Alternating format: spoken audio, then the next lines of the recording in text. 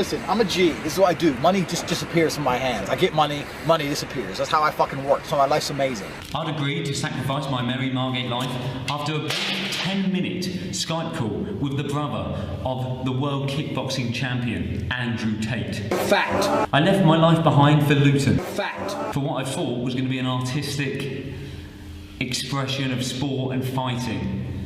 But what in reality is probably the most pointless, most expensive thing ever made for the internet. Fact. Even right now, hot women inbox Andrew. He's got paper.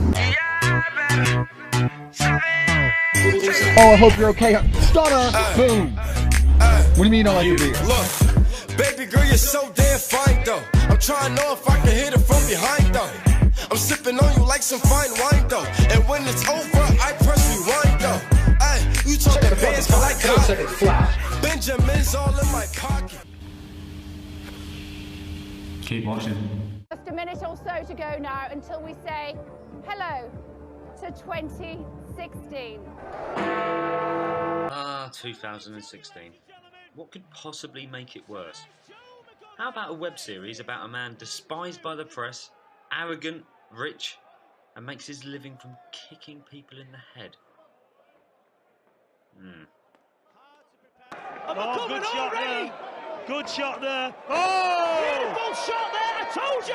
Beautiful. I told you this kid is dangerous. With that in mind, I'm here in lovely Luton for what his brother Tristan promises will be a creative trip around Europe, all expenses paid. Can't wait to meet the Cobra.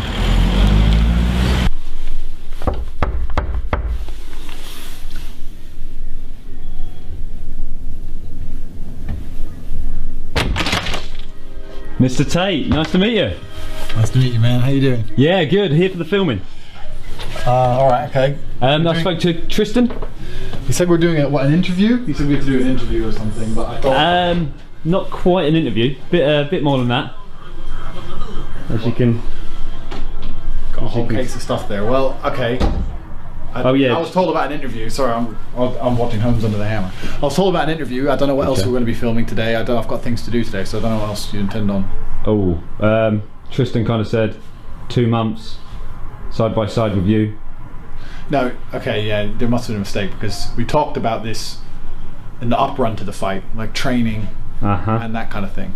Not after the fight. I just fought at the weekend, so fight's done now. How was the fight? I got poked in the eye, unfortunately, in the first round. I couldn't really see, so it wasn't really much of a fight. Just got kicked off. So that's over. So the whole training, the whole idea of the thing we were going to put together was about training and the up run to the fight and all that, but that's done. So we're going to do an interview on the fight, but that's pretty much it. Kind of told everyone I'm going to be away for 2 months with you. So. 2 months. Okay, well, let me call Tristan. Yeah. Where are you from? Margate. Margate. Seaside town, lovely. Okay, well I don't think you can come for 2 months with us, because who's going to pay? Are you paying for yourself or? Well, he actually said you'd kind of cover me. Yeah. All right, let me call Tristan. I mean, I don't mind doing an interview about the fight. We were going to do something in the up run, like at the gym and that kind of thing. But a lot of the stuff I get up to outside of the ring aren't things that we can really easily put on camera or. Don't worry, I'm pretty incognito. Has he paid you to come up, has he? He's going to reimburse me, yeah. I've got a bit of money, I've got like 20 quid. What? What's your name? Dave. Dave is here. Dave is saying, yeah, the camera guy, yeah. We were supposed to do 2 months in the up run to the fight, and he's saying that he's intending on filming us for the next 2 months post-fight. That's not what you told me.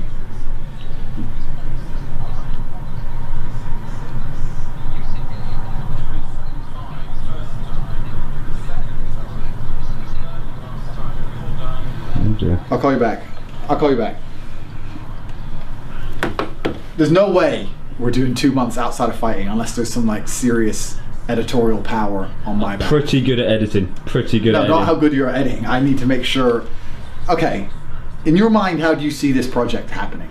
Kind of just following you around, just having free drinks and free coffees and sort of enjoying filmmaking. Okay. Becoming one of the lads, I imagine. All right. And then what gets put in the video? Do I get to see what goes out before it goes out?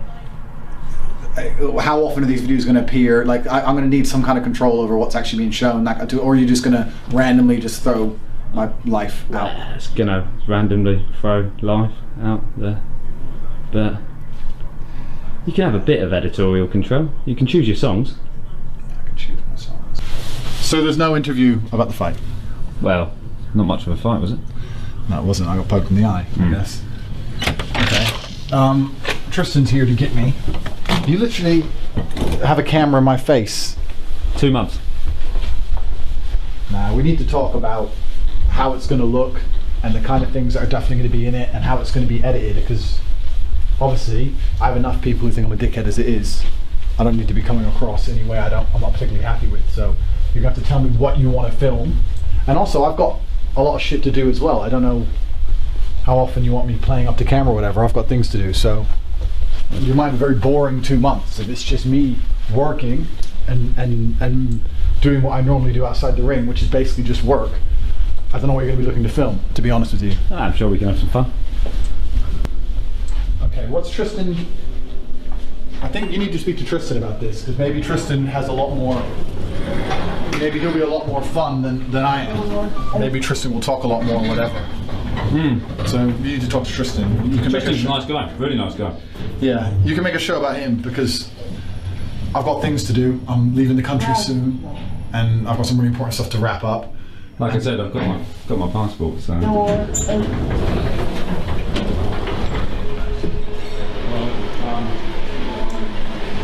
Tristan's here, so I'm not entirely sure on this whole project in the first place, to be honest with you. I want you to tell me exactly what you're going to want to film and what you're going to want to see. Is that Tristan's car? Tristan! Steve, my man, how you doing? Not bad, mate. How are you? Good, yeah, no, all good, all good. Fantastic motor. Yeah, thank you very much. Bloody good to see you, man. One of many, good to see you too. Oh, jump in. Don't think Andrew's quite up to date with what we're doing. Why are we filming outside of the fight? Because you did your typical thing where I explained something to you in depth while you were staring at your phone, and you look up and went, yeah, whatever. I guess. Because I explained to you what No, we said in the up run to the fight. He didn't have time in the up run to the fight. He had other projects on. You got the next 8 weeks off, Dave? Absolutely. There we go. Cleared the schedule. So it's now to give you, because all the people who they've seen up run to the fight. So you training in the gym, you punching a punch bag, that's boring. I think our lives are a bit more interesting. It'll give people a bit more of an insight. So he said that you do it. I said to you, are you happy to have this done? And you said yes.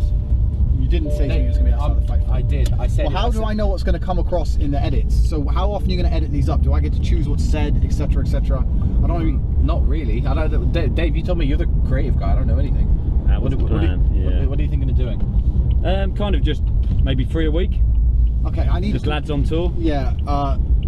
It's not going to be lads on tour though. I've got serious business projects I'm running. I'm involved in some very serious things, and I want to make sure that what's coming across on camera is A, things I'm happy to show, and B, he doesn't do anything illegal. It's fine. Film anything, Dave. He told me it's fine. He told me it's okay. He said it's all right. So just follow us around. Get the camera out when you want. I want to see every edit before it goes out. Ooh, don't know if that's going to be. All right, if you agree that you can't make changes. No, I want to see every edit before it goes out. I want to make it very. Don't be taking the piss and just trying to make me look like a cunt, because that's the last. Too easily done. That's the last thing I need. I want to see every edit before it goes out. And also, a lot of the things that are about to be happening aren't going to make sense to anybody. You're coming when there's projects halfway through. I've got an iPhone app which is launching, which I need to discuss, which isn't going to make any sense to anybody. And it's time to explain. No? Stop being so uptight. Just chill out. He's making it. I don't care what he films, what he doesn't film. Yeah, but we're leaving. I have to leave the country. His job to make it make sense. Do you have a passport, Dave? Absolutely. There we go. We have to leave the country. Done. Fantastic. If I see one episode I don't like, it ends. If I see one episode I don't like, it all finishes. That's the deal. Is it the deal though? That's not the deal that we agreed. Who's paying for him? Who cares? Well, what? An extra flight, extra seat in the car. So we're paying for it. Well, I guess so. Relax, Ed. Relax. You thought it was a good idea in the upfront of the fight. What's the difference now? Less pad work, more everything else. Whatever. Bit misty out, isn't it? Oh dear, not off to a good start. 2 months following a very angry kickoff. So, a brief recap. I'm here in Luton, a place with a very misty sky. So dull, even the pigeons are bored. Filming a kickboxer by invitation from his brother. I'm getting along with one of them quite well.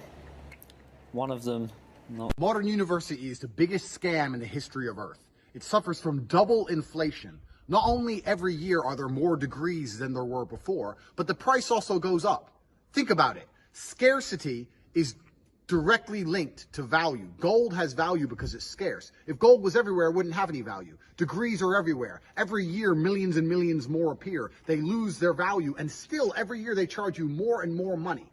I tell everybody who asks me, Tate, how did you get rich? I said the biggest thank you I have in my life is that I did not go to university. So many people waste their time and money and end up paying off loans for the rest of their life because they simply didn't know what to do. I don't know what to do, so I went to university. I didn't know what to do, so I went to school. It's socially acceptable time wasting, and that's why everyone does it, because it's socially acceptable. So when I tell people don't go to university, you haven't got that time to waste, they say to me, well, what do I do instead? And this is the answer. What you do instead is join my university program. I'm going to teach you everything from start to finish, everything I've ever learned about business. I've run so many companies, from making money as a professional fighter is running a company. Webcam girls is running a company. Selling clothing, professional sales and other jobs, television advertising, you name it, I've made money that way. And there are some business secrets which are universal across every single method. I have 100 business tips I'm going to teach you, which will allow you to make your own money instantly. Forget studying. You can either go to university and look at books and study and be a geek, or you can learn how to make some money, because they don't teach you that in university. They don't teach you how to make money. Have you ever seen a college professor with an S63 and a McLaren and a Lambo and an Aston Martin standing next to a Porsche? No, you've never seen any of this. I know how to make cash. We're going to cut the garbage, cut the bullshit, no gender studies, no wasting time, straight to the point. How do you make money today? That's what this is going to teach you. You can skip university, you can buy my program, and I guarantee you, you will know everything you need to know to either take your current business and increase turnover, or if you don't even have a business yet, you don't even have an idea, you don't even know what to do, watch this course from start to finish, and I guarantee you, you'll be making money online for the rest of your life.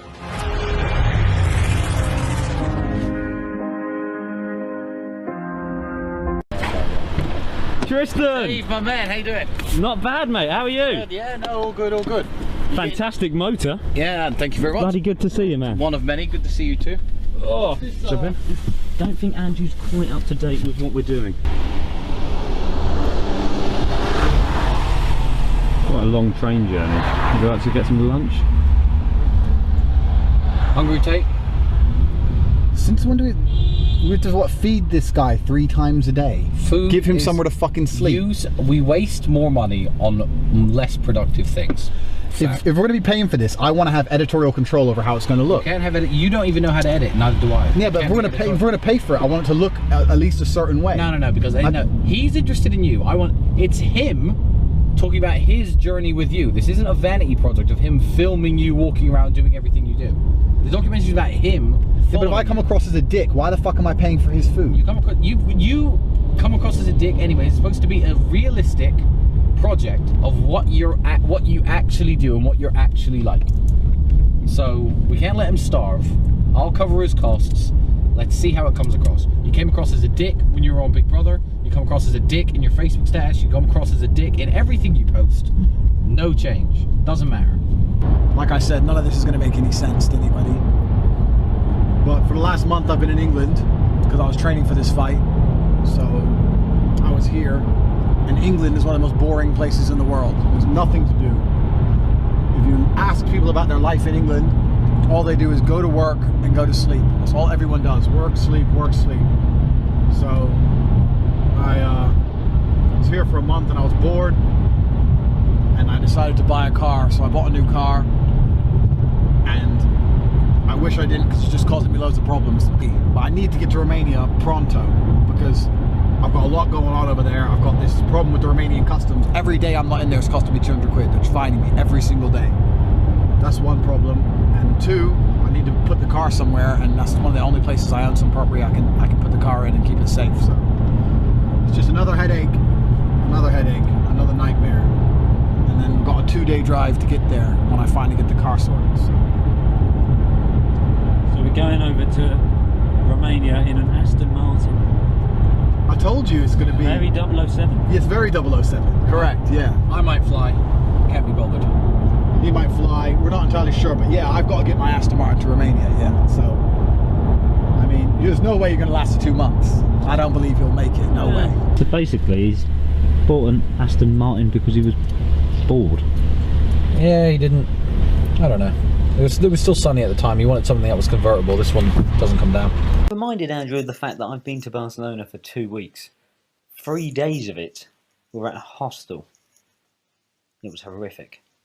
But I survived. And I'm pretty sure I could survive this. Pretty sure. Anyway, he strutted into Aston Martin to collect his Romania-ready Bond vehicle. The best thing that happens to most people in December is they may get a Lynx Africa gift set and eat some half-decent food. He's just bought himself an Aston Martin. Bastard. Aston Martin. Ah, style. The hell do you open this for? Well, this is just class. Yeah, the problem is that it's not my car. My car isn't ready, so they've given me another one.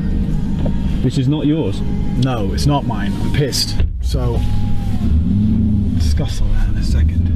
This is a courtesy Aston Martin. Courtesy Aston Martin, because my Aston Martin, they haven't finished the work they need to do, which is a big problem because, as I said, I need to get to Romania pronto.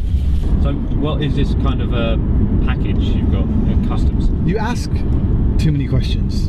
You ask too many questions. It does nothing to do with fucking anything you think it is. It's something I need to collect. This is what I mean as well about this whole thing. I'm not going to be telling you everything you want about my entire life. So, it's something I need to collect. That's what it is. It's got track tires on it. Slick tires in the wet, in the snow, and I just fucking trust my driving ability to not kill us. That's the option. But either way, I need to leave Friday. So we're either going to go in a car that's ready for the drive or not ready for the drive. But we're going one way or another. So we'll just see what happens. Is it cold in Romania? Yes, Dave. It's cold in Romania. It's cold in Romania right now. It's mountainous. Where we have to drive, we've got to go to the capital to try and get this package, and then we've got to take that package to the mountains as well. And we've got to drive through mountains to get there. So with the package. With the package, yeah. So it's not just that it's cold. It's also mountainy, hilly. The roads are very windy. There's a lot of sharp drops and sharp cliffs. If I fuck up, it's going to be a big problem. So I'm pissed off, basically. So there you go. A nice happy episode for you, Dave. Andrew's annoyed. Not the best view, is it? But it is a Hilton. It is a Hilton. It's me. Just an average sized TV. It's all my shit. Yeah, so you know, life on the roads can be difficult sometimes. What did me and Tristan get up to? Oh, I don't know. You tell me. Absolute lads. BMW lads. Look at that. Just a few bits. Zoom into one, it's a bit left than one. So as you can probably see, life is life's good in the Hilton, really. One slight issue, can't really empty my water. Had a shower. Bit of belly fluff there. I had a shower, don't know. Is it that? It's that. Sweet. Too technical. Too many perks. So, as you can see, I'm in my gym gear. Probably going to do some bench pressing. Something like that. Cross trainer. 10 minutes on the cross trainer, then breakfast. See if Andy wants to go and get some breakfast. Call him Andy now. I think he's slowly warming to me. There's no doubt about that. There's no doubt about that. Yeah, I'll go and knock on his door, wake him up.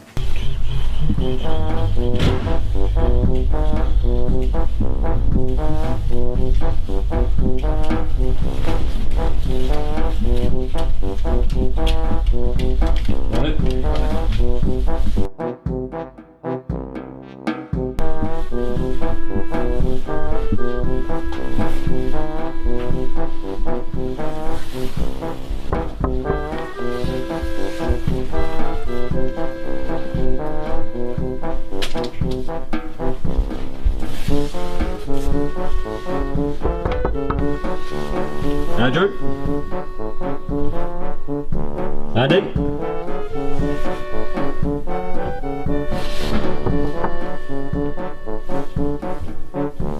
No sign of Andy T.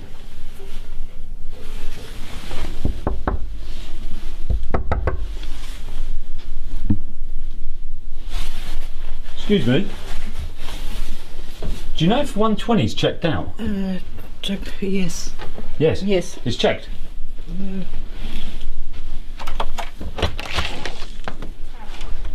No. Right. Okay. Thank you. I've meant to meet my friend. Sorry, I don't speak English. Okay. He spoke pretty good English. For someone who wasn't supposed to speak English. He's left me. He's left me at the Hilton. I don't think he's run away. I just think he doesn't quite get that this is supposed to be 24 hours a day, all access. So now we're tracking him down, he's left. Yeah, I know. I checked him on Find a Friend and it looks like he's at my gym or near to my gym.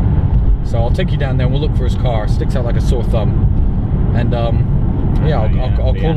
Yeah, I'll call him when I'm there, and then I'll tell him to open the door wherever he is. The flaws of having an Aston Martin, eh? Exactly. Too easy to find in Luton. There's not many of them around. Come, Mr. Bond. I mean, he can't hide from me for long, can he? And I know this place, so I know exactly where he's staying. Let's go.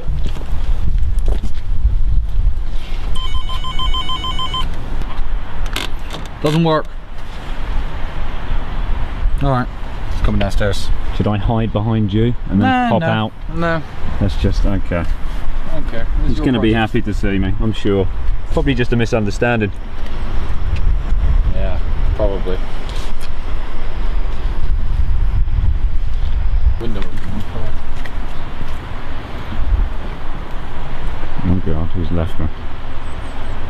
Oh no. Hey man! Kind of left me at the hotel there. Misunderstanding? Yeah, something like that. Misunderstanding. Thank God for the Aston, otherwise we wouldn't have found you. You left your Find a Friend on. Well, so what's this place? You asked too many questions. Too many questions. Nice. we actually have a problem. We actually have a problem. We actually have a problem. Tell me. I've been speaking to Sebastian. Yeah. His Range Rover doesn't move in the snow in Romania. And I spoke to Aston guys. They said they can't just put winter tires onto the car. You have to have special alloys, special rims, which are built for the winter tires that sync with the. So I have to buy 4 new wheels for 10 grand to get winter tires. It's not worth 10 grand. Well, then there's no other way we're gonna get there. In summer tires, there's 0% chance of making it alive. So We've got the X6 nearby in Romania. move up. Even okay, we've got a car over there that's capable, but even then, I'm not driving. We're not flying to Romania, getting that car, driving back here, then going back. That's bullshit. Plus, on top of that, even I don't know, even with a support car, if we're gonna be able to get it there, it's gonna slide or it's gonna slip or something. Yeah, but if we have the X6, when we get stuck in the snow, we can just find somewhere to leave it, park it, get in the X6, go to a hotel, chill out till they solve the roads. I don't fancy dying. I didn't really plan on dying in the next 2 months. Yeah, you're not the only one, Dave. Are you going to bring him everywhere? Next time you say you're not with him... I'm not bringing him. I'm not bringing him. You left him at the hotel. He called me this morning. He was knocking on your room. I had to drive in and pick him up and come find you. What? Why did you leave and not tell him? Yeah, Andrew. Why did you leave? I'm not bringing him anywhere. It's not me. This is a project you agreed to. If we're going to do this project, I want some genuine gain out of it. Like, I'm going to start telling you, you need to start, like, do a montage of me looking awesome in my car or some shit. Or, like, yeah, something egotistical. Or put, like, a big banner across the top, like, any hot women who watch this, who want to take part, inbox Andrew. Something good. Something good has to come. How about want to take part? Don't, Dave. No. Something good has to come from this, otherwise it's a waste of time. Anyway. How do we get in the car to Romania? Three choices. We try and do the driving summer tires, which is suicide. We drop 10 grand on winter wheels, probably still which is stupid. Which probably still gets stuck. Or we have to leave it here. There's no other option. Even with a second car or a support car or whatever, there's no way we're gonna get it all the way there. There's no way. So I don't believe you. I don't believe you. If we had the X6, would you be comfortable to do the drive? Yes or no? If we had the X6 here from Bucharest, we could teleport. Would you be comfortable to make the drive? If we had a second car, I'd be a lot more likely to do it, yeah. But I still think we're not going to be able to make it. But I'd be a lot more likely, yeah. If we had a second car at least. We don't even have a car capable of driving the sun. I'll handle it. I'll handle it. Luton's my city. Luton's not your city. It is. I'll handle it. Back later. Dave, keep him company. Have a seat, Dave. This is nice, isn't it? Yeah, it was nice. You were alone last night, or in the company of some femme fatales? Maybe I wear makeup, Dave. Maybe it's a big secret. That would explain why you're so hostile about the documentary. Yeah, perhaps. Yeah, perhaps trying to keep it all under wraps.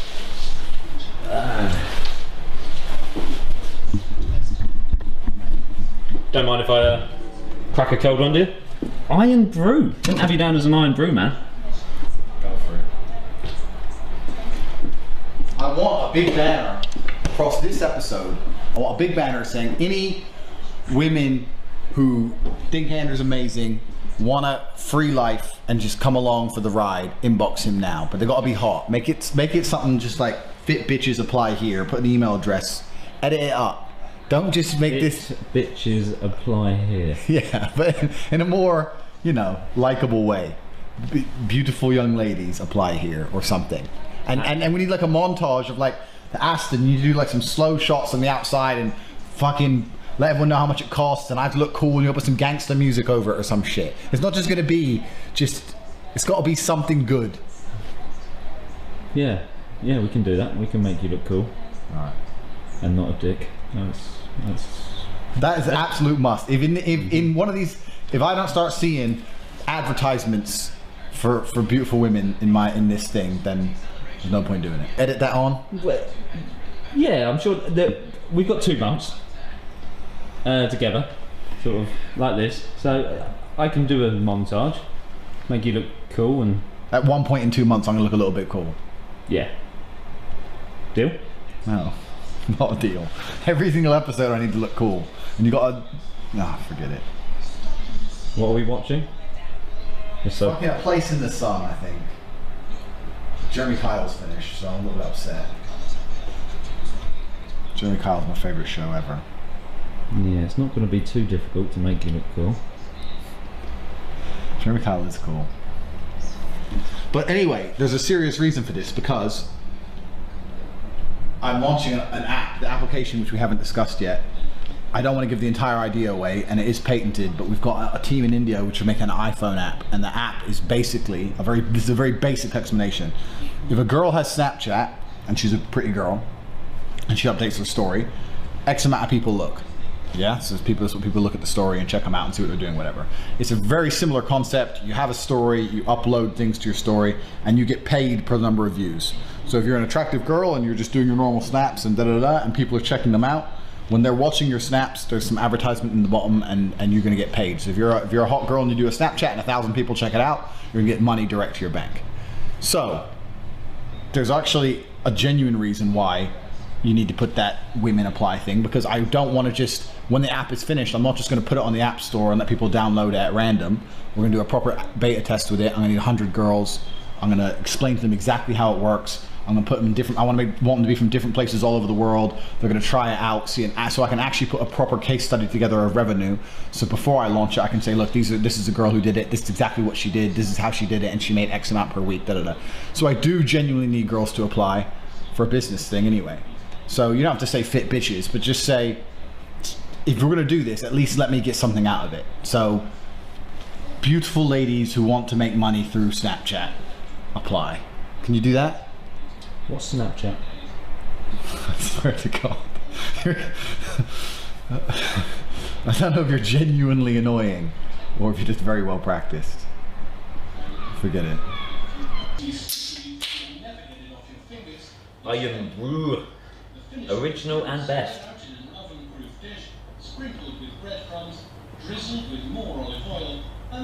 Not that good actually, Alan Brews. It's kind of just tokeny because it's orange and Scottish. Brewed in Scotland, the secret recipe to 1901. My own smoked streaky.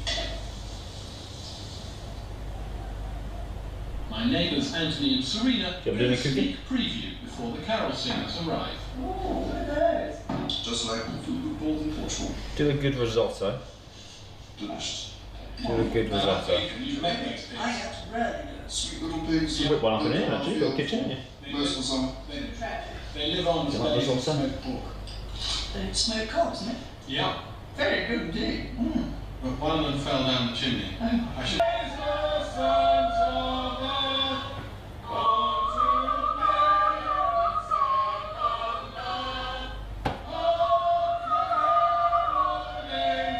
Christmas soon, isn't it?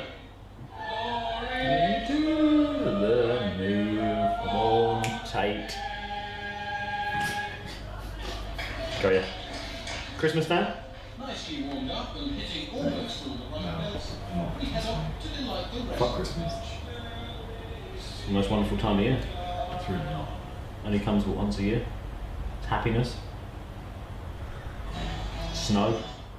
Snow is the problem with my entire life right now, snow. Fuck snow. I'm getting charged 200 quid a day storage in fucking Romania. I've got to get over there, and the problem is snow. So fuck snow. It does look pretty though, doesn't it? Snow. How long do you reckon Tristan's going to be? I don't know where he's going. I guess he's going to borrow a car. But even if I don't know why he walked off so quickly, because even if he borrows a car, I still don't think it's going to allow us to make it all the way. You can't just tow an Aston, it's not that kind of car. So I don't know where he's going. He says he knows someone. It does lose its cool if it's going to be towed. It's not the coolest towing, no.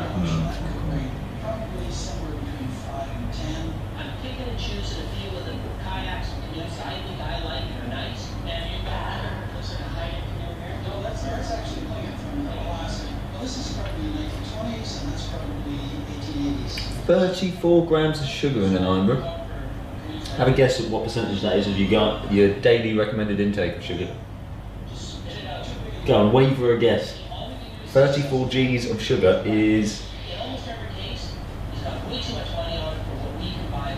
That's a guess. Okay, give me a signal if you think it's between 10 and 20%. I don't care, Dave, I don't care.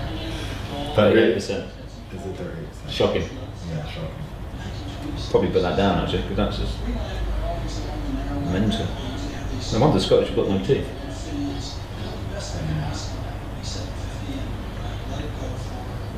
Shouldn't you be with Tristan right now, following him, seeing what he's doing?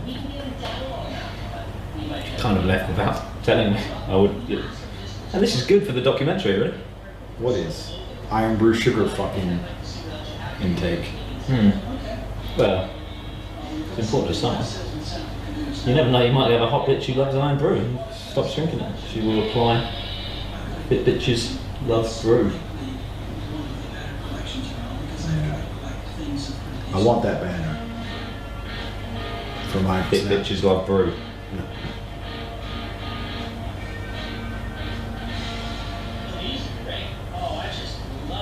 We love brew and we love you. If hot fucking bitch. No, that's not the banner. Not the banner. Beautiful girls who want to make money via Snapchat. That's the banner.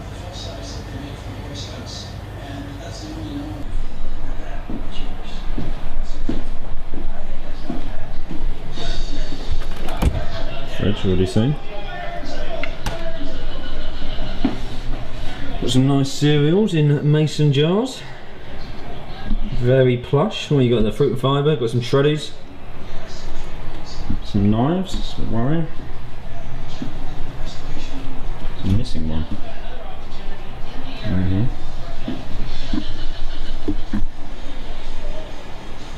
Microwavable money.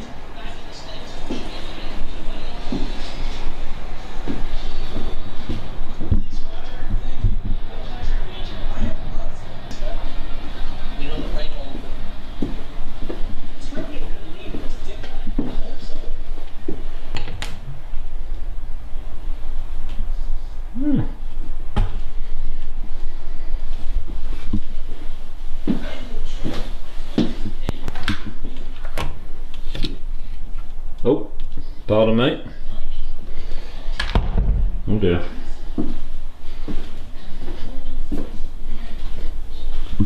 Turns out there's someone else in here. So he was lying about the makeup. It's too bad.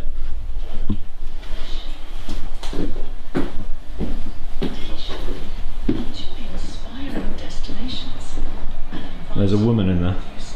Really? Surprise, surprise. So you were lying about the makeup. It's too bad though, so maybe maybe I'll stay here.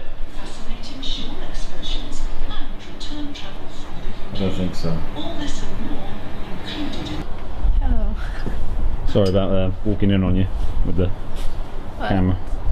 Sorry about entering the room. Me? Yeah. Do you speak English? No. No English. Do you like Mr. Tate? Tate? Andrew. Yes.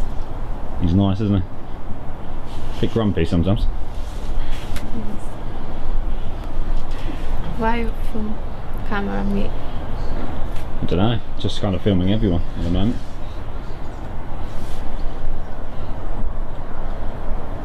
Luton's nice. Nice? No. No, not it isn't, is it? Tristan's here. Gone for that. She doesn't speak much English, the girl, does she? Not a wordsmith. Nice coat though. If she spoke English, Dave, would she talk to you? Maybe.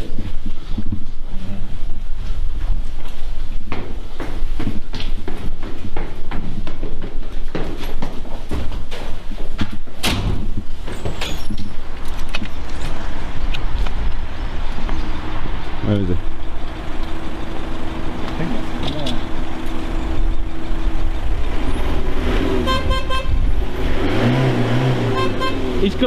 He's got a fucking Jeep.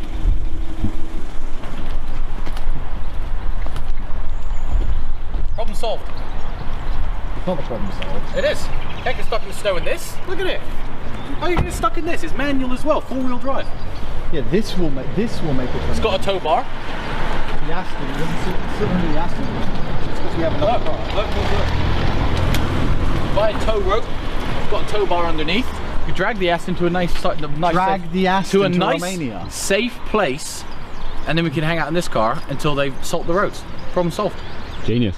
It's not genius. It is. No, because that would work maybe if it was a little bit snowy. It's completely fucked. I don't care. It's then we leave the Aston somewhere where it's snowy, wait for them to salt the roads for a day or two. We can always get away in this. Whose car is it? Problem solved. Yours. What do you mean it's mine? I've got the V5 in here. I haven't filled it out yet, but I put it in my name if you like.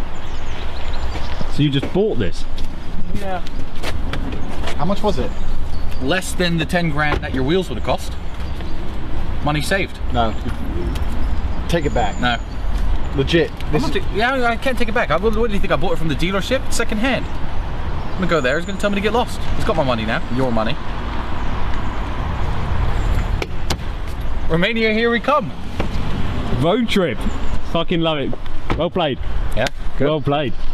That's brilliant. It's not brilliant. This is not going to actually help us maybe any more than 10%. If it's that bad, the weather's that bad, and the Aston can stop. We can drag a tow line to it in a nice, safe parking place. You want me to leave 150 grand with the car by the side of the road? No, just leave it in Luton instead. How about that? For months. Yeah, but I'll have to find some secure storage for it or something.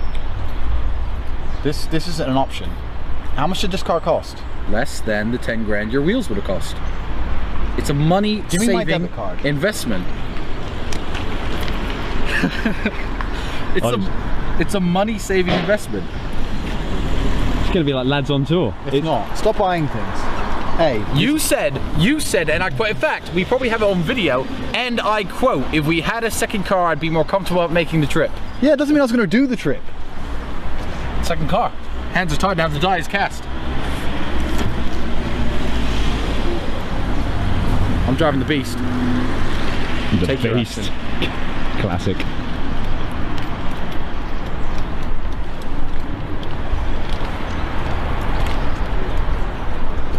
He'll be alright. He'll be alright. If he'd spent 10 grand on the wheels, he would have been happy and he would have got there, but he's fine. So Andy, we all coming inside? Or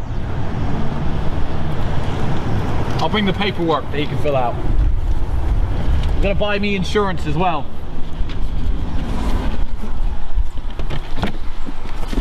Oh, nice! Look at the space. Yeah, that's gonna be. It's cooler than the Aston Martin. It's like a hotel room on wheels. I mean, don't get me wrong. I'd rather have my X6, but this will, you know, it'll make the drive down there. I'll scrap it when I get to Romania. It's a one-purpose, one-journey purchase. Shh.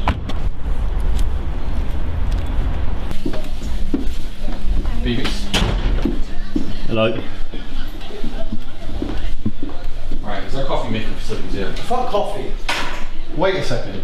Because if you seriously just bought that car, yeah, for the sake of fucking trying to look cool on a video, how much did it actually cost? I'm not trying to show off. How much did it cost? To anybody. I'm trying to get your car back to Romania. How much did it cost? X6, I don't need that car. How much did it cost? 5. 5 grand. Less than 5. It was supposed to be 5. A friend of mine sold it to me. Do you want an iron brew? Oh, I love it. Actually, it's got to be coffee around here. Why am I concerned with iron brew? Do you know how much sugar's in an iron brew? Have a guess. No idea. 34 grams. I know that iron brew is the only country in the world where the best-selling drink is not a Coca-Cola product. It's Scotland, because iron brew is made by a company called Bar. Interesting trivia for you. Guess what percentage of 34 grams is your daily guide? Yeah. 150. 38. 38. In which case, have an iron brew. I drive the Monster. You drive the Aston. No, because I'm trying to get Sebastian on the phone. Listen. His car's stuck. His car's stuck. He's a Range Rover, four-wheel drive. Range Rovers are not, even the X6. Four-wheel drive with winter tires. They're fashionable vehicles. That's a real off-roader. That will make it. The Aston won't make it. Yeah, it'll be fine. But part of the Aston's the roads are salted. And that's chill out, booms up. That still doesn't fix anything, because I'm trying to get Sebastian on the phone so I can speakerphone him. If you don't have winter tires and police stop you, they take your car's papers. It's dangerous driving. So that means I have to buy the 10 grand wheels anyway, or the Romanian police are going to stop a British Aston Martin in the snow. Nah. Obviously they're going to stop it, and they're going to take the car papers and shit. If only the Romanian police took bribes. I mean, What a wonderful world that would be. I'm not paying fucking a bribe every 10 Bribing minutes. is less than 10 grand. The bribes you'll spend is less than 10k. 100%. Get the car there, park it in the garage. Fine. Done. Dave, you're riding with Andrew. Is that going to be a bit dangerous? Nah, it's fun. Aston's a safe, Andrew's a great driver. Andrew, Dave's with you. I didn't mean the car. And he's harmless. I'll send you the money back. That's my car. I'll transfer the money back. I'll sell it to some farmer when I get there. Hey, Sebastian. So if I drive on summer tires and the police stop me, it's a small fine or is it a big problem? Yeah, I know. But they're going to stop it because it's a British car and it's an Aston Martin, so they're going to stop it, and if they're going to, and then they're going to want a stupid amount of bribe to not take the car away because.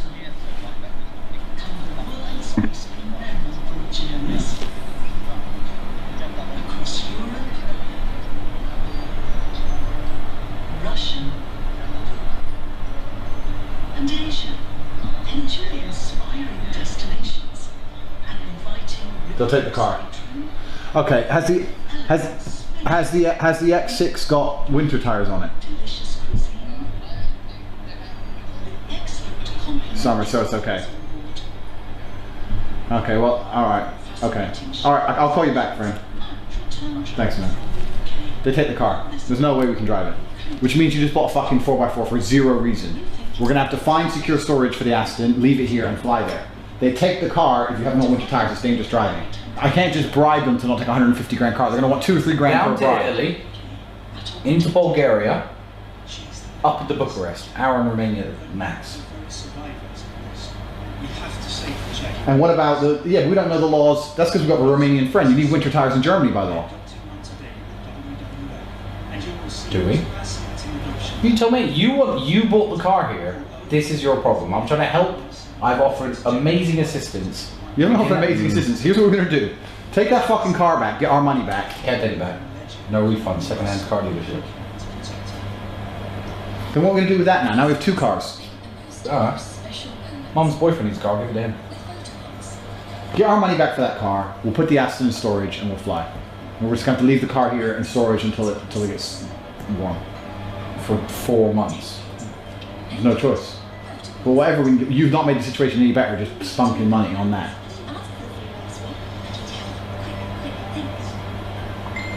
If we go through Italy, then we can stop off for a risotto. Andrew loves risotto. That's a good point. That's a good point. It doesn't help 1%. His little happy face dangling in the window. And I've got a sad face because this car is going back to the dealership. If you'll take it back. Oh, speak of the devil. Yes? Kickboxing champion buying to come cars in Bedford, mate. Yes. Alright. Car's going back. I think he's mad. I think we're down about £700 because the guy knows we're in no position to haggle. So he said I'll take it back, but how much less than I paid for. Oh well, that's one night out. We're going on behalf. No ice cream, no dessert, maybe lunch. Some of these Range Rovers are pretty nice. I was tempted to pick one of these up, but I was using Andrew's card, he would have been furious. Plus I've got the X6, which is nicer, so. Death of the beast.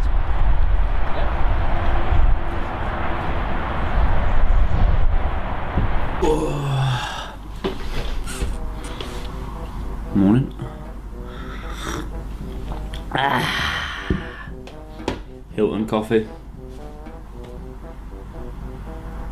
It's not actually that good, but it's coffee at the Hilton. Nice little rocking chair.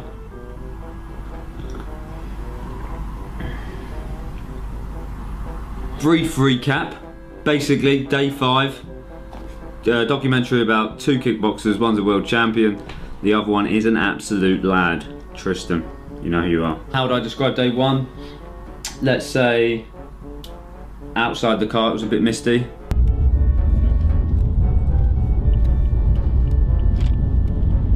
Bit misty out, isn't it?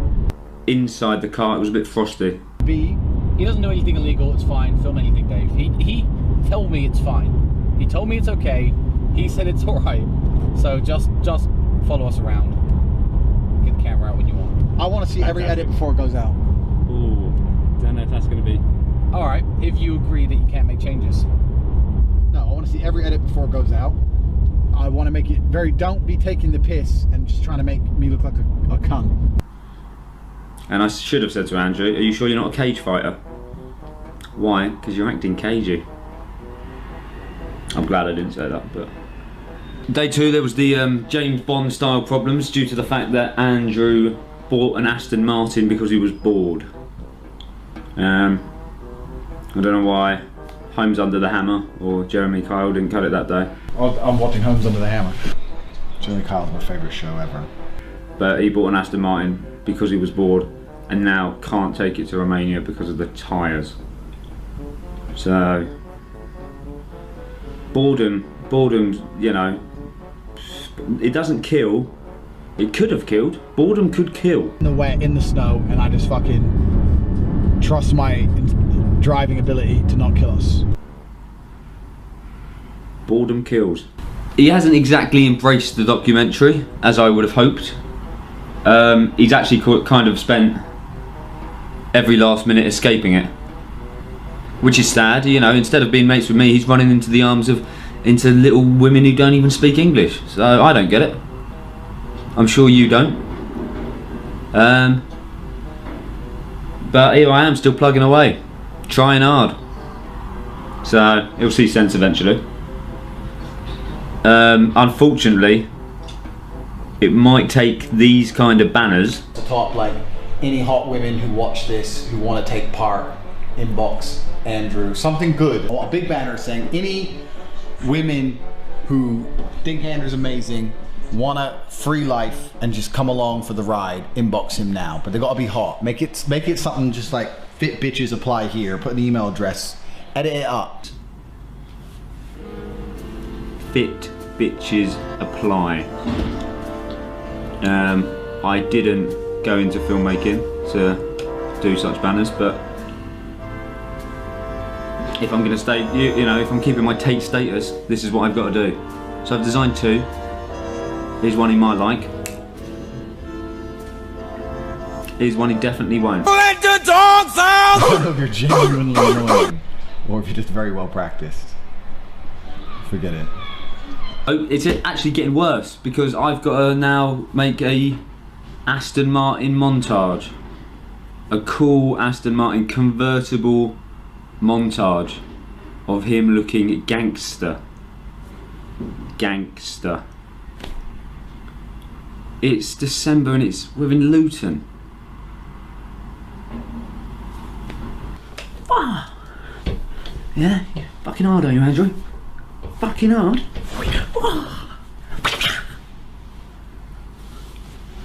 Disabled kickboxing. It's not a thing. Obviously, it's not a thing. That's mental. But like sitting down kickboxing, still. Yeah, stay to filmmaking. Stick to filmmaking. Okay, that's over. Today I woke up to a pleasant text from Andrew saying he's going to come and pick me up in his Aston Martin. So, progress. Really hope he's in a chirpy mood. 3 Series is about 25 grand, and M3 is about 60 grand. So he's put the badge on, but I can tell by the exhaust and the back of the car that it's not an M3. But unless it's and this is the problem with BMW sports cars.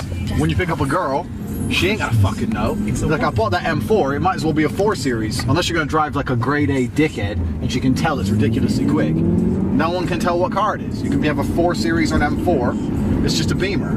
But I mean, I got that M4, it's a 70 grand car, and people are like, oh yeah, my dad has a Beamer, and it's because he's got a company fucking diesel 3 grand 3 Series.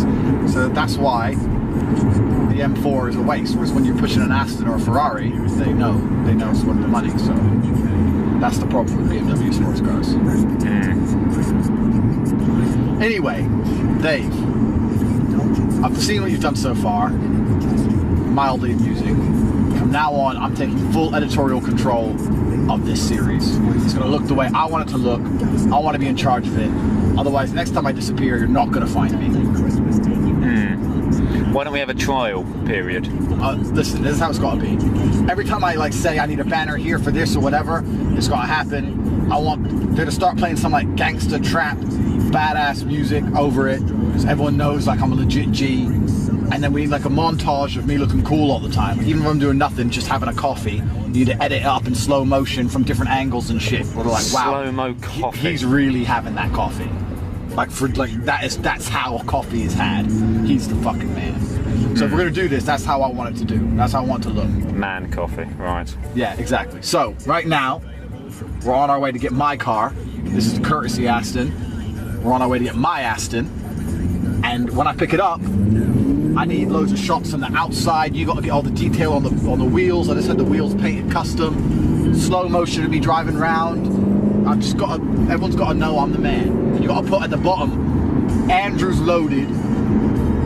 All you hot women who are bored of your lives, just hit him up. He'll look after you. Hit him up? Hit me up. Yeah, I'll look after you. Just come to me. As in fight you? No. Even right now, gonna be hot women, inbox Andrew. He's got paper. I need girls for my iPhone app anyway. You've got to start trying to recruit some girls from this, and I got to start looking cool. Those two things have to happen for this project to continue. Anyone's mum, they would not be concerned about your dad. If you're watching this thinking, my mum loves my dad, not when Peter Gabriel's in the club. He'd sledgehammer her poem. Different level. Peter Gabriel's a G.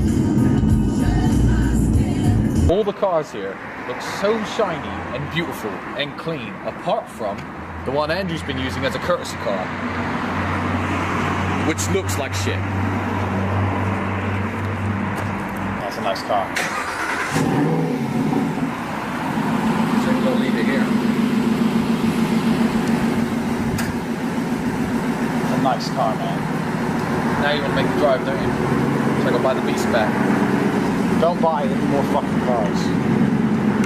Coming from you. Andrew was very happy with both his car and his personalised number plate, which apparently doesn't say Fit 3R, but Fighter. Of course. I'm happy now, see? People say money doesn't buy happiness. Look how happy I am. The wheels are still.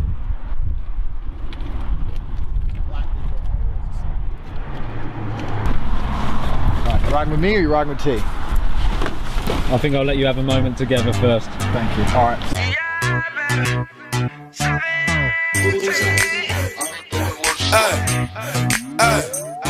Look, baby girl, you're so damn fine though. I'm trying to know if I can hit it from behind though.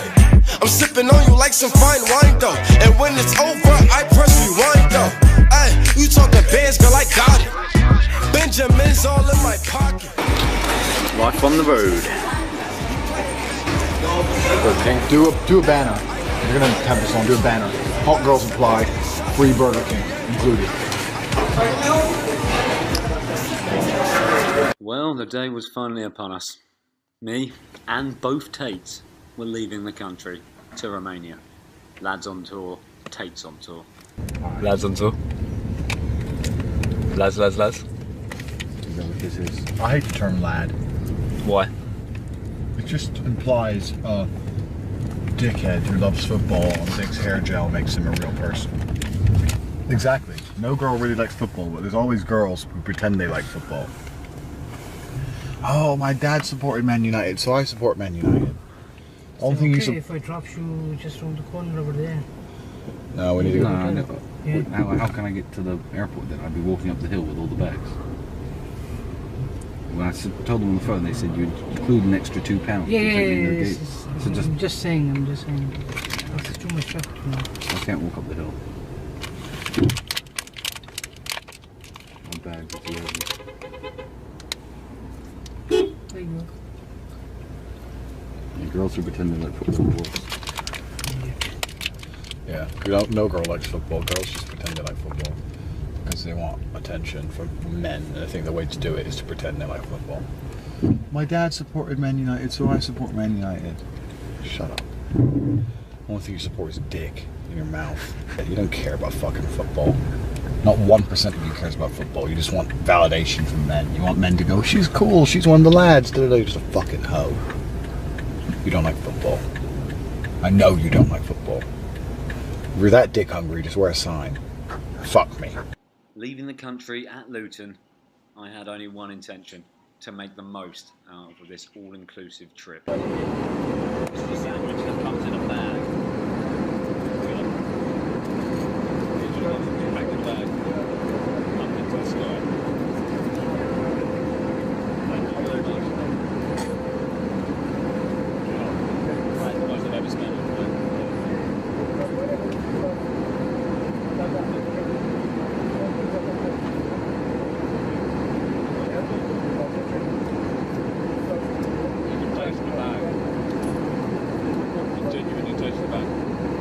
In total, I had 3 cans of Heineken, 2 pots of Pringles, this sandwich, and a thing called a beefy, which is the most disgusting thing I've ever consumed.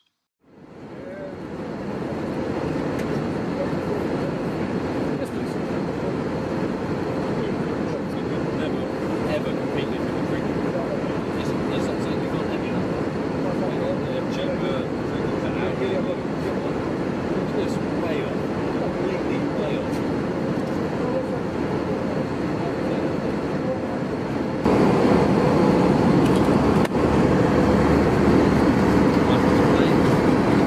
Get Stevie in it. Help us up.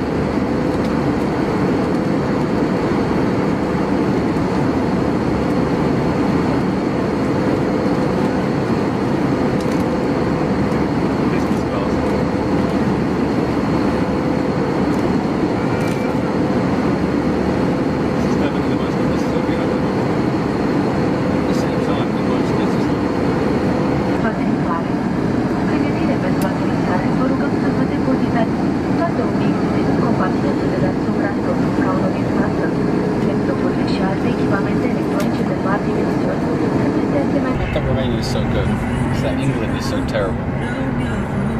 Everything imaginable about England is better here.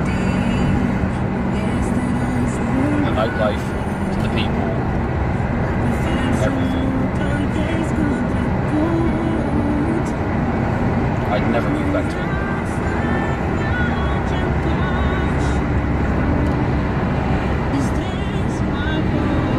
England's boring. There's nothing to do.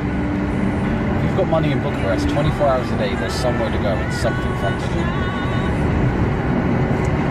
In England, if it's 1 a.m. Wednesday morning and you're in your flat, even in London, with 10 grand in your pocket, there's nowhere you can go and enjoy yourself. It's ridiculous. Is that blood? No.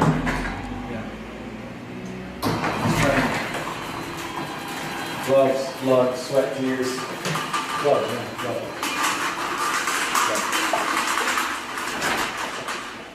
Starting to feel quite in a foreign land now.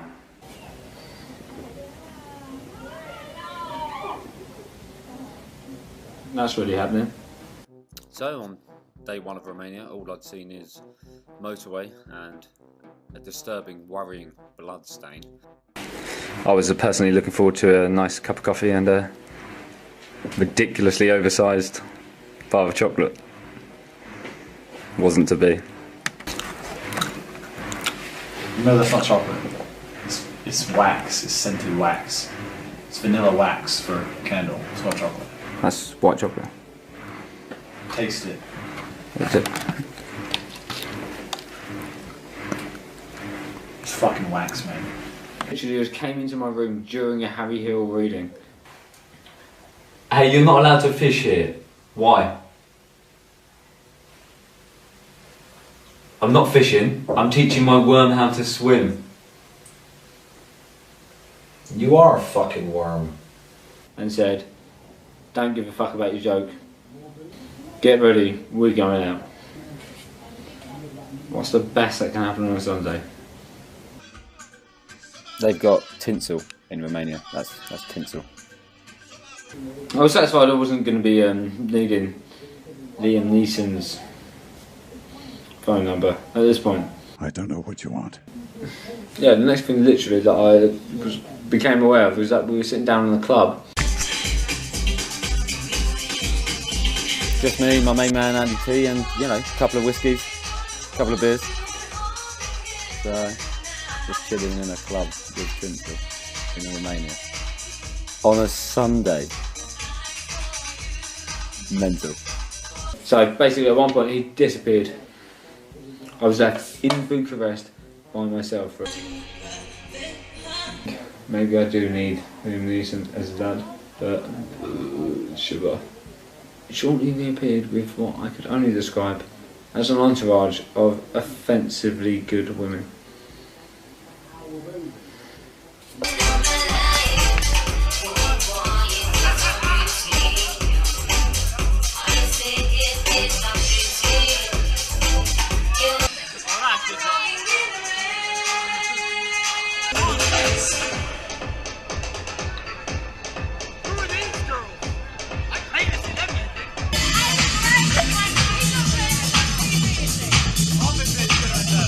Professional doing his job!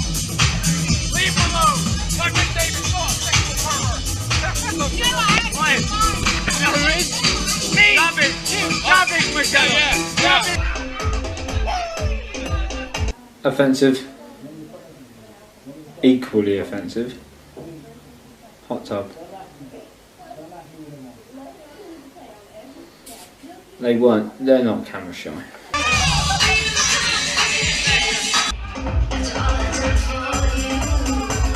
Not TV.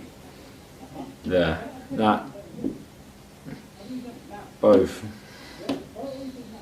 Same time. I'm getting nowhere near them, but they are real women. Welcome to the real world. You may not realize, but this is the first time in your life you have absorbed information that was not directly controlled or held by the Matrix itself. This is the only free place on the planet that you currently exist in. The only place where the information you see and the videos you watch and the people you talk to are completely outside of control. YouTube is not in charge of this. Google's not in charge of this. We have our own bank. All of it is here in the real world. Understand that you've now escaped from your pod and you have the chance to explore the entire globe and become a man of substance and live your dream life outside of Matrix control platforms, or you can give up and go back inside of your pod. Choice.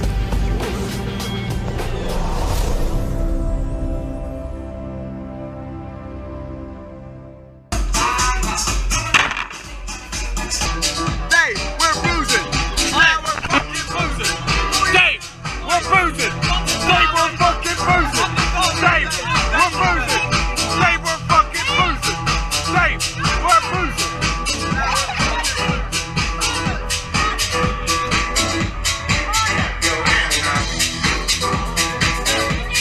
Anyway, so cheers. T-man, lad. Now, why do you say that? Now we are boozing. Not quite. Me and you, officially mates. No, because mates don't drink together; they booze together. Do you know how to? Have you ever torpedoed a beer? Well, no. Torpedoed a beer. If I told you to drink this can as fast as you could, how fast could you drink it? Like 17 minutes. That's called worm time in my book. What's a worm? You can't torpedo a beer. What's a worm? You.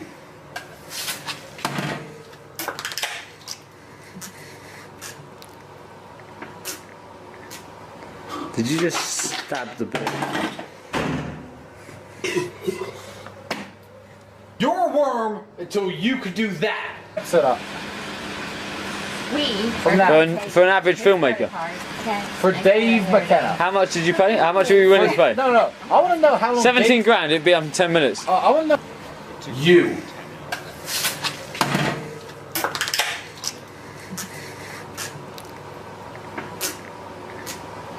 Did you just stab the beer? Check the fucking time. 4 seconds flat. Turns out it is actually quite cold in Romania. Yeah, Shouldn't we be worrying about the package, Andrew? Package, yeah. I'm worried about the price. I'm worried about the fine I'm going to have to pay.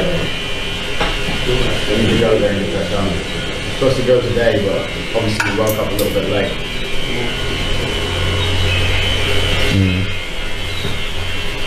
For undisclosed reasons.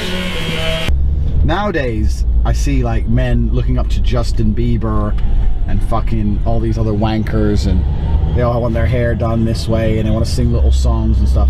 But there's actually real role models out there in the world. There's real men out there that you should look up to and you should respect. Like Stone Cold Steve Austin. I think you should all know who he is. I'm from this generation. I'm from the generation when WWF was what everyone watched. It was the thing. And he just gave her a beer and she doesn't like the beer. Can you see? He's like, have a beer. She's like, ugh, it doesn't taste very nice. So instead of going, oh, I hope you're okay, stunner, boom. What do you mean you don't like the beer? Bang, now you're out cold, bitch. You can't taste it in your mouth, now you're asleep. That's a role model. That's a role model. None of this, oh babe, I hope you're okay, let me go get you an apple teeny. No, you're out. Ice cold, asleep. Drink your beer. That's a fucking hero. So, with absolutely no intention of picking up the package, which is costing him £200 a day, we headed back up the mountain. Why? 2 reasons. 1, the jacuzzi. 2, boozing. And 3, gangster peanuts.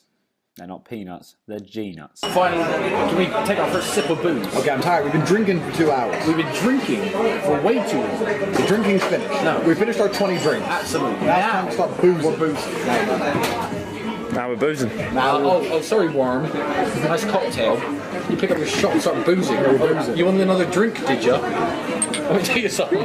We're done drinking here. We started boozing. Come on. Trebuję sobie. Oh, no. Trebuję sobie. Thanks. Finally, we're done drinking. You know, I'm so happy. I wasn't feeling right. My stomach was a bit off. I was tired of drinking. I'm glad we're done. Let's get out of here. How much is the bill? Loads. Give me 50 bucks. I lost it. You got money? Good. How do I fucking lose that money already? Have you just lost money? Yeah, not much money. Some money. How much is much? Listen, I'm a G. This is what I do. Money just disappears from my hands. I get money, money disappears. That's how I fucking work. So my life's amazing.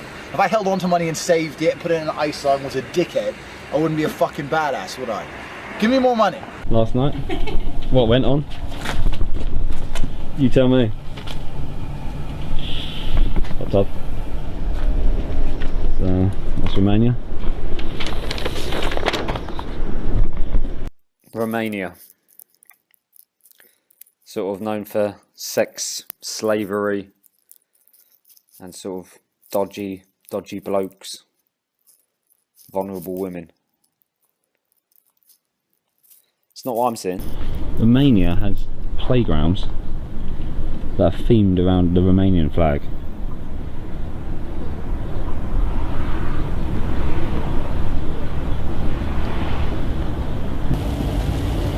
Which fairy tale character was banned from the Arundel Centre?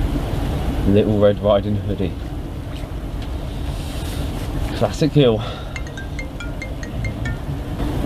Bonjour, the toot. Dave McKenna. I don't know who you are. Call me the third Tate brother. I don't know what you want. Mate, I couldn't ask for more. Honestly, I've got every single thing I could possibly want. I've got a plastic glove. My hand can't catch a sexual disease because I'm in Romania. Not that it would, because classy bloke. But yeah, I've got everything I want. Everything. Apart from, I don't know, maybe I'll have a portion of nuts, but are you calling me from room service? I can tell you I don't have money. All expenses paid, mate. All expenses paid. So I don't have any money. Not an issue. Next. But what I do have are a very particular set of skills. Uh-huh. Skills I've acquired over a very long career. Yeah, same mate, honestly the same. 10 years, I've been making films for over 10 years, so 10 years a filmmaker. Particular skills, good at editing, and I suppose my most particular skills kind of just talking to people with a microphone, just shoving a microphone in their face. But yeah, exactly the same man, exactly the same. I will look for you. I will find you. Mate, completely, you'd be an idiot not to. Honestly, Romania's fantastic. So, yeah, get on Google, EasyJet it. Drac off, who knows? But penthouse with the jacuzzi. Ask for me. So, see you later, mate. Good luck. You're a G. Mate, just had some bloke call. Oh, mate. I know, offensively good. Just had some bloke call me and say he's going to come and find me with some G-nuts. So what? With some G-nuts. Who called you? I have no idea. Just some Scottish guy. That he wants to come and find you with some G-nuts. Well, he didn't actually agree to the G-nuts, but he just said, I will find you. It's like really, really weird and persistent, and the tone of voice. I think he'd rather have been called in one of the girls. He's gonna find you. If someone tries to find you and they're hanging out with me, I'll make people disappear. Tell them not to come here. Particular skills. Why wouldn't he come here? He'd be an idiot not to. Romania's lovely. That's what I told him. You're not kidnapped. Fuck snow. Fancy a snow fight? Fuck snow. The snow should be banned. And Facebook should... You know what they should do? Should have a license to Facebook. You should have to apply and prove you're not a fucking shit-munching dickhead before you're allowed to post on Facebook. I keep seeing the same shit by morons, day in, day out. I scroll up and down through this fucking thing on my phone, and it genuinely pisses me off. The number of people sharing motivational quotes who have precisely zero of their own money. One. Or fucking guys who think it's cool to take pictures of themselves on holiday, like holding their chick's hand while their chick leads them like on some spiritual path down fucking Magaluf High Street. Fuck you. Fuck your ugly girlfriend. I'll tell you something. If you have a child, the best thing you can do is never ever post about it on social media, because I can absolutely guarantee nobody gives a fuck. I can guarantee you, Jacob just had his first food and he's 2. No one gives a fuck if Jacob lives or dies, let alone eats food. That's the first thing. And taking that into consideration, it's very difficult to explain how much people don't care about an ultrasound. Baby's not even born. Baby's not even finished growing. It's half a deformed baby in a black and white image. No one gives a fuck. What you're saying is Jacob's crackers, basically. Jacob's crackers. From now on, next time I see an ultrasound, every ultrasound I see I'm going to take and make it as my own display picture. For zero reason. I'm going to see some other person's ultrasound, if they're a shit kid, I'm going to take it and make it my own display picture. And then update my status saying, I'm so excited I can't wait. And wait for the hate mail to start from the father or the mother or someone. And just sit there and just pretend I have no idea why they're upset. That's my new fucking policy. Fuck you. Fuck your ultrasounds. Fuck your kid. No snow fight? No. Fuck snow. Fuck snow. Snow's the reason my Aston Martin isn't here. Once Andrew had finished being completely detestable and hateful, we finally agreed to talk about the package. So we met a man for some beans. Not breakfast. Huh? This is not breakfast. This is dinner in Romania. Beans and egg.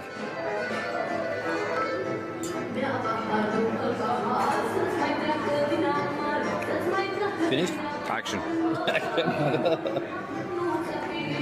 So that package that you need to receive, you know, you have big problems with the customs. We need to bring it here in Romania. They want to fine you. So what do they even want? Because I've been emailing to people in Switzerland, I've emailed people in Thailand, and everyone's saying different numbers and different... Yeah, the problem was like this, you know, you don't have all the paperwork. So now in Romania, because now you're a Romanian resident, you know, you need to make a special invoice for you, you know, with your name, with your code and everything, with your residence here name. And I have to pay import taxes? Is this so I can pay taxes? Yeah, you need to pay taxes, you need to pay fine now, because they say that because you want too much away, they want to take it away. So I said, no, don't take it away, we're going to come. So now we're going to pay some fine. It's going to be a nightmare. You know, we need to go tomorrow morning at ASP to make this paperwork. If not, they're going to take away the package. Where do we have to go to? So, after all that, the package was still as mysterious as Andrew is detestable. Problems at customs, but it was time to get boozing. Met a man called Ruben, a photographer, and a quite terrifying man. He tried to educate me on Romanian history, which I appreciated.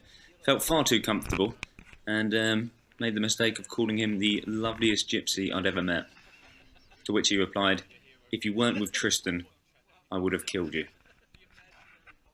I believe him. Andrew was with his regular harem. Tristan, as usual, was boozing. And this is me looking terrified and scared when he tries to touch my hair. Lovely snow, isn't it? Pot snow.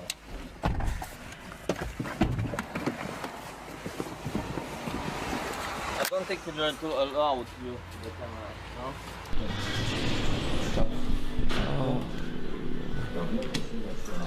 This is me being incognito, looking hungover and stinking of whiskey. It was only a matter of time.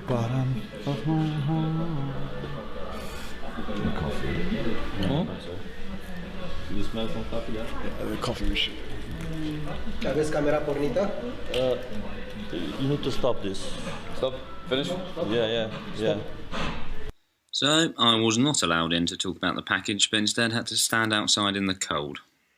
Fantastic. We have gone to government, that's why you cannot film inside, you know. We make paperwork, and one day or today or tomorrow we're going to receive an email. It's a special code that you can, EORI code, you know, that you can bring merchandise inside Romania. Okay. You know? So now we need to wait one day, and we're going to receive it, then we go to the customs again. So, the mystery of the package lives another day. Andrew was taking me to his, what he calls, zombie-proof house. It's a wonderful Christmas time.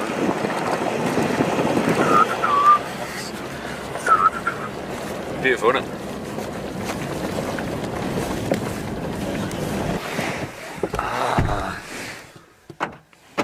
Genuine stuff.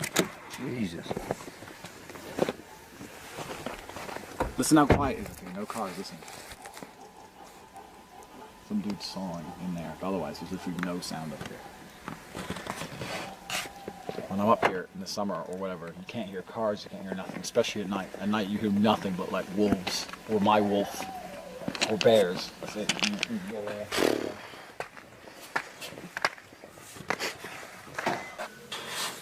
Belt, belt, belt, belt, belt, belt.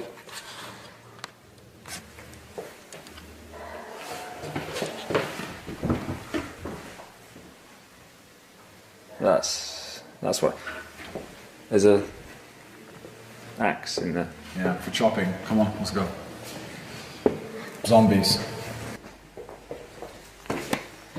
That mattress is all one piece as well. It's not like two little pieces of some dumb shit. Look at the scale. That's Europe's largest bed. Yeah, it's gangster. So, are you bored? Or? Yeah, something like that. Well, if the zombies ever make it up here, they can all share the bed, at least. Defrosting your car is for worms. Is it? No. Why? Well, getting out and scraping the ice off of your car. You're in such a hurry, you're going to get out and make your hands cold by scraping the ice off your windshield. You don't want to waste the petrol or the money to sit in your car and just let it warm up normally until the screen's clear. It's usually these people, oh, I need to get to work. I've been that guy. Nowadays, I'm not a worm, so there's no need.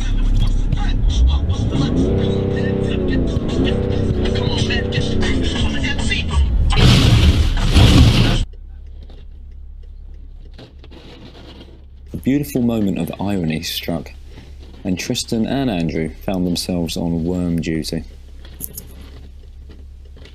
Funny old thing, life, isn't it?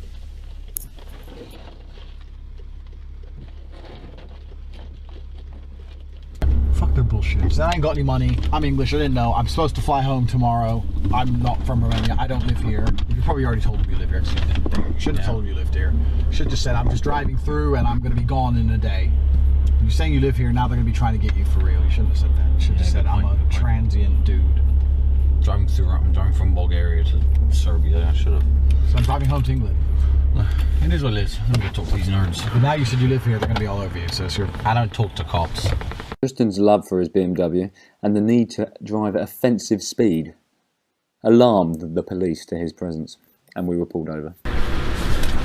Where's the whole packet of papers? Did I take that? I came and gave it back to you, didn't I? Did you? I handed it back to you.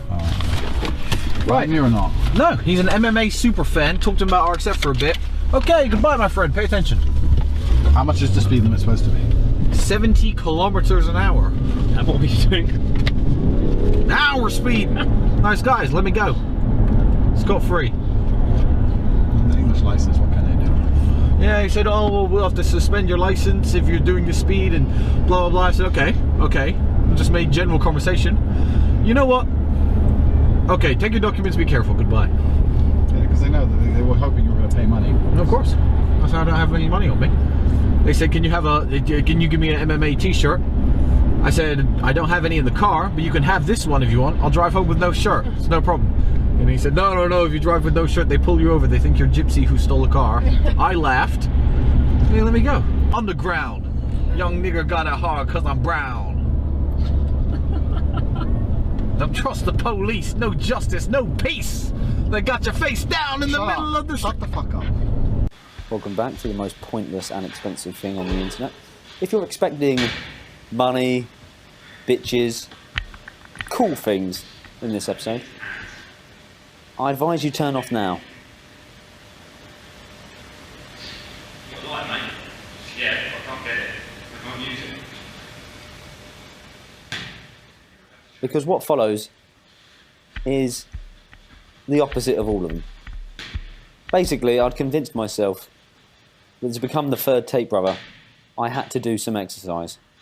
A grueling regime, which consisted of a lot of jumping around with boxing gloves, a bit of pad work, a comically bad attempt at skipping, and 3 whole press-ups.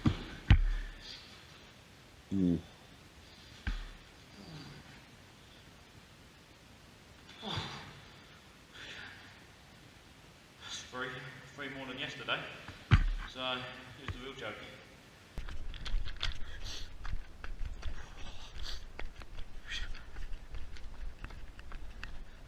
This is more like it. This is what I expected Romania to be like.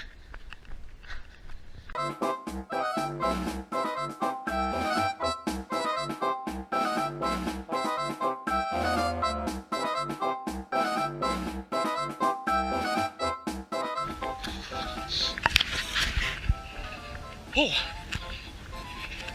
I'm going to be the third Tate brother. Got to at least be able to jog for 5 minutes. According to the GoPro, I'm on 1 minute 16. Oh. Oh.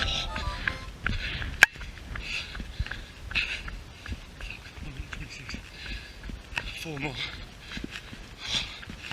Or I could stop and take a seat.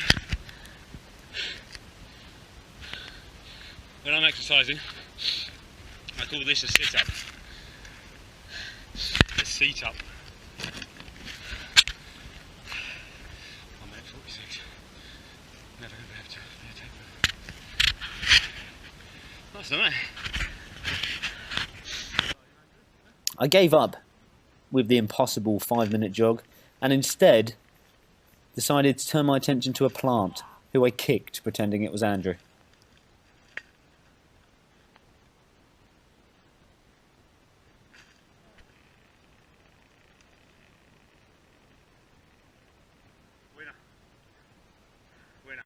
Romanians are so considerate, they've actually built a zebra crossing just for any stray wildlife here. It gets dark very quickly in Romania. Pretty cold, actually. Luckily, my main man's here to let me in. Andy T, world champion, you might know him. Get under that one. Huh? Exercising, getting in shape. Why? What do you mean? Because I'm... Firstly, why is your suitcase in the middle of the place with the mats on? Why would they even be here? It's just first place, dumped them. And what are you exercising for? Be the third Tate. Training for the sake of training is the biggest bullshit in the world. If you're not training for a fight, there's no point in doing exercise. It's literally 0 point. That minutes you're going to add to your life, you would have wasted exercising. I've got to see a bit of Romania. It's cold. Don't call me. What are we doing now? Food. So many activities. Walking tour. We could do a walking tour.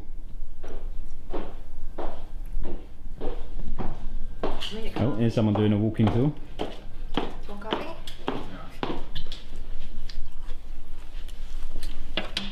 Thanks.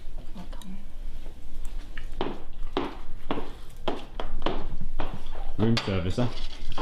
You do room service to the penthouse, you get anything you want. Got it? Yeah. Yeah, I do quite fancy a nice vegetable soup or a salad or something. What kind of man eats salad? What kind of man who exercises? Fuck salad. In fact, I have an anti-vegetarian policy in my life. Anything that's ordered to my penthouse must include meat, or it's not coming. Absolutely and utterly, I refuse to accept any kind of vegetarianism in my existence.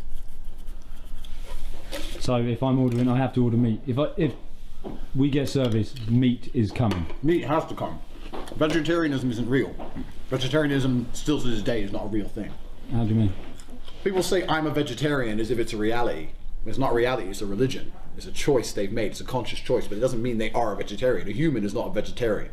Humans eat vegetables and meat. So even by the way they define themselves, they're incorrect. Regardless of whether you agree or disagree with me, you have to understand that defining yourself as a vegetarian isn't a real thing. It's like just saying I'm a Christian. Cool. It's a religion. It's exactly the same thing. But physiologically, humans are not designed to be vegetarians. There's actually different types of vegetarians. You get the ones who say, well, I don't eat meat because I don't like animals dying. And I don't have that big a problem with them. But then you get the ones who say, meat gives you cancer, humans aren't designed to eat meat, meat's killing the earth with greenhouse gases, and those are the real fucking morons. Humans are absolutely and utterly designed to eat meat. Since the beginning of time, humans have eaten meat. So you want to come along the last 20 years, now we have the science to completely dissect every single piece of food we eat and manage to barely scrape together enough nutrients from other sources and not eat meat and tell me that that's the natural order of the world. Saying you're a vegetarian is basically just saying, I don't understand how the world works. Because at the most basic level of this planet, something has to die for something else to stay alive. At the most basic level of this planet, something has to die for something else to stay alive. Andrew was talking a lot of sense, but he had dismissed Robin Williams' flubber. A frog will eat a fly. A lion will eat an antelope. Flubber did not eat an antelope. Flubber did not eat a fly. You'll not find an example anywhere on this planet where something's life isn't dependent on something else dying. Flubber, come on. That's the natural order of the world. I'm not saying it's a nice thing. I'm saying it's realistic. It's realism. To just sit and say, I eat cows, cows die, and that means I get to live. That means I live in the real world. If you want to sit there and go, nothing should die, and I should eat grass, and then when your body's not designed to do that, you are basically just rejecting a real world view. To me, if you sit and say humans should be vegetarian, it's the same as saying I don't believe in gravity. It's like literally just throwing away any concept and any understanding of how the universe functions. And that's why I have an anti-vegetarian policy. You want to be around me, you're not allowed to be a vegetarian. The people who are around me understand the world.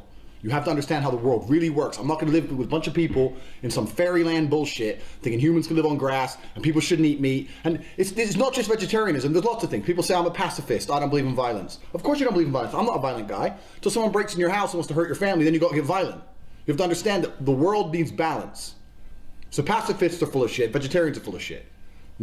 Some things that happen in the world aren't particularly nice. War isn't nice, sometimes it's necessary. Killing animals isn't nice, sometimes it's necessary. That's the reality of the world. That's the nature of the food chain. That's how the whole planet functions. To come along and say, oh, that's not how it is now because you fucking read something on the internet and decided to start living on carrots when you were 14. Fuck you.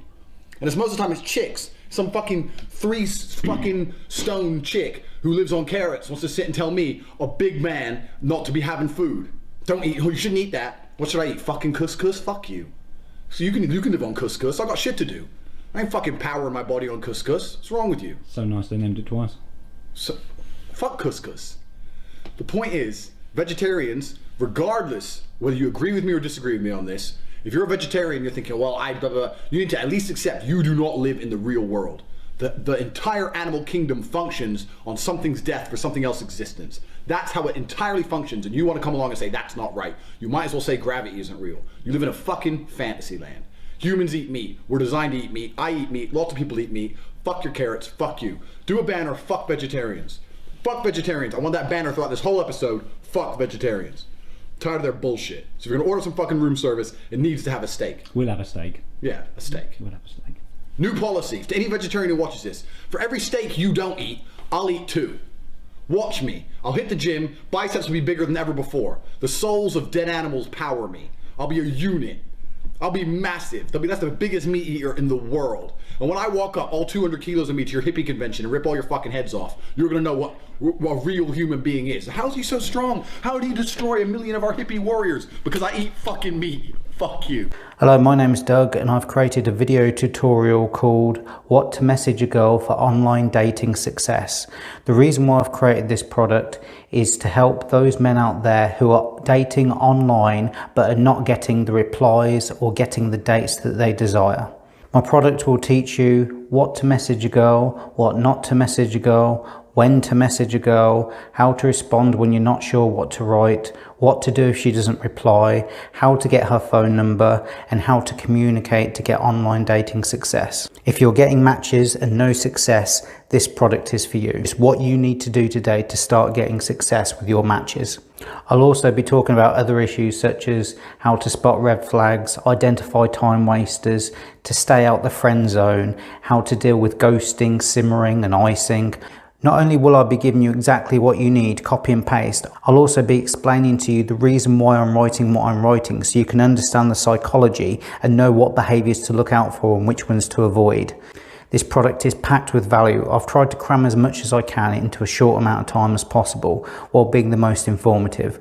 If you're a man and you're confused and frustrated with what to text with online dating, this product is the solution for you to get more dates in less time.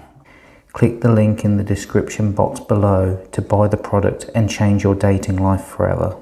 Once Andrew had promised to kill the hippie vegetarian warriors with his big strong meat arms, we left for a place called Bamboo. The entrance was pretty lavish and complete with snake skin walls. You don't see in home base when you pick wallpaper.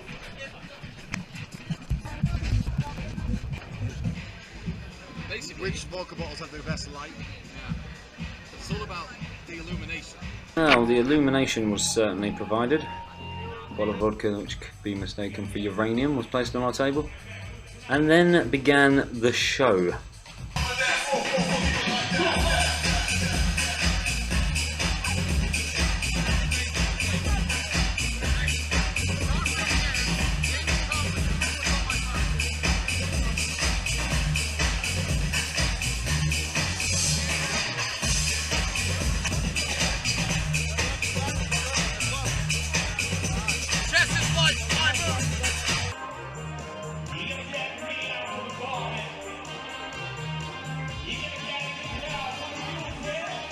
At this point in the club, everyone seemed to be having a lot of fun, including these Swedish men dressed like James Bond, who were cracking smiles and some terrible dance moves. However, Tristan was playing chess and Andrew was having no fun at all, despite the harem of women dancing around them.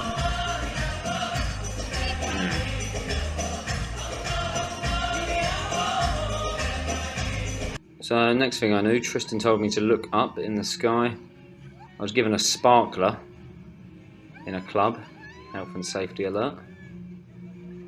And that sort of bauble light thing is actually a crane delivering an expensive, enormous bottle of champagne. Absolutely obscene.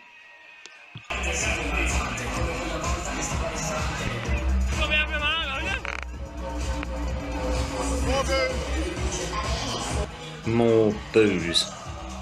More booze it certainly was. To be exact, it's a 3-litre magnum of Moet.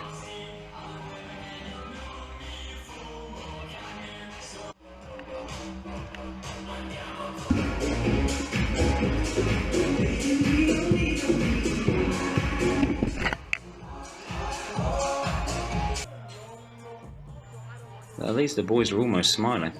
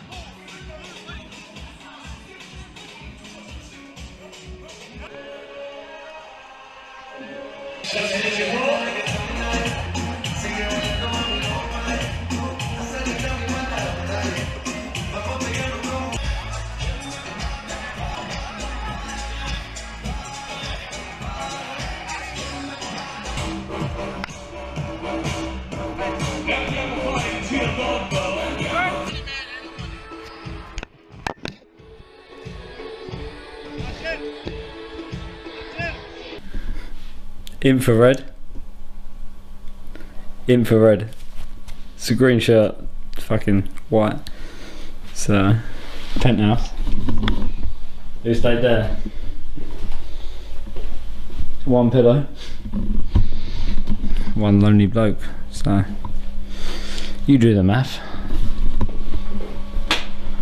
Infrared, no light. Look at that fucking camera quality. Not going in the lads' room. Tristan Tate, because geezer.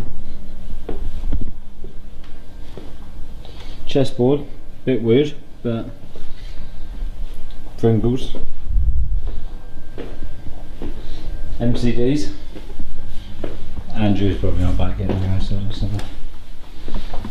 let's have a wander. Female garments in natural. Come on, what's that?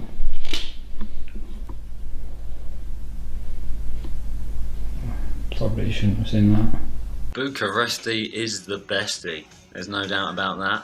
I was enjoying my life so much. I got an MMA fighter to punch the camera for me, and a barman to walk around the bar.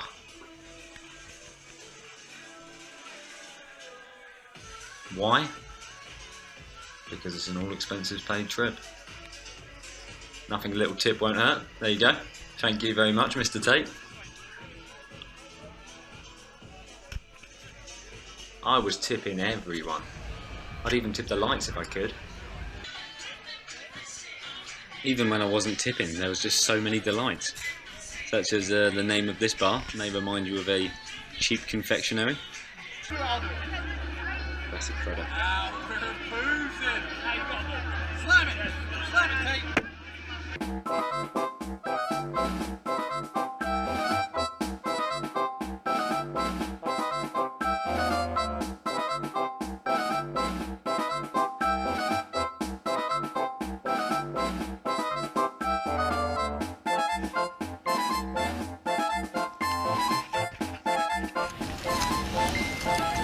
breakfast and go straight into lunch. Whole section dedicated to broccoli. What is that about?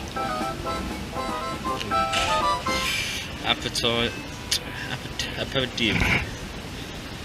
Yeah, I'll have a trio of vegetarian traditional. Sharer or a starter for 2.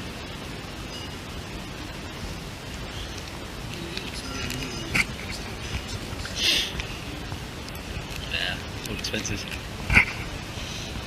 Steakhouse. We'll have steak.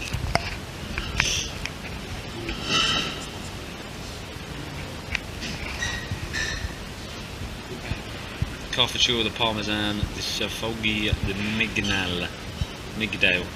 Almonds, parmesan, creamy mashed potatoes with a steak. We having dessert? Apple pie. Nuts cake. Be nuts not to.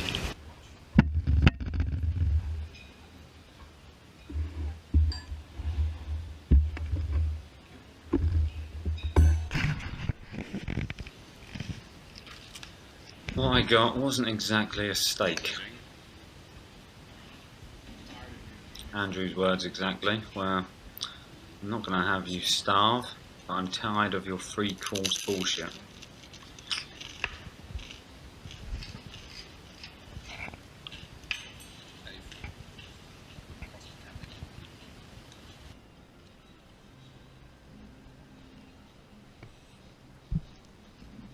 So maybe this was it. The end of the road. All expenses trip no more. Reflecting while nibbling on my lunch, I try to think of the origin of this feeling of hatred. No idea.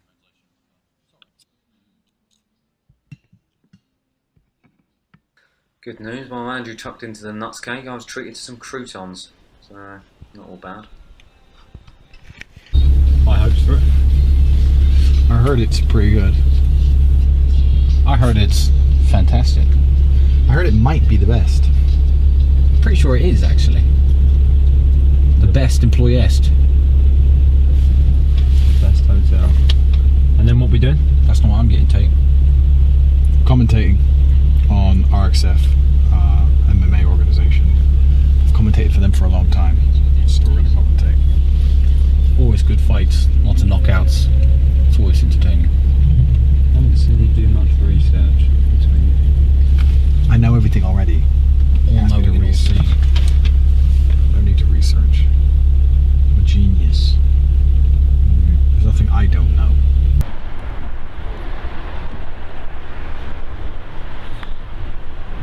Orange is best, apparently.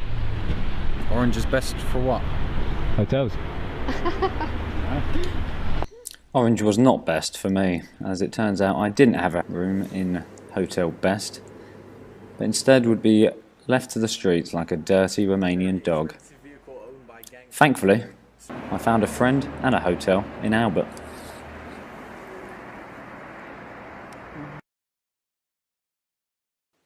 I would argue Albert is actually better than the Best. I mean, look at this is pretty cool. Complimentary head condoms.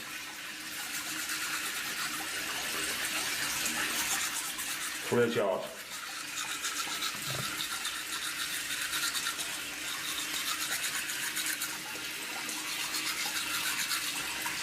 No need for that.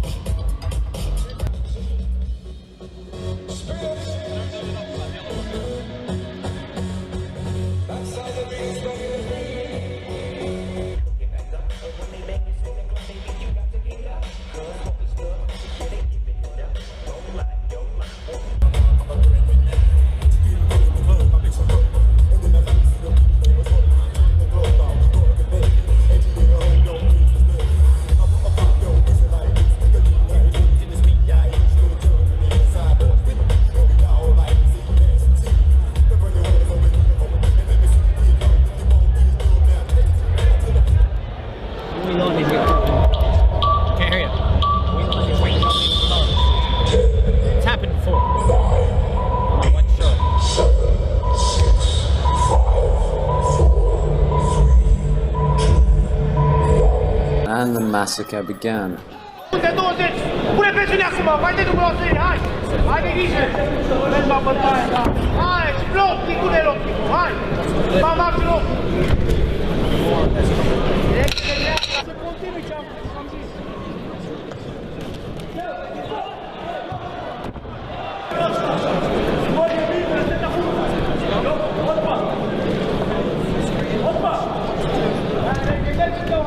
Hai!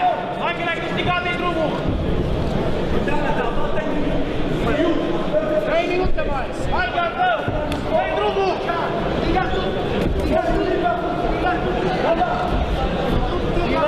Scurte, treci la bătaie, că al tău! Câștigă runda asta! Scurte!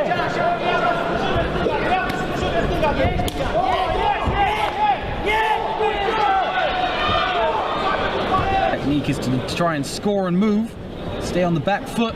He knows he's the smaller, lighter of the two men. Not where he wants to be. In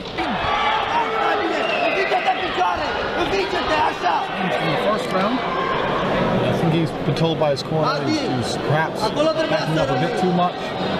Can't win the fight that way. Good footwork, looked clever. The end 3 rounds, you're going to come out with an unfavourable decision. Back his opponent up. Good way to get the action going, but also a very good way to get into something stupid. And he's got back control of his opponent. He does find himself as a wrestler. A bit of showboating, and that is it. Yeah, they stopped it there, and I think that was correct decision. Brutally almost killing this man wasn't enough for this geezer. To show off his masculinity, he had to do a few roly-polies. After which came the group of screaming bald men, the Mitchells on roids.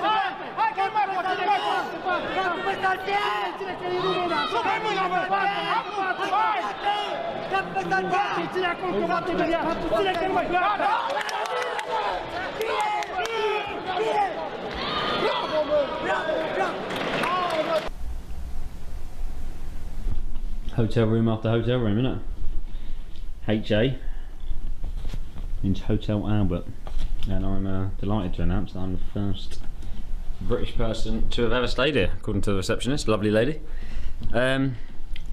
Malnourished, massively, because Andrew didn't allow me to get any lunch, but what you can't control is that room service. And I know what he's like, he's a bit frivolous, he's probably not going to pull this up. Says wines, sparkling waters, Snickers, couple of Cokes, strap 'em in, yes please.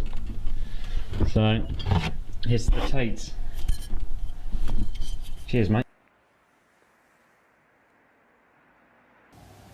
Dave McKenna, Danger Mouse, my wallet. Anyway, reason I'm pulling out my wallet isn't to show you how much money I've got. My name is not Mr. Tate, for real. The reason I'm pulling out the wallet is show you my business card, which, you know, I thought I was particularly proud of once upon a time. Southeast Media, don't know if you can make that out. Dave McKenna, affordable and affable, meaning cheap and likeable. Makes me sound like a whore, really, doesn't it? But filmmaker, writer, so it clears that up. Nice business card. Haven't got much work from it, got to be honest, but Scottish bloke called Scottish John got it from me. So 100 of those. Andrew's business card, bit different. Tate Enterprises Unlimited Kickboxing World Champion, and also a millionaire. And also a millionaire and all-round nice guy. That's the tagline. Affable and affordable, all-round nice guy. Sort of services, I've just got filmmaking and writing. He's gone to town. I specialise in the following. Wars fought. Specialises in war. Modelling exposure. assassinations plotted, revolution started, uprisings quelled, stud service, millionaire lifestyle, that's a speciality apparently. So, millionaire lifestyle. Whiskey merchant, helicopter hire, haven't seen a helicopter since I've been here. Tigers tamed. Orgies organised. Sadly, I can probably believe that one. Dragon slaying. Just on the back of your business card. Free money. I have to ask him about that. World records broken. Sexual athlete. And ventriloquist. Specialises in the following. That's what it says. The difficult done immediately. The impossible takes a little longer. Miracles by appointment. We were never going to get along, were we? Ever. Don't know why I bother. But if you want a dragon slayed or an uprising quelled, he's got Facebook. Fucking hell. Unbelievable. This morning was a bit to the point. Which one? One about black parents being the hardest. They are though, but and the thing that was ironic about it is I said everyone thinks they know better, and the first thing people start writing under it is that the things they think they know better. I had a Scottish parent, I had an Irish parent. You don't know shit. You don't know shit. I'm not saying that and then some fucking moron, some complete moron goes, oh, you had it harder than everyone else. No, I'm not the only person who had a black parent, you fucking, how stupid you have to be to think I'm the only person who had a black parent. There's a nation, there's many nations, there's continents. Half the fucking world probably had a black parent, you dumbass. He just doesn't know what he's talking about. Oh, my dad was Irish. Your dad obviously raised a cunt, because you're a cunt. So your dad was probably a cunt. So you don't know what I'm talking about. Fucking thick as fuck. Black parents are different level beatdowns. I had a friend who carried a 6-inch scar on his face. I said, how'd you get that scar? He goes, I pissed my mum off. That's how it used to go. My aunt, like, I know, see, I'm not like a black guy saying this. I'm mixed race. I'm half of my family, my dad's side, were all black. And then half of my family, my mom's side, were all white, Irish, in fact. So I know exactly what I'm talking about. When my black aunt got pissed off, everyone got a beat down. Me, my cousins, any kid in the vicinity, random children. What would they get pissed off about? Shit. Why is this room a mess?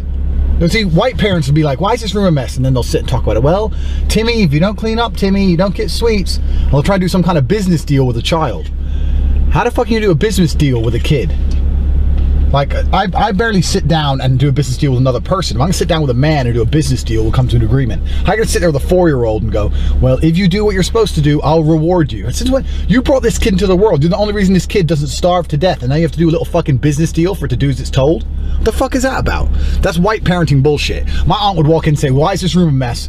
Before anyone had a chance to explain why it wasn't their fault, everyone got a whooping. Children screaming, running around the house, half naked, covered in mud. It was like fucking Syria.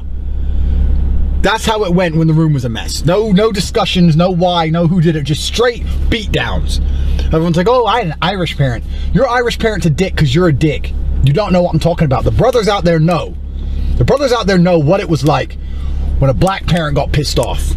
Shit would go flying. They're the best aim you've ever seen with an ashtray. Like fucking snipers. They should send them to fucking Iraq to take out terrorists. Give them an ashtray and piss them off. 4 fucking miles. Bang. Clean the head.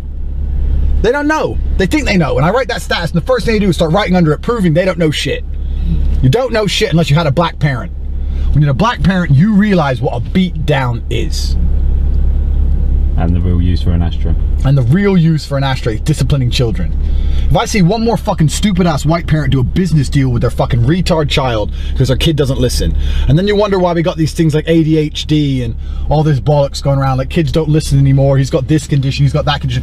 The only condition he has is a lack of fucking discipline. That's his condition, ADHD. Of course he doesn't want to pay, what's it called, attention deficit disorder. He doesn't want to pay attention in school. Of course not, because school's boring.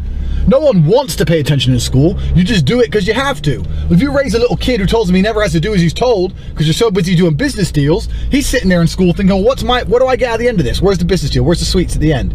Nah, fuck this. I don't want to listen. Then he's got a condition. On the condition he has, he's never had his ass kicked. Would he go up to fire and put his hand in fire? No, because he knows it's going to burn him. So if he misbehaves and he knows he's going to get a beat down, he ain't going to have a beat down. I'll cure attention deficit disorder for any child. Watch me. Watch me cure it with old school violence. I'm not saying you have to fucking abuse your children. Obviously there's a difference between discipline and abuse. I'm not condoning child abuse. What I'm saying is if a kid's going to be a little prick, he needs a beat down. And since the dawn of human history, since the beginning of time, children have been hit when they fucked up. Since the dawn of time, and then the last 20 years, we want to come along and go, you can't smack kids. It's bad for their development, it's wrong. If it was so wrong, how come humans are here? Because we managed to last 250,000 years hitting kids who acted stupid. And now all of a sudden, the last 20 years, a bunch of leftist hippies want to come along and say it's not right. How could it not be right? If it wasn't right, it would have been extinct a long time ago. Obviously it's right. You're just a pussy and you're afraid to discipline your child. When my child turns around and says he has ADHD, I will beat ADHD out of him within 10 solid minutes and he will sit down in school and do as he's fucking told. He does not need medication. He does not need a psychiatrist. He needs a beat down. Simple. Simple fucking shit. If I tried to tell my dad I had ADHD, Jesus. I can't even put it into words how quickly I would have been cured. I would have been cured at the fear of being cured. That's how I would have been cured. He would have looked at me like, you're about to be cured, and I would have been cured. End of fucking conversation. ADHD. Fuck you. I watched something on TV with some kid who had OCD, obsessive compulsive disorder, and he had to walk down the stairs in a certain order. And if he didn't walk down a certain order, he'd become panicky and have anxiety attacks. And his two parents, who were white, may I add, are sitting there saying, poor Timmy, Timmy didn't walk down the stairs right. And they're unlocking the door to go back inside from the car because Timmy was upset he didn't walk down the stairs right. When's the last time you've seen a kid in Africa who has to walk 5 miles for water, turning around and doing the walk twice because he missed a step? It doesn't happen because it ain't real. It's not real. They've just pandered to Timmy and made him a dickhead because they're afraid of disciplining him. When my kid cries because he doesn't like the way he goes down the stairs, he will be thrown down the fucking stairs. Fuck him, and I'll cure him instantly. ADHD ain't real. Black parents have it going on. You're not gonna see no black kid with ADHD. It ain't real. No, it's always some white privileged motherfucker because they don't know how to raise their children properly. That's exactly what's wrong with the entire world. Because people don't understand, especially for a male. I can't say about a girl or a daughter as much because I'm not a girl, but I can tell you for a man, respect and fear are very closely linked. Very closely linked at a primal level. Fear and respect are linked. So when you raise a son and he never knows fear, he never gets hit, he never has a beat down, he never feels helpless, he never feels afraid, he doesn't know the difference between a boy and a man. I knew the difference between a boy and a man. I knew fear. I knew fear like people never feel because I had my ass kicked. When you raise a son, he's never ever had that. Of course he has no respect for anybody. You wonder why he's on the street at 14 thinking he's the hardest thing on earth because no one's ever kicked his ass. No one's ever kicked his ass. And you wonder why he's walking around thinking he's Iron Mike. Whoop his ass once. Watch him think, Ross, I better not fuck with people bigger. Oh, Ross, shit, I better not mess with adults. Oh, then when a policeman comes up, we'll have some respect. No one has any respect anymore because kids are raised stupid. And crime rates are going up. Kids are out their fucking minds. And everyone's sitting there going, no, this is how we need to raise them now. Can't smack your child. You smack your child even once, even lightly, you're a child abuser and you're gonna go to jail. So what? All the times kids got hit throughout the 30s, 40s, 50s, 60s, 70s, 80s was wrong when society was still held together. Now society's lost its damn mind and you're saying this is the correct way to do things. Absolute bullshit. Complete bullshit. Fucking crazy, man. I know I don't look that dark, but I got the brother within me. My son is getting a beat down. When he fucks up, he's gonna know. My dad would be away at a chess tournament for 7 days. I'd fuck up, my mom would tell my dad, and my dad on the phone would say, see you in 7 days, son. And that was 7 days without sleep. I swear to God, I must have been the most awake child on earth. I did not sleep for weeks at a time. I'd be spending a week saying to my mom, can you tell Dad I've been good? Can you tell Dad I've been good? Please tell him I've been good. Please, Mom, talk him out of it. Talk him out of it. 1 week of cleaning the house, doing chores, Dad came home, beat down happened anyway. And no matter how many times I thought, but you know what? I was so afraid to beat that. I didn't sit and think, next time that happened, I didn't think, well, I'm not going to clean up. I'm not going to behave for the week. I was so afraid of the beat down, even though being good for a week never once worked. Clean the dishes, clean the house. It never once worked. I'd try again and again and again as some desperate attempt to prevent the beat down. which was unpreventable. The unavoidable beatdown. Unavoidable. And that's how it needs to be. Kids have no fucking discipline. And people say, oh, I had a Scottish dad. Your dad's a dick. You're broke. I can see on your Facebook. Your car's shit. You're going nowhere in life. You're like 40, still getting the bus. You want to tell me your dad raised you right? Obviously not. Chatting shit. People have no idea unless they had a black parent. In fact, black parents are so good at raising their children. I think they're almost too good. My theory as to why you see, like, I know black guys who legit will fight 10 police officers but are afraid of their mom. Legit. And I think sometimes they're so good at raising their kids that that's the only person on earth left they fear. Like with their mom with a slipper, they're like, shit. Anyone else, they're like, you can't do to me what happened to me when I was a kid. What, you think you're a fucking special force? Bring it. They don't give a fuck. I'm telling you, man, people don't know. People don't know about it unless you went through it. And people get, when I tell people this story, they get confused and say, oh, you're abused as a child. I was not 1% abused. I would not go back and change a single thing about the way I was raised, because the way I was raised what made me better than everybody. So thank the Lord I was raised the way I was raised. Thank the Lord I understood the difference between fucking up and not fucking up. It's not about being abused. It's about reward. You get rewarded when you do well, you get punished when you do bad. I was not 1% abused in any regard. And if some fucking hippie wants to come to my house and say, oh, his dad is abusing his children because he hits me with a belt when I fuck up, no. And if my child wants to get taken off me because he gets a beat down, go then. Go to a foster parent, run around like a fool, do timeout sections, and just grow up to be a cunt. I don't give a fuck what society says. My kid, if he fucks up, is getting beat down. It's the only way he's going to be raised. I'd rather not raise him than have him raised the way that all these children are raised nowadays. You planning on having any kids soon? Boys only. Boys. 3 boys. The next generation of Tates. Take over the world. Everybody know. 3 boys. They're all gonna get their asses kicked. I think we should fear the Tate over. Fear the Tate over. It's coming. Right. Hello and welcome back to the most expensive, occasionally offensive thing on the internet. I'm your host, Dave Tate to some. And tonight I'm joined willingly, progress, by kickboxer, Legit G, and my good friend, Mr. Andrew Tate. How are you? I'm glad you put Legit G in there. Yeah, well, you know, I'm obliging. It's important. Yeah, of course. As is this chat. Why you got Christmas? Set. Why you got? Well, it's just festive. This is a TV studio set. Yeah, that's Kinder Santa. Well, I use my own money. I've only got like 17 quid left, and props. Festive. It's nice to the audience Christmas to feel festive. Is the biggest crock of shit ever. How? Everything about Christmas is fucked up and it's bullshit. People just spend their entire.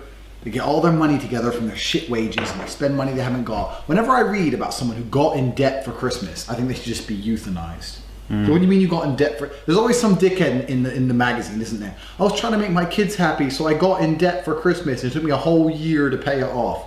You bought your unappreciative, spoiled prick kids things they didn't want and didn't need for one single day. Let me tell you something. The people who... We're not going to answer the question now. No, listen. Right. The people who I love know I love them. If you're close to me, you can call me any day of the year and ask for 10 grand, you'll get it. It doesn't have to be Christmas, it doesn't have to be any other day. So I have nothing to prove to anybody. I don't have to go out and prove to people I love them. I bought you some socks. I bought you some socks. Please accept the fact that I love you. I would love some socks at Christmas. You're not getting a fucking thing. Because the people I care about know I care about them, and they ain't fucking deserve a damn thing for Christmas. I'm tired of little brat kids running around thinking they need shit. Do you know what I got for Christmas most of the time? Fuck all. And do you know what I deserved? Fuck all. Good, I'm glad. I can believe parts of that. But I disagree. Christmas is a wonderful time of year. It's a wonderful time of year for so many people. So. Name one good thing. Okay, listen. I can buy myself anything I want any day of the year. Any day. I can buy myself anything I want. The only things I can't afford pretty much now on Earth, the only things I can't afford are a yacht or a jet. Besides that, I can afford anything I want. And I don't know anyone rich enough who likes me enough to buy me those things. So fuck Christmas. Name one good thing about Christmas. Well, off the top of my head. Food, stuffing. Stuffing gets some relevance. Fuck Christmas. Fuck your TV show. Stuffing has relevance for the first time since the March. Fuck Santa. Santa can fuck himself. Fuck Christmas. Fuck the show. So. impossible, literally impossible to work with. So that went well. The whole point of that was meant to be to invite you, the viewers, to get in contact with me if you've got questions for that. Preferably not about Christmas. Ho ho ho. Tough at work, as always.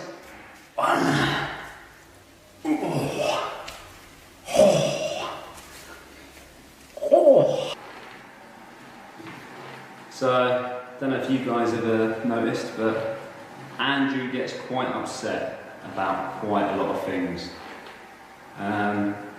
Goes off at one, a bit of a ranter.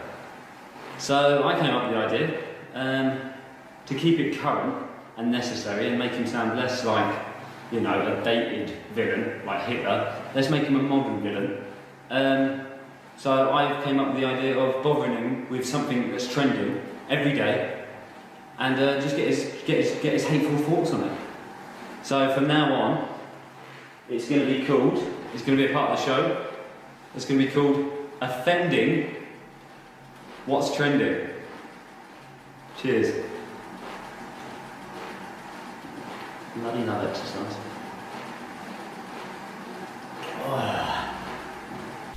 So, just going to run you past a hashtag that was very popular. Yeah. You're not going to like it. Okay, let's just check this. Basically, the hashtag was hashtag when I feel afraid. Okay, and when I feel afraid is basically what you do when you're feeling scared. So an example would be hashtag when I feel afraid I watch the Minions. Okay, hashtag when I feel afraid I post cat pictures on Instagram. Hashtag when I feel afraid I lock myself in the sauna, hoping Andrew isn't going to beat the shit out of me. That one's irrelevant. I don't know how that got there. But hashtag when I feel afraid. Yeah, you know, if I was a better person, which I'm not, as much as I'd like to think I'm perfect, I'm not. If I was a better person, I'd stay off social media. You know, like, I genuinely think I'm a happy guy. People say, oh, and Tate complains all the time, he's miserable, he's unhappy. No, I'm a happy, miserable bastard. The more miserable I am, the happier I feel. So I'll let you work that math out. But the more I get to complain, I love nothing more than going to a Christmas party and saying, this is shit. The more I complain, the happier I am. So I'm not an unhappy person, but I know that the best life possible for me would be to go to take all my money, go to Bhutan or Tibet or somewhere no one can find me, buy a house bigger than a football field, get some servants, and just spend my whole life just doing martial arts in the garden, being a ninja, little bit of gardening, some press-ups, whatever. But I can't do that because I like girls. I love bad bitches, that's my fucking problem. And yeah, I like the fuck, I got a fucking problem. I love bad bitches, that's my fucking problem. And yeah, I like the fuck, I got a fucking problem. I love bad bitches, that's my fucking problem. And yeah, I like the fuck, I got a fucking problem. I love attractive women. And that means I like to have a lot of attractive women. Which means I end up staying in the Western world with a fucking Aston Martin and 5-star hotels and champagne and all this dumb shit I don't even want because of girls. And social media is exactly the same. If I was a better person, I'd say, fuck Twitter, it's full of pricks. You've just completely confirmed to me that every single person besides Donald Trump himself who's on Twitter is a fucking moron. And I should delete my Twitter account instantly. But I don't because there's too many hot women who follow me. So now I can't. So I must admit, I'm not as strong as I should be. I have a weakness.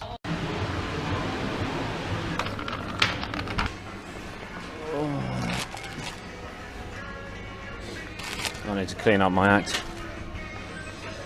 Literally, clean up my fucking act.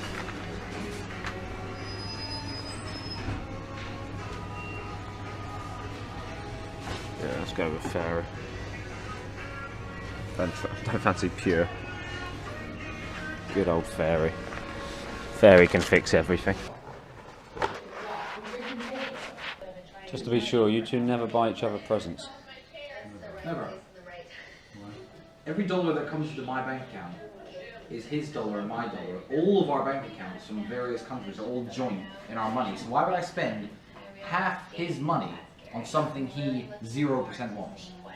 That's ridiculous. It's a fruitless exercise. Not even like a Lynx box set or something? It's his money and my money. If he wants something, he'll take the money and buy it himself. If I want something, I'll take our money and buy it myself. Why would I buy him anything? Sebastian, hey. I'm good, man. You?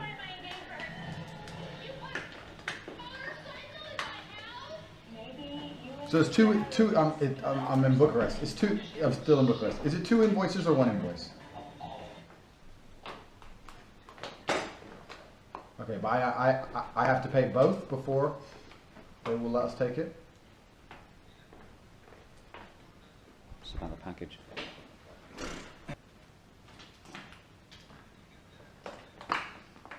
So I have to give them I have to give them 6,000, and they'll pay everything. And if there's anything left, they'll give it to me.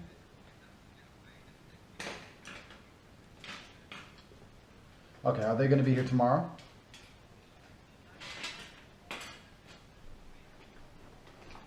At my house.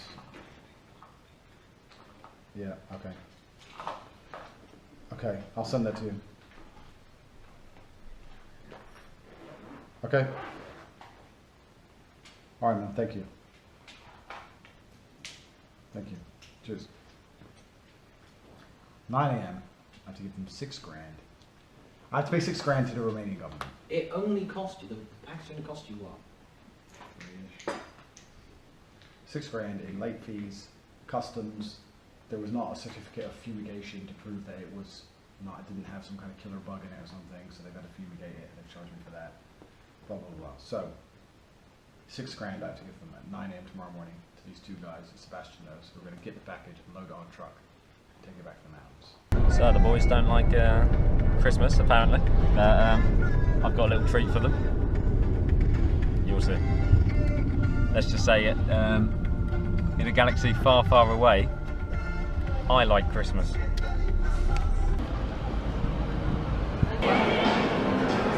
This is everything that's wrong with Christmas right here.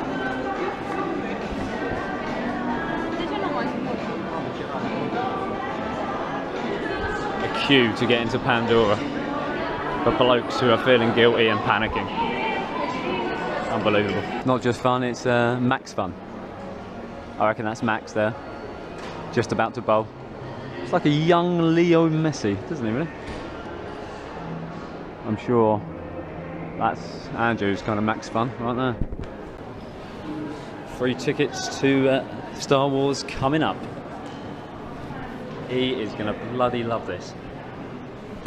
Look at this cinema. Fucking incredible.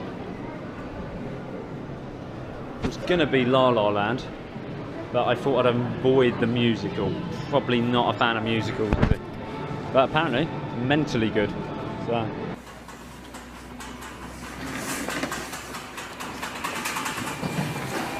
Who's there? Oh, T-Dog. Dave. T-Man, the lad. How you doing?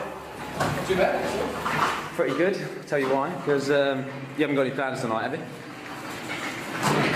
Why? Cancel them. Yeah, but I don't.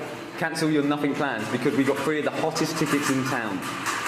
Me, you, Andrew, Star Wars. 1, Star Wars is shit.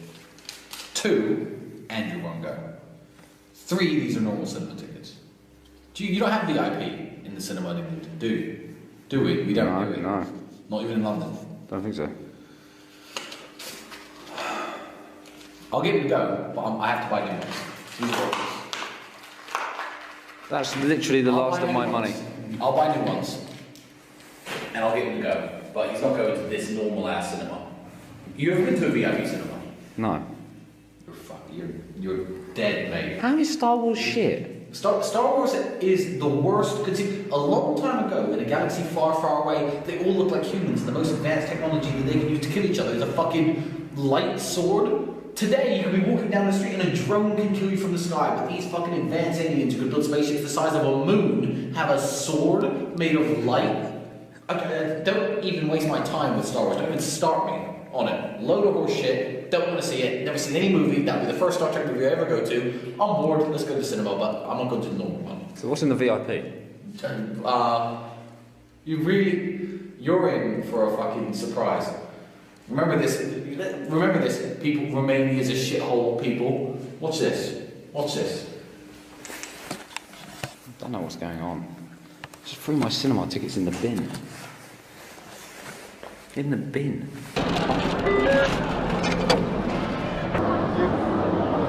I'm going to get macaroon as well.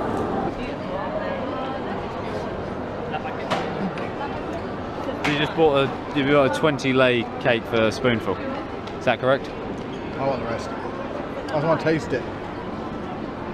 I'm always that way with desserts.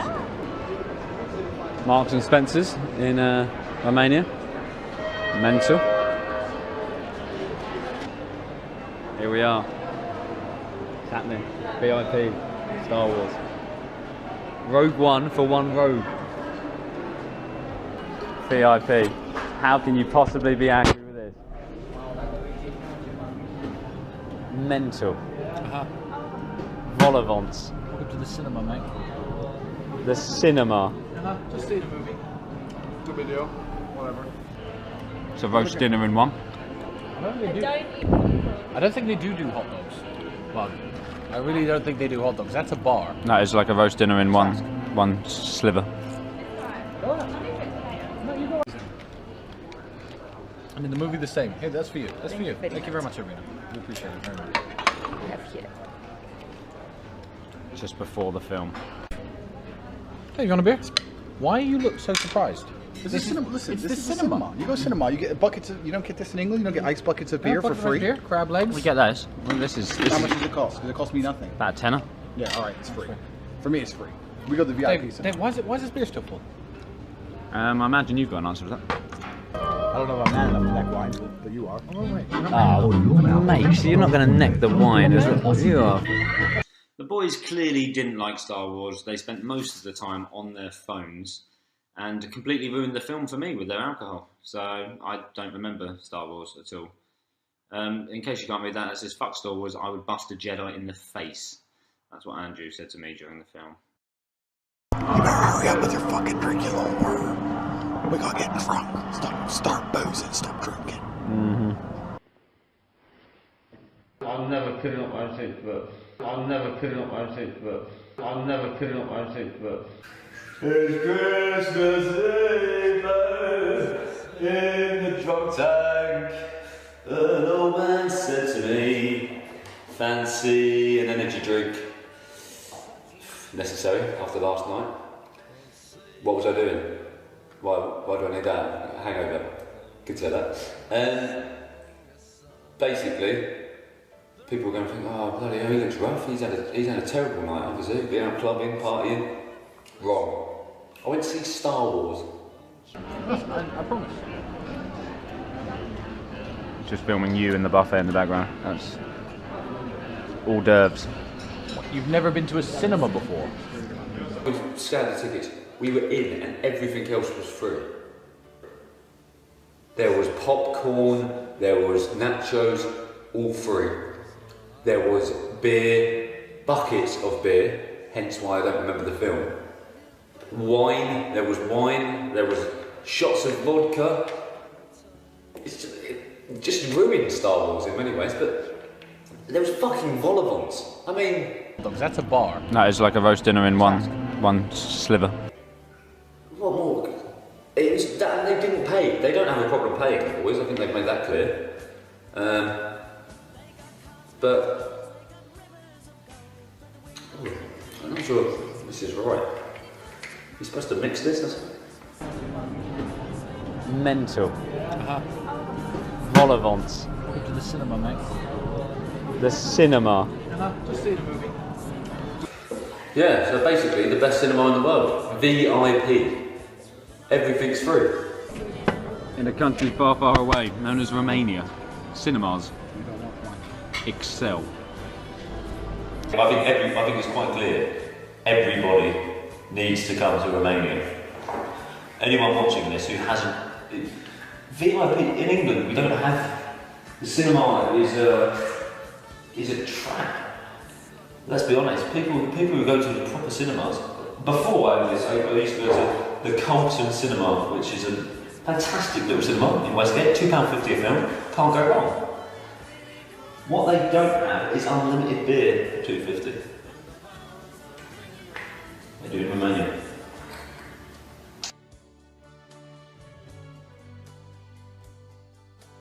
I'm never putting up my seat, but... Yep, every film would end in the same pile of sick for knobheads like me. On the plus side, you could watch your favourite film over and over again and still never remember it. It's the dream. We're in beautiful Bucharesti to the local. It's not. And check this way. Bucharesti to the local, and yeah, it's a beautiful day out there. It was, and the beer is flowing, and I'm luckily joined by both Tate brothers willingly. So, how you doing, guys? Always good. Always good. Me too. Andrew? He's fine. Okay, cool. The reason we're here is because what some of our many viewers have actually got back to me and emailed in some questions. Pretty interesting stuff. So we'll kick off with Alex Foster, World Illustrator of the Year. Is he actually? He's actually the World Illustrator of the Year. That's a real thing. 2015. He's the best drawer in the world. I'm not going to go on camera and say he's the best drawer, but he's won the award for being the best drawer. Yeah. In the world. Possibly. There's no one on the planet who can draw better than him. Foster, I do apologise for what you're about to get yourself in. But he's obviously chatting shit. You can it's an award. He's not changed it. Someone's given him the award. Well, then he shouldn't be. I got this award undeservingly. I am not the best. Did the person who gave the award look at the drawings of every person who could draw on Earth? Probably not. I'm not. It's not Santa Claus. No one. He didn't look at my drawing. If that person looked at my drawing, he wouldn't have won. So. You're ready to concede your title there, Alex Foster. Alex Foster, anyway, he's a huge fan of the show, no matter what his drawings are, and he asks, why is Andrew so angry? You're not so? I don't think I am that angry. I think I have a very healthy, normal, masculine attitude towards the world. You have to understand that society is often, in most cases, if you look at society and how society has been built for us to survive, it's actually very, very different from our evolutionary processes. Like, the evolutionary process of a man is very different from the societal process of a man. I do not believe that the societal process of a man is how men want to be. If you look at how most men act, if you just give them free rein, most men want to act very similar to how I act. I mean, here's proof of it. People watch this and go, Tate's a horrible person. Why am I a horrible person? Because I like the idea of being strong and rich. And I like the idea of having 10 blondes, whatever. So I like the idea of just having cash, being big, go where I want, having beautiful women. I'm not hurting nobody. But people watch this and go, he's a cunt, he's a cunt. But why? Because society told them that man's not supposed to be this way. But evolutionarily, of course a man's supposed to be this way. A man's supposed to hunt and fight and run around and do whatever he wants to do. That's how humans have evolved. So societal pressure and evolutionary pressure are very different things. Send blondes, that's the next step. Absolutely, yeah, you know. And anger was very much a key component to men for a very long time. Humans, since the beginning of time, have picked up a rock, melted it down, made a sword, so it's better at killing than a rock. They went through that effort. And then they start walking in a direction, like the Romans walked to England. No fucking, they got a map. No fuck knows where. And as soon as they see a bunch of people, they kill all the dudes, shag all the girls. That was humans. That's how humans work. Now we're human. Now we're human. I'm out here doing a pretty similar thing, knocking people out, traveling the world, trying to find some fitties, and I'm a bad guy. It's true. This is how I'm just exactly that. I'm just what a man should be, and I haven't let society tell me I'm supposed to get married, hold her hand, look at the baby, pretend I care about the baby. No one gives a shit about a baby. I mean, sure, you care about your kids when he's 2 or 3, you might talk a little, but no man cares about babies. Babies are boring. No man wants to sit at home with a baby. When I see a man talking about his baby's first Christmas, I know he doesn't want to do that. His wife told him he has to do that. So my anger is a very natural thing for a human to have, and a lot of men don't have anger anymore because they've let society tell them that it's not okay to be angry. It's perfectly okay to be angry, as long as you direct it towards something worth doing. So a lot of angry men have ended up in jail. I've ended up in jail. I have no criminal record. I've taken all my anger and I've put it towards things which are constructive. I've used my anger in a very positive way. When everyone else was too tired to train, too lazy to train, or too exhausted, I was too angry to quit. And that's what allowed me to be a kickboxing world champion. So when everyone else was like, oh, you know, I've worked really hard, I don't have a day off, I was too angry to have a day off because I want more money in my bank. So allowed me to become a millionaire. So my anger has been directed towards things which are very, very positive. I've not hurt anybody, I've not done anything wrong. And I think that it's absolutely completely natural for men to be angry. And if you take away society, I think every man on earth would be angry. I think it's just society says, don't be angry, no, don't be angry, no, don't do that, don't have sex with girls, no, don't have fun, don't enjoy your life, no.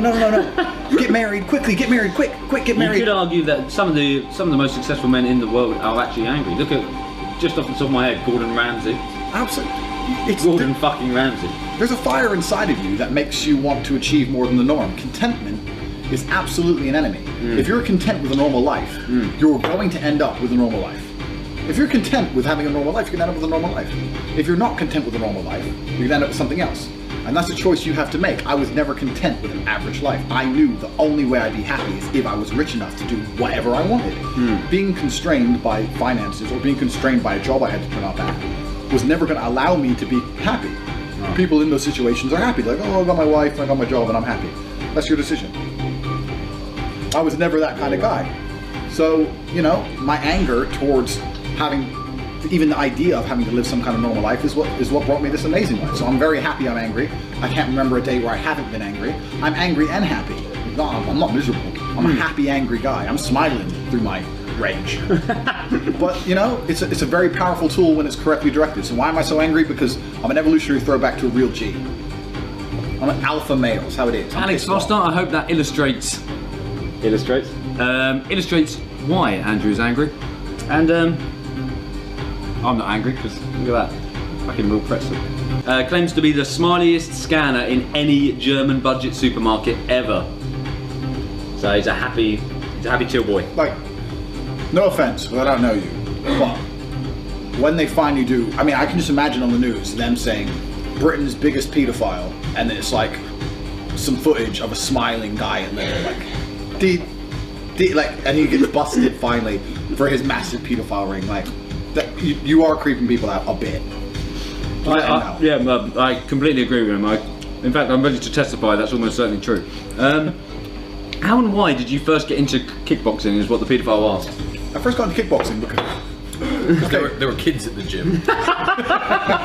Okay, Mr. Pedophile. No, the reason I first got into kickboxing is because normal life is bullshit. I don't know why other people don't understand this. When I say money's happiness, people go, money isn't happiness, blah, blah, blah. Of course it is.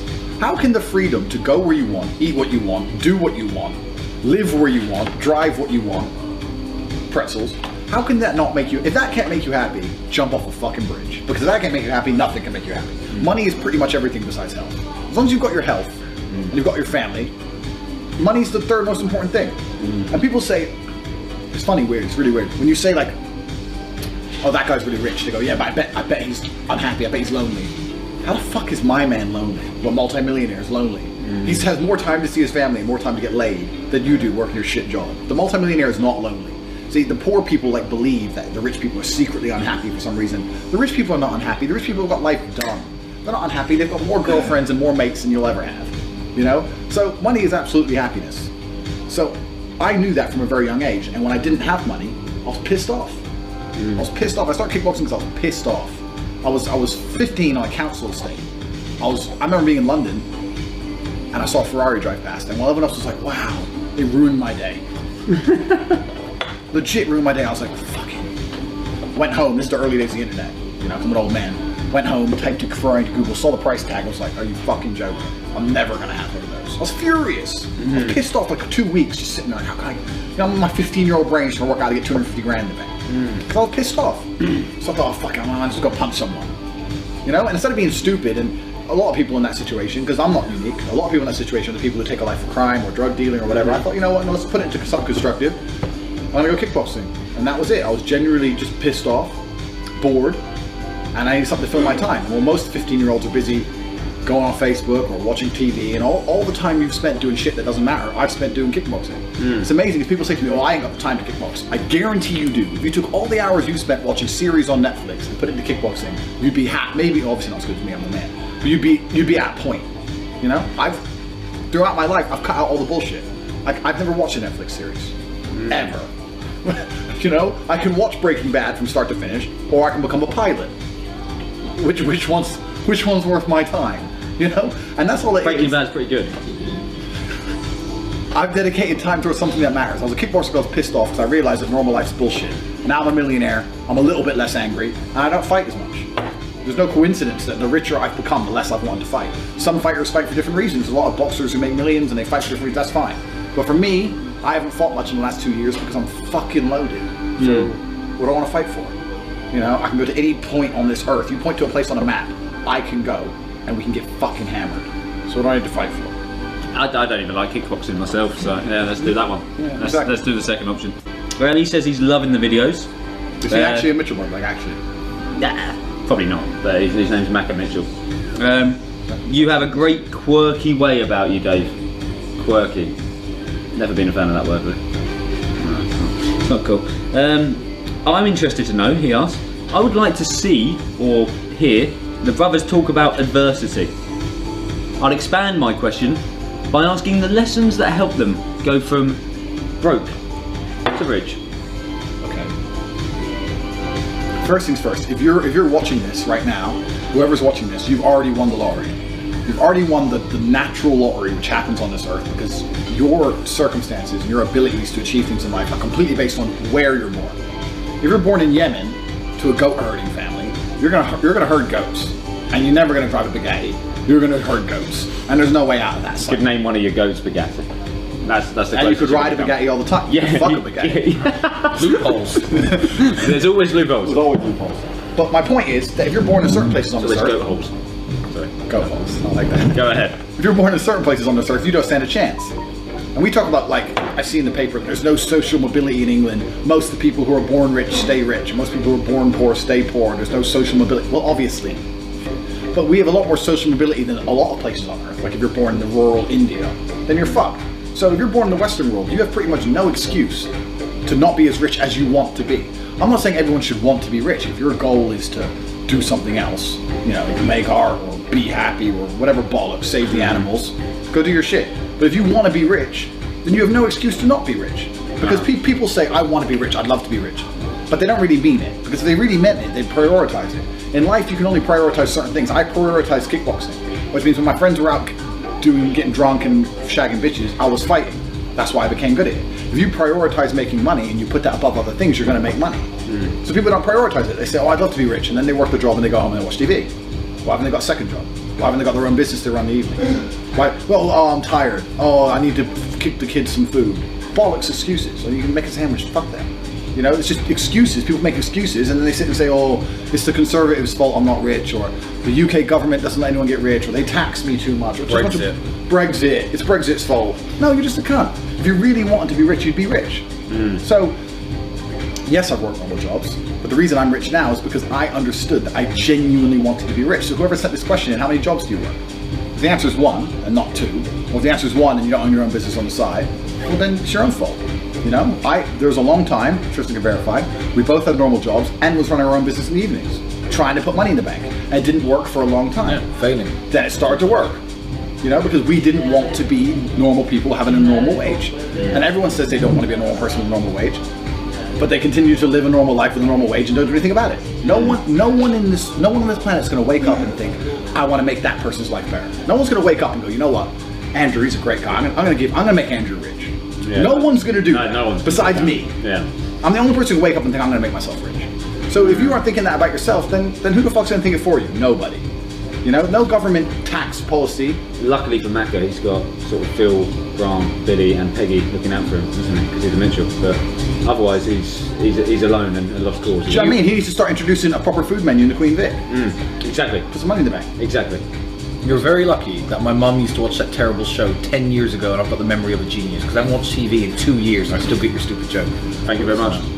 Stupid joke, but... So yeah, that's the point. So he's saying, oh, this guy's like, adversity, how do I become rich, da da da da. Stop chatting shit, think of all the hours you wasted watching TV, don't play a video game ever again, and start concentrating on making money. If you enjoy making money, it's all you're going to end up doing anyway. It hasn't even got to be a job. All I ever cared about was making money. It's all I ever enjoyed. So of course it's all I did, and now, oops, I'm loaded. That's how it works. Oops, yeah. Accidents happen. Alright, Macca, yeah, take on that advice. I hope that's helpful for you. But at the same time, don't unsubscribe to our YouTube channel, because 5 minutes a day, every day, isn't going to waste money making time, is it really? No. You should keep watching. He needs my knowledge, yeah. Exactly. It's more beneficial to stay here. So, okay, last question. How they became entrepreneurs and did they ever work? You've kind of done it. You've kind of done it. Yeah, I've kind of done it. Yeah, we did work normal jobs, became entrepreneurs by just trial and error. Nothing works the first time. And it's prioritizing, like I've said. I know so many people who put their friends, their family, their social life, their Netflix series, their soap operas, that all these things come above making money, and then they wonder why they don't have money. You're like, how far down the list do you want to put it and still manage to pull it off? Yeah. You know, you have to put it number one. You put it number one, you'll make money. You don't put it number one, you'll never make money.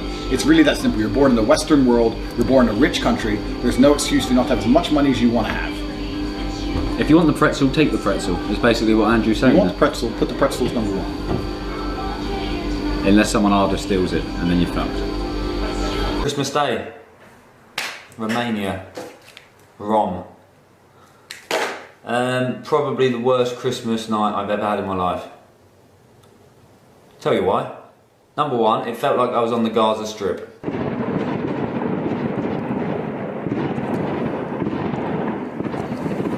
Location not the Gaza Strip.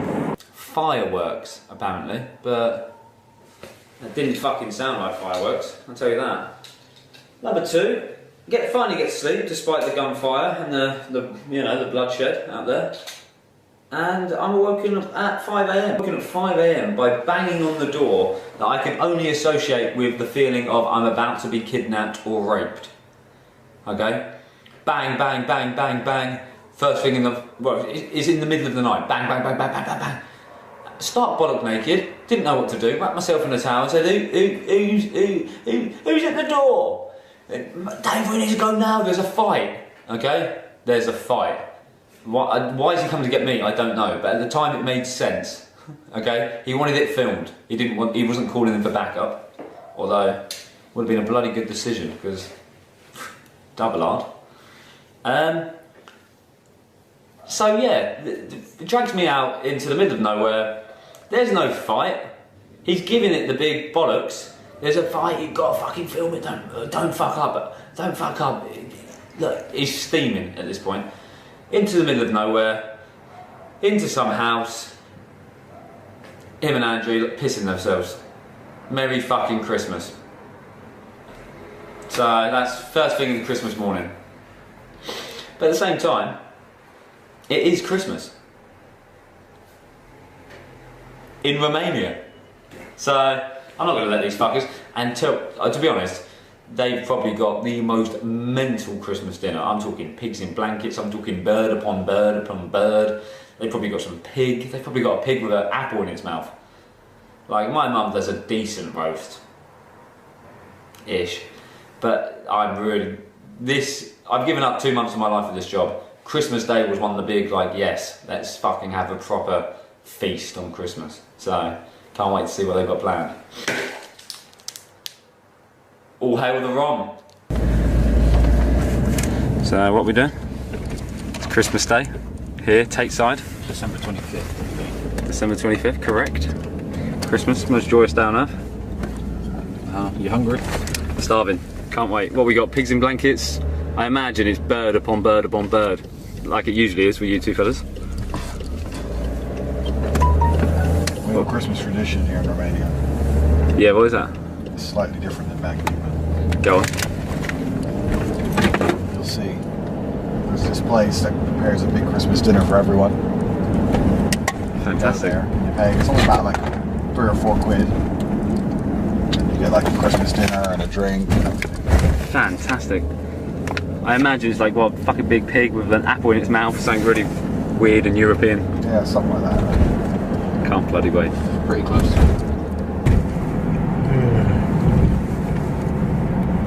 Bucharesti the bestie. Here we are, Dave. Here we are, where? Toyota? Don't think so. Going inside or hitting the drive-thru? Oh, for fuck's sake. You're not excited about Christmas? What do you think, Andrew? Drive-thru or? That's not Christmas. Drive-thru. Drive-thru. How's it's not Christmas? What? They don't do pigs. We're going to McDonald's on Christmas Day. I do. It's Christmas. Hello. Good morning. Merry Christmas. Merry Christmas. Merry Christmas. Christmas nuggets. Do they do pigs and blankets? One moment. Give me those little pies. Can I have a dessert? This what's it called? Dessert? This pie. So that's your Christmas pudding, is it? Yeah. Apple pies. Listen, McDonald's is what we do at Christmas. I'm fucking sitting around like all these other motherfuckers. Oh, I've cooked dinner. Firstly, English roast dinners are shit, especially cooked Christmas dinner. And 1 cheese. Yeah. Can I get a Christmas burger? Do they do a Christmas burger? 3 coffee. With milk? No. 1. Just coffee, yeah? Thank you. Can I get a burger? No. A Christmas burger. Give me a cappuccino. Sorry. This is a stressful Christmas dinner. 1 cappuccino, 2 black coffee. Okay, 1 cappuccino, 2 coffee. On a serious note, can I get the Christmas burger? No. Medium. Okay. Thank you. Oh, this is. Please make window. Ho ho ho, man. Let me tell you a story.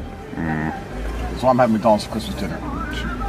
Because Christmas dinner is extremely similar to a British roast dinner.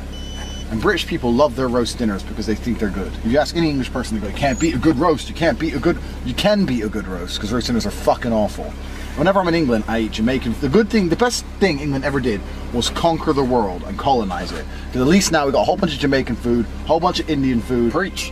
All this other food from other places that we took over, thank God, because English food's fucking awful.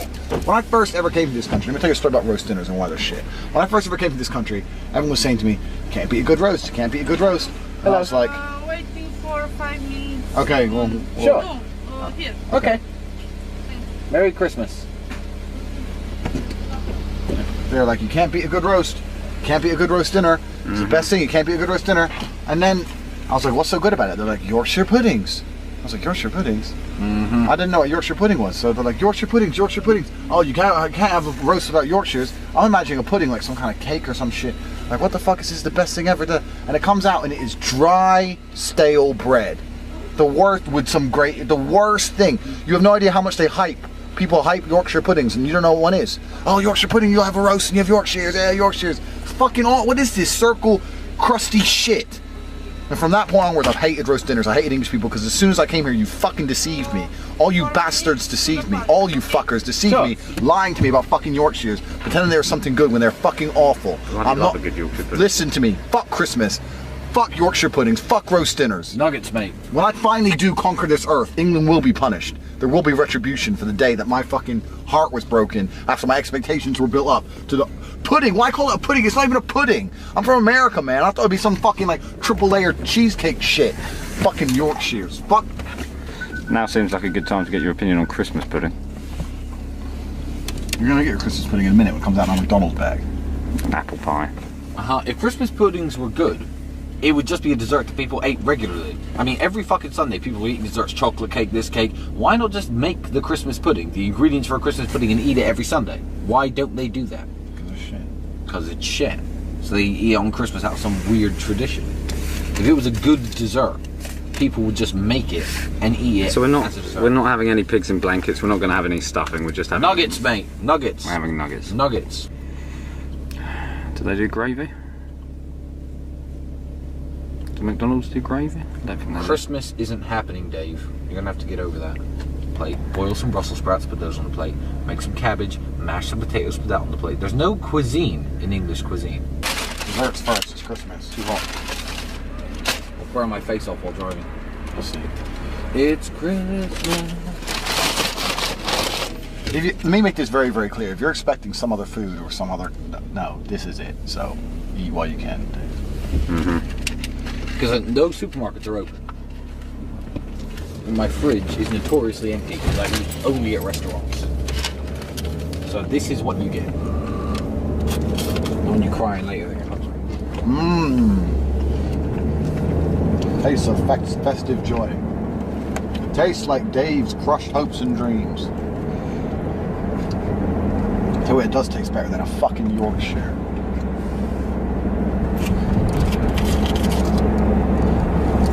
Bittersweet. Tastes like Dave's lack of festive fulfillment. Tastes like someone got Rudolph, shot him out of the sky with a sniper rifle, and fucked his dead body. While Santa watched, saying, no, not Rudolph. and slit his throat. Killed everyone. On a murderous rampage. That was me. Through the North Pole. All the little helper elves who are just making little toys, all smiling. He just walks in with a big boner and a chainsaw. Says, suck this or die. So all the little elves are like, ah, and he starts chopping them up with a chainsaw, and then everyone gets in a row trying to suck his dick so they don't die, and he's just chopping heads off, and his boner's everywhere, and jizz is everywhere, and blood's everywhere. It's possibly the most horrific Christmas tale ever told. You haven't heard this story? No. It's by a man called Andrew. And Andrew doesn't take shit. Especially not at Christmas. The Boner Grinch. The Boner Grinch. The Boner Grinch. Chainsaw in one hand, axe in the other. Massive dong. The 10-inch Grinch. Celebrate.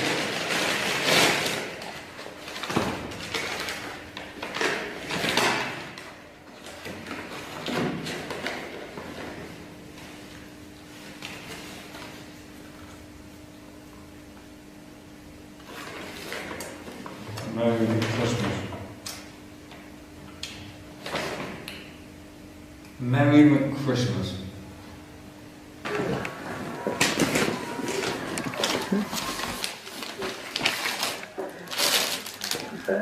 You said you were half black, so. How well do you know me? Very well, mate. I think. Well enough to know I don't eat chocolate. I don't want this Santa wog. Keep it. You got another one in there? This? Yeah.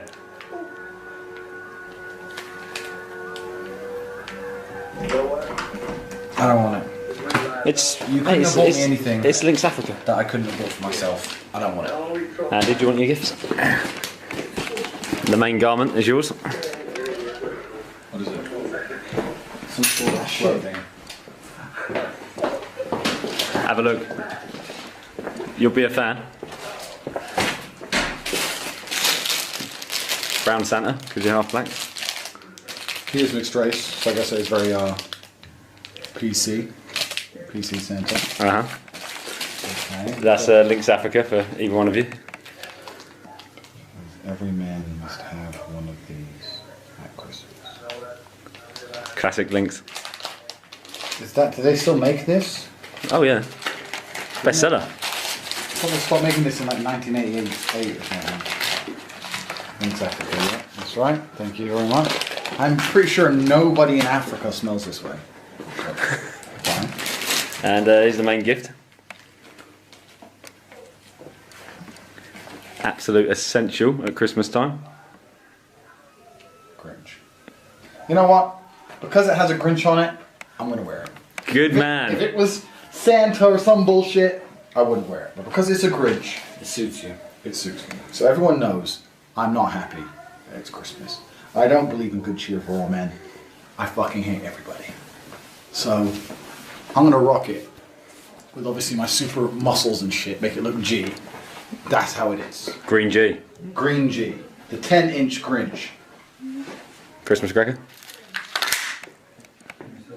Go on, you might have a hat in there.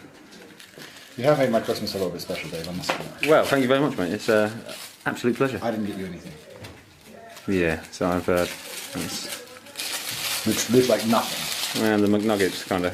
Yeah, we got McNuggets. Don't you know? We've been with us long enough. And I want you to say something on camera. Have you ever drunk with much alcohol in your life as you drink, existing with us? I do feel quite ill. We are professional boozers. Everyone else goes, oh, I drank once hard that day. Day after day, we professionally booze. Copious amounts. Unstoppable. Unforgivable amounts of booze. We can tear through booze like humans can't tear through booze. That's what we do. In the cinema, when you're throwing up, we drink the same amount the next day with breakfast. You start with a beer and you get boozy.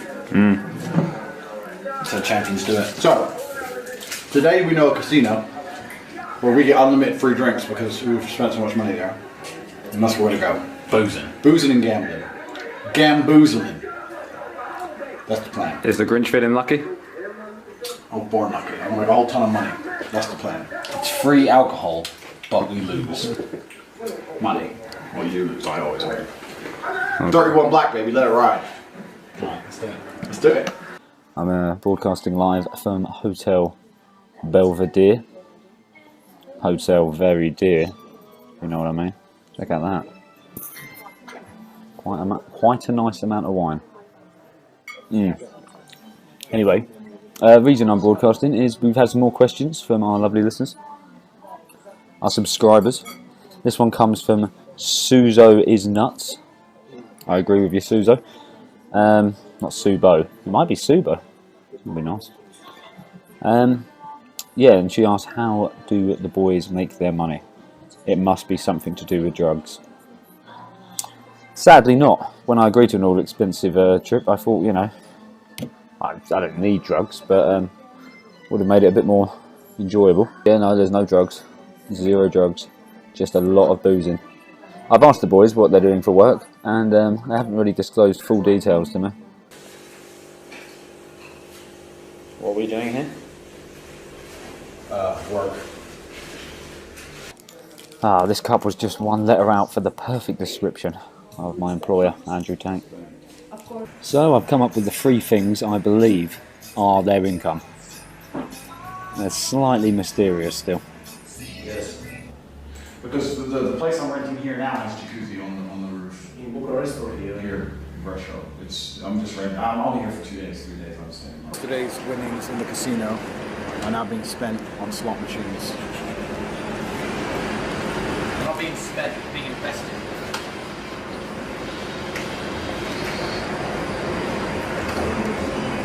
Invested wisely.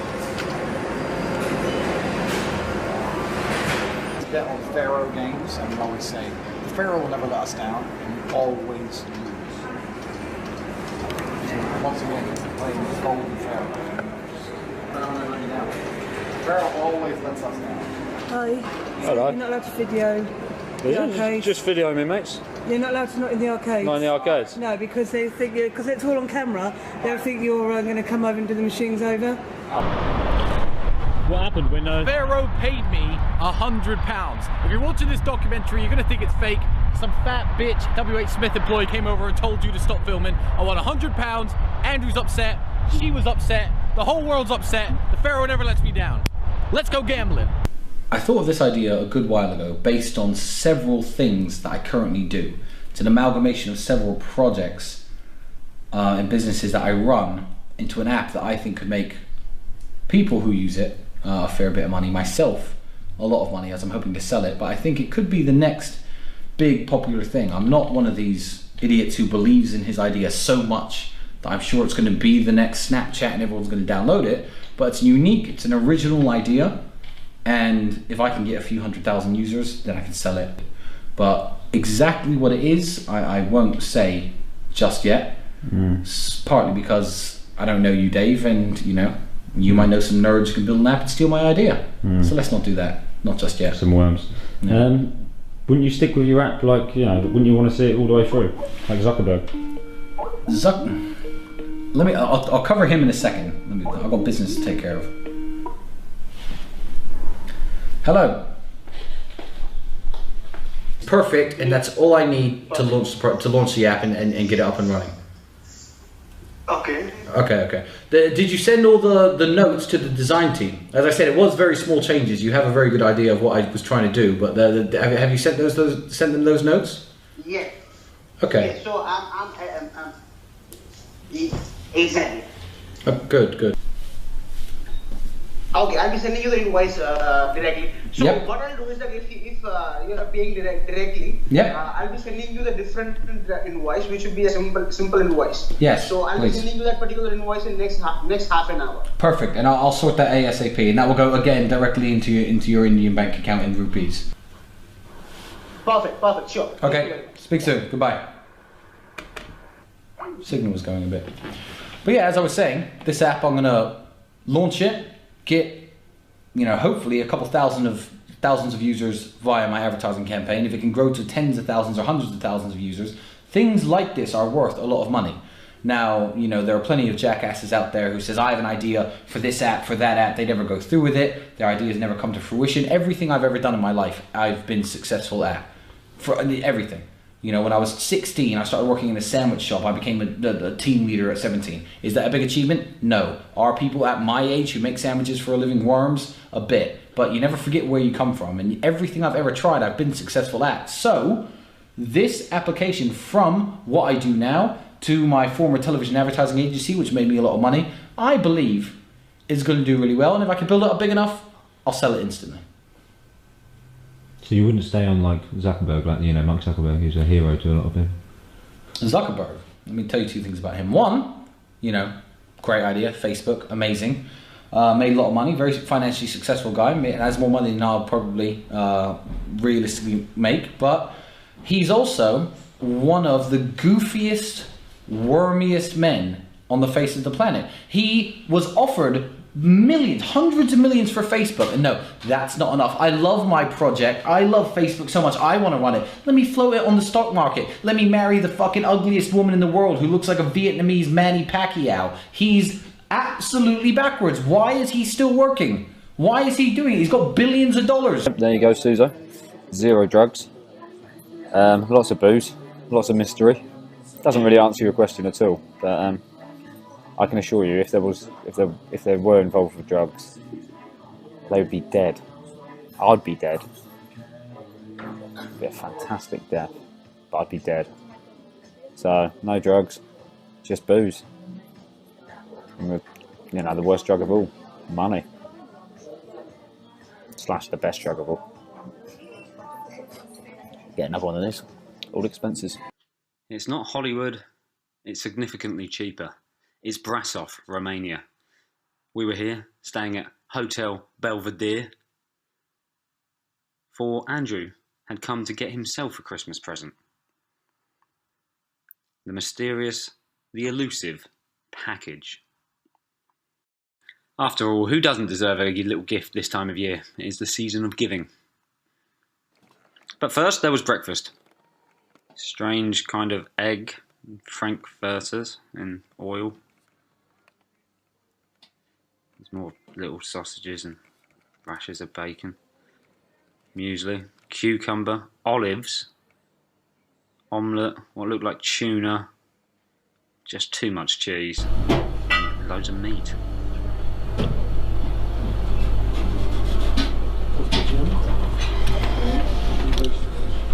Not quite full English, is it? Not in England. Thankfully so, thankfully so. One thing I was hoping to get your opinion of. This time of year you see a lot of videos online. People giving to the charities, people giving to homeless people. Sort of once pranksters are now charitable do-gooders. Where do you stand on that? What, wankers you mean? It's not charity, is it? It's charity if you do it purely for the good of someone else. That's the whole point of charity. If you're doing it and filming it and putting yourself online doing it and writing some bullshit like this time of year I just couldn't help myself, and setting up a fucking 8-camera tripod system to catch every single second of your charitable deed, then it's not charity, it's buying Facebook likes. That's all it is, it's bollocks, and they're wankers, and anyone who believes it or shares it is a fucking prick anyway. Who are these pranksters anyway? Like, since when can you go around and like just fuck with people in their everyday life and it's funny? When someone comes up to me and like takes my sandwich out of my hand and throws something on me and it's funny. Like, I will literally end your life if you want to fuck with me on that level. Since when is that cool and acceptable, just to go through life and your only mission just to be to piss everyone off? Locked up, all of them. Dickheads. And now they're like, oh, like you said, oh, charity. Oh, did this, and they've recorded and they've got their fucking radio mic on. Fuck you. It's not charity, it's buying Facebook likes. What if I were to tell you I give money to homeless people all the time and I never ever film it? What if I tell you I tip everywhere I go? Every time I see someone who's on the street I give them money, I never ever film it. Because it's bullshit. It's not charity, is it? It's not a selfless act. Fuck everyone.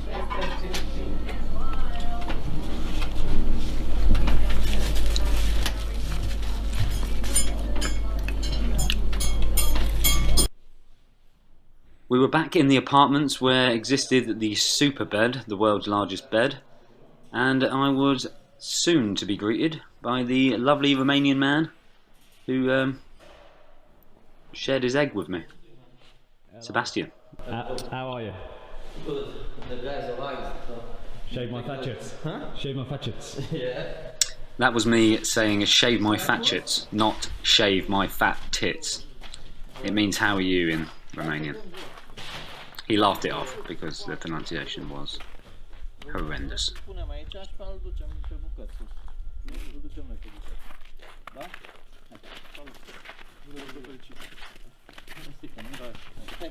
Let us help us a little bit. Maybe we need the help.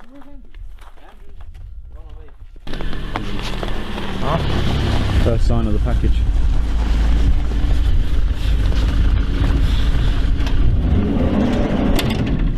Jesus Christ. Jesus Christ. I said that. Bloody hell. Even as a mere observer, I felt the strain of this ridiculous package. Halfway across the world, and it still took 4 blokes to get it down a couple of stairs.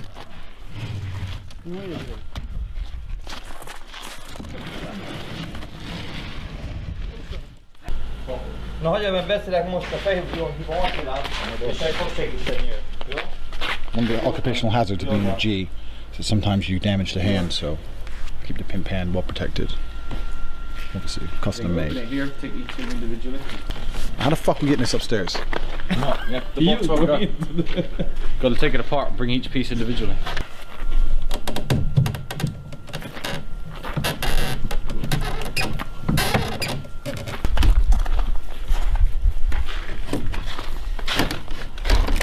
Ja trebuie filmat.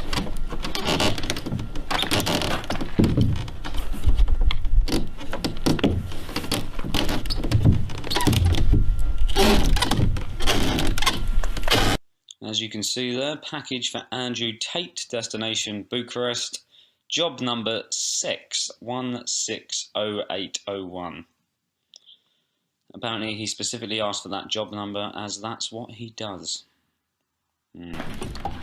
Vad gravid?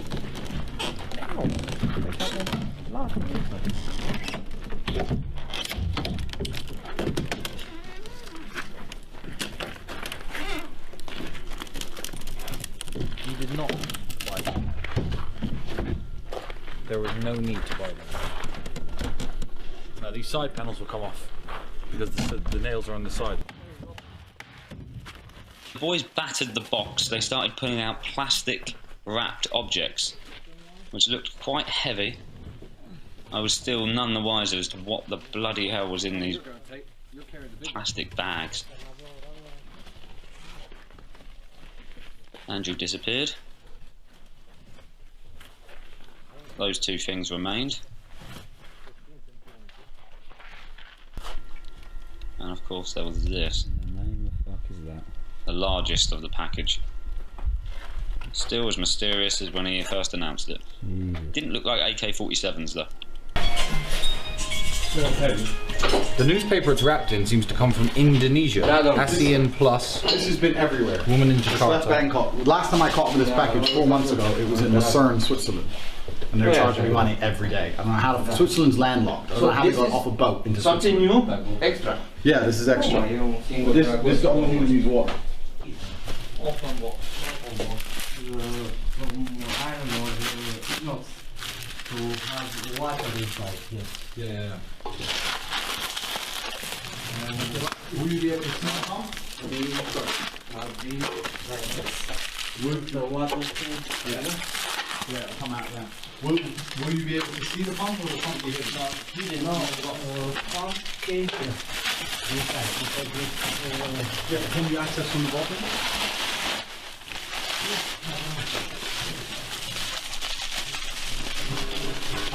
These were not the main contents of the package, they were mere extras. Ladies and gentlemen, I give you a package which has travelled halfway across the world, costing a ridiculous amount of money, mainly in fees. Here it is, the package.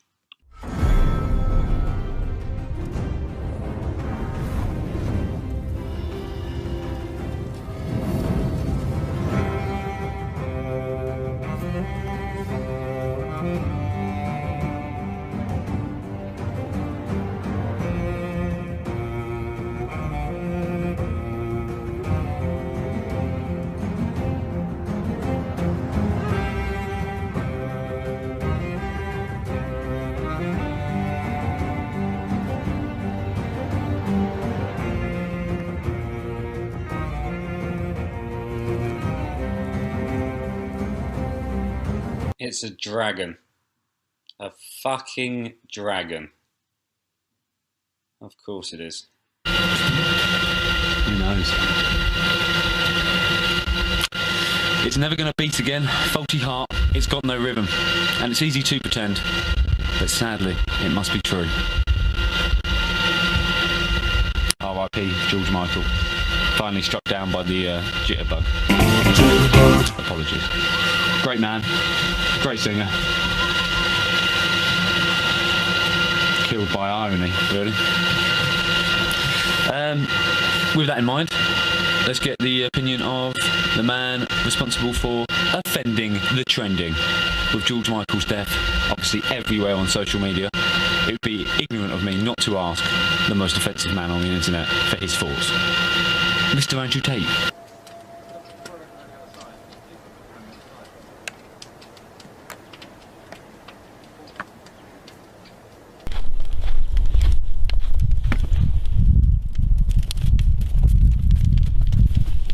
That's the little thing. Hey? What, my machete? One of the first things I ever bought when I moved here. A case of bears or unsavory people. Or little tiny cute stray dogs. Yeah, or little tiny cute stray dogs. I'd never do that to a dog. Yeah, dogs are G. I like them. Speaking of death, trending, offending the trending. George Michael's died recently. Outbreaks on social media. Has he? Is everyone a George Michael fan now, are they? So what, you fucker? Fuck off. So yeah, basically everyone's been crying out their sympathy for George. It's sort of #1 trending. Didn't he take like fuckloads of drugs though, all the time? You know, like I don't have that big a beef with George Michael, but like let's take Amy Winehouse for example. Everyone's like, oh, she died. She was a genius. She was a musical genius. She sung about not wanting to go to rehab. Then died of drugs. Then died of a drug overdose. So everyone's like, oh, poor girl. You fucking retard. Like, you should have gone to rehab, bitch. What the fuck's wrong with you? I'm gonna take loads of drugs, I'm gonna do whatever I want, and I'm a rebel, and I'm a musical genius. If you were such a genius, you'd just fucking put the drugs down and stop being a spastic. Now you're dead. If she had never died and was still alive to this day, she'd have faded into obscurity. No one would know who she is, no one would listen to her music. Why does this dog want to bite my hand? No sympathy for Winehouse or Michael. Look, Michael took loads of drugs. Okay, I didn't mind Michael as much, but Amy was a complete prick. This dog is getting... Yeah, you know, celebrities die. I'm not going to give a fuck about celebrity death until celebrity starts giving a fuck about me. If Michael called me every Sunday, said, how was your week, my man? Do you want some cash? Then I'd care. But in reality, if you were to say, Andrew Tate to George Michael, he'd be like, who? He doesn't give a fuck. If I died, would he write about it on his Facebook? Well, I think if you were to say Andrew Tate to George Michael now, you wouldn't get a reply. Probably not. But yeah. Even in death, most people are afraid to ignore me. I've got machete. What about 2016 overall? I mean, oh, a bunch of people I don't know, and a bunch of people who don't know me died. Boo-hoo. Who gives a fuck? You mean like every other year since human history began? People live, people die. Welcome to the real world. This box was alive, came all the way from Thailand, got murked. That's how shit goes. Are actually pretty much the good guys in the world. I think that if we're talking about Russia in general, my scope on the world and my view on the world has been shaped by my father's view. My father was obviously American intelligence, so I guess I should be very, very pro-West. But when you look at the world for what it actually genuinely is, I believe the Russians have had a pretty hard deal. And I believe that in the West, we are sold and we are told that the Russians are always the bad guys. The Russians are doing the bad thing in Syria. The Russians are doing this bad. The Russians are doing that bad. When in reality, we do the bad things. We funded a whole bunch of groups in Syria so they'd fight ISIS. Those groups are fighting ISIS and the legitimate government and fuck knows who else, because we don't know who they're fighting. And Russia's just blowing up anyone who's not the government. I agree with Russia. I think they're doing the right thing. We talk about Russia being aggressive because they annexed Crimea, but if you look at the post-USSR world, who's been aggressive? The USSR had all these countries as buffer states between Russia and the West. They had Hungary, they had Slovakia, they had Belarus, they had Ukraine. They had all these countries as buffer states between the USSR and between the West. And now, since the USSR has fallen, all those countries have joined the EU. So who's been aggressive when all the countries that were previously USSR have now all joined the EU, all joined NATO, all put in anti-missile systems along their border, all have tanks along their border? Imagine Russia bought Ireland. What would England be saying? You know, back our Guinness. Exactly. So Our Guinness. So who's the aggressive ones? We're the aggressive ones. We want to take all the buffer states away, put the European Union and NATO, which is an unfightable force. Russia stands 0% chance in a war against NATO. Literally zero. They don't stand a chance in a war against America alone, let alone NATO. So 0% chance, and you want to bring it right up to the Russian border. We're in Romania right now, and there's a bunch of American soldiers around, and there's a big fucking thing on the news and problems going on because they're building an anti-missile system in Russia. I mean, here in Romania, on the Russian border. The whole idea of nuclear weapons is that it's a mutual destruction. That's the idea, is that we fire one, you fire one, mutually destroyed, so no one uses nukes. America's putting in anti-missile systems everywhere, so you can't ever nuke the EU. You can't ever nuke America. So that means they have nukes and Russia doesn't. So it takes the balance away again. And that's the whole point of it. So they're just expanding NATO, expanding the EU at a rate now where Turkey can shoot down a Russian fighter jet on its way to Syria. There's a Russian fighter jet on its way to Syria that was in Turkish airspace for less than 4 seconds, got shot down, killed the jet, killed the pilot. Would Turkey dare do that to Russia if Turkey wasn't a member of NATO? No, they shoot the guy's jet down when it has a 3-second airspace violation. It wasn't taking the piss. 3 seconds, they shoot him out of the sky, kill the guy, then they call America, oh, we pissed Russia off. If they come get us, can you save us? That's bullshit. So who's starting the problems? We are. Putin, if you actually listen to him, is one of the smartest, most logical men on the planet. And that's why I'm so happy Trump won, because Trump has enough brain to sit down with Putin man to man and prevent World War III. Clinton and her fucking bullshit was going to literally spark the beginning of a world war with this anti-Russian rhetoric. We've already fucked Russia every way we could. Wars aren't fought on the battlefield anymore. Wars are fought in completely different ways. Wars are fought electronically, wars are fought economically. And even now, if you look at the news where people are saying that the Russians helped Trump win because they hacked the Hillary emails and they leaked all her emails prior to the campaign, they helped Trump win. Well, maybe they did the right thing. Maybe they actually understood that if Trump gets in, there can actually be some genuine cooperation between the West and Russia, as opposed to Clinton, who's a career politician, who's been trained to be anti-Russia so long that she wants to fuck Russia out of every single business deal, grow the EU, grow NATO, put weapons on their borders, and then think, well, what are they mad for? Russians are the bad guys. You know? We've already devalued the Russian ruble. This is how a war is fought. After MH17, when that plane got shot down over Ukraine, no one still knows who did it. We say it's the Russians, people others say it's Ukraine or separatists or whatever. When that got shot down, America makes a phone call to Saudi Arabia and all the other OPEC countries to stop producing oil. No, sorry, it says flood the market with oil. All these oil producing companies flood the market with oil. Because you got to do as America says. All your oil barrels, flood it, flood it, flood it. The price of oil drops 70% within a week, and the Russian ruble's worth half the value. Literally within 3 days of that happening, the Russian ruble went down half the value. Imagine you have a currency and it's worth half of what it was. So you saved up £1 million your whole life, now you got 500 grand. Bang. That's war. That's war already fought. So how are Russia the bad guys? We don't even know who shot the plane down. The West are the bad guys. The West are completely the bad guys. Since World War II, America's owned the world. They've done whatever the fuck they wanted. They thought that if they're in control of it, nothing bad will happen. And it's been nothing but complete war, devastation, destruction. So I genuinely think in most scenarios, Russia are the smart guys. I think Russia's a pretty good country. Good answer. Let's go straight to Trump from there. Trump's the man. People hated the idea of Trump. Yeah, because Trump was demonized as the worst thing to ever happen to politics. Yeah, because these are leftist, these are little leftist, easily offended hippies. They don't have any concept of the real world. What people don't understand is, people say to me, oh, Andrew's violent, Andrew's this, Andrew's that. What I understand about the world that most people don't is that the world requires balance. It's the oldest thing in the world. It's like the Chinese philosophy of yin and yang. You got the black and the white. You need to have someone who's smart. But you also need to have someone who understands violence and understands that violence has an applicable role. Nowadays, leftists want to go through the world and they think violence is wrong. This is wrong, that's wrong. Violence isn't wrong. Violence is subjective. If someone breaks into your house and wants to hurt your family, you're going to get violent.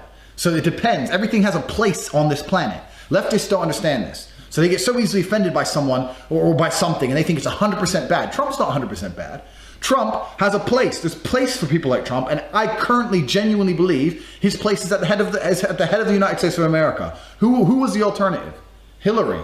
A career politician. Literally, what amazes me most is all these lefts who complain about Trump, they complain about the establishment and they complain about the corporations, and then they want to get Hillary in power. Hillary is completely what you dislike. She has pretty much no career her whole life besides being in politics. That's all she's ever done. And she sucked the right dick of Bill's, so now she gets a chance to be president. How does that work? Trump is the American dream personified. The American dream is you can make your own money, you can get rich, you can be president. That's what he's done. He started with $1 million, fair enough, but he's become a billionaire. So he ain't stupid. He knows what he's doing. He's become the president of the United States. What's wrong with that? But leftists won't accept it. No, he's wrong. He once said one bad thing about someone once. People say bad things about people. Welcome to the real world. If we just drop the bullshit and all stop getting so easily offended by stupid little things and drop the dumb shit and look at the actual reality of the earth, there's not a single person on this planet, including the leftist hippies who hate Trump, who haven't said a bad thing about someone at some point. That's how the world fucking functions. He said some bad things about some people, big whoop. He's gonna be a better president than Hillary ever would have. So get the fuck over it. Trump is a G. And the worst thing about it all, what amazes me most, is that most of the people crying, it's not even gonna affect their lives anyway. Like people are like, oh, Trump's gonna be you smoke weed, you work in an antique shop. What the fuck does it matter if Trump is the president or not? Really, Lucy, 21 from Scunthorpe, what the fuck does it matter if Trump's president or Hillary's president or there is no president? You are literally achieving pretty much next to nothing with your life. Next to nothing. You're not in politics. You haven't got fucking stocks and shares in companies that matter. Literally, most of the people I saw complaining about Trump on Facebook, either A, didn't really understand politics in the first place, or B, it would not affect them who's president anyway. If you're broke, you're gonna stay broke. If you're rich, you're gonna stay rich. Politics has actually very little effect on someone's life. The only thing politics can do is set a few laws like don't kill, don't rob, don't steal. Besides these basic outlines, you've got people like me who are gonna go and become millionaires on their own, and you've got people who just sit around going, I'm not rich because of the conservatives, I'm not rich because of Trump, I'm not rich, and just excuse makers. Just excuse makers. It doesn't matter who's in charge, you're still gonna be a shit muncher. So what the fuck do you care for? Of course you hate Trump. You're a hippie, your hair's too long, you ain't got a job, you wanna walk up and down the street saying, down with Trump, like putting someone else in there is gonna change shit. It ain't gonna change a thing, you're still gonna stink, you're still gonna need to shave your armpits, Lucy. Fuck you. May I ask you a serious question? Absolutely. Have you ever grabbed someone by the pussy? No, but I've been inspired by the President of the United States of America, and if he can do it, anyone can.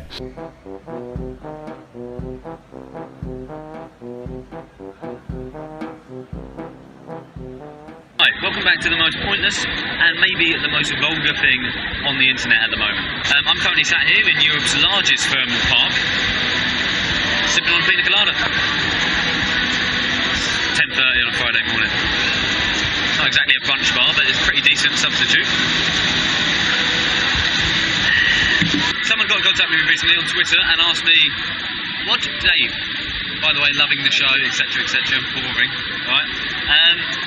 What do you actually think of Andrew and Tristan? What's your honest opinion of the Tate brothers? Honest. Hard to give my honest opinion when they're paying for stuff like this.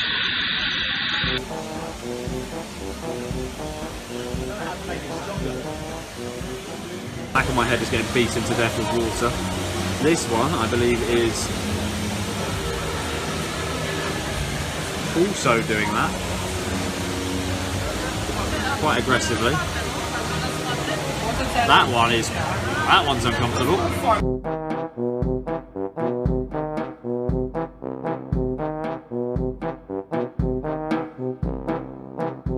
About this. Andy would bloody love this.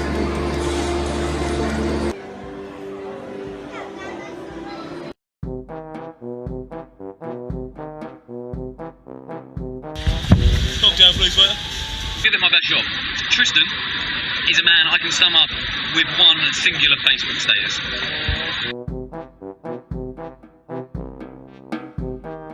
Lad, think of Andrew Tate, kickboxing world champion. Obviously, he's detestable and hateful, that goes without saying, but I'm trying my best to find some redeemable qualities. I'm trying my best. Probably. His rants are, you can't dispute his rants really, they're grounded in good logic, they just come across a bit hateful. The snow should be banned. You live in a fucking fantasy land.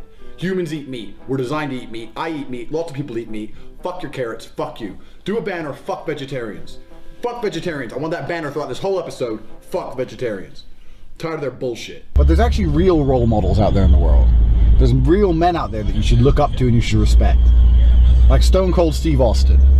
You know what they should do? Should have a license to Facebook. You should have to apply and prove you're not a fucking shit munching dickhead before you're allowed to post on Facebook. Michael took loads of drugs. Okay, I didn't mind Michael as much, but Amy was a complete prick. Amy Winehouse probably should have gone to rehab. It's true. But, yeah, he seems to hate everything, including Christmas. He enjoys spending money, and the only thing he's actually shown any love for is Jeremy Kyle. Jeremy Kyle's my favourite show ever. Hold on, Jeremy. Maybe Jeremy should be here, because at least Graham, because this is not normal, is it? This is not normal behaviour.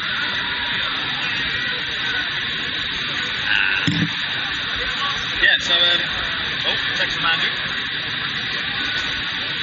Banner. That's all it says, banner. So, what do I think of Andrew? You tell me. Ciao. Classic. Classic Jelly Maccas. Such a wimp. Son of a distance. Hi. Welcome back to probably the most offensive and expensive thing ever made for the internet. New Year's Eve, so Bucharest, Romania, not kidnapped, still alive. Bought myself a new shirt. Yeah, it's pretty cool. Flowers. Flowers on black. Yeah. Quite looking forward to seeing what Andrew's got planned for us. He's put me in a flat in Bucharest by myself, but not a problem. As you can see, Bucharest, as it turns out, is actually a pretty fucking fantastic city. How have I spent the last few days? Filming everything and anything that I think is cool, usually with zooms. Forget if Carlsberg did Christmas trees. What about if Grosch did Christmas trees? Number 33 looks pretty sinister. And that's a man holding a dog and a tiny penis there. Running off the Christmas dinner. Well played, soldiers.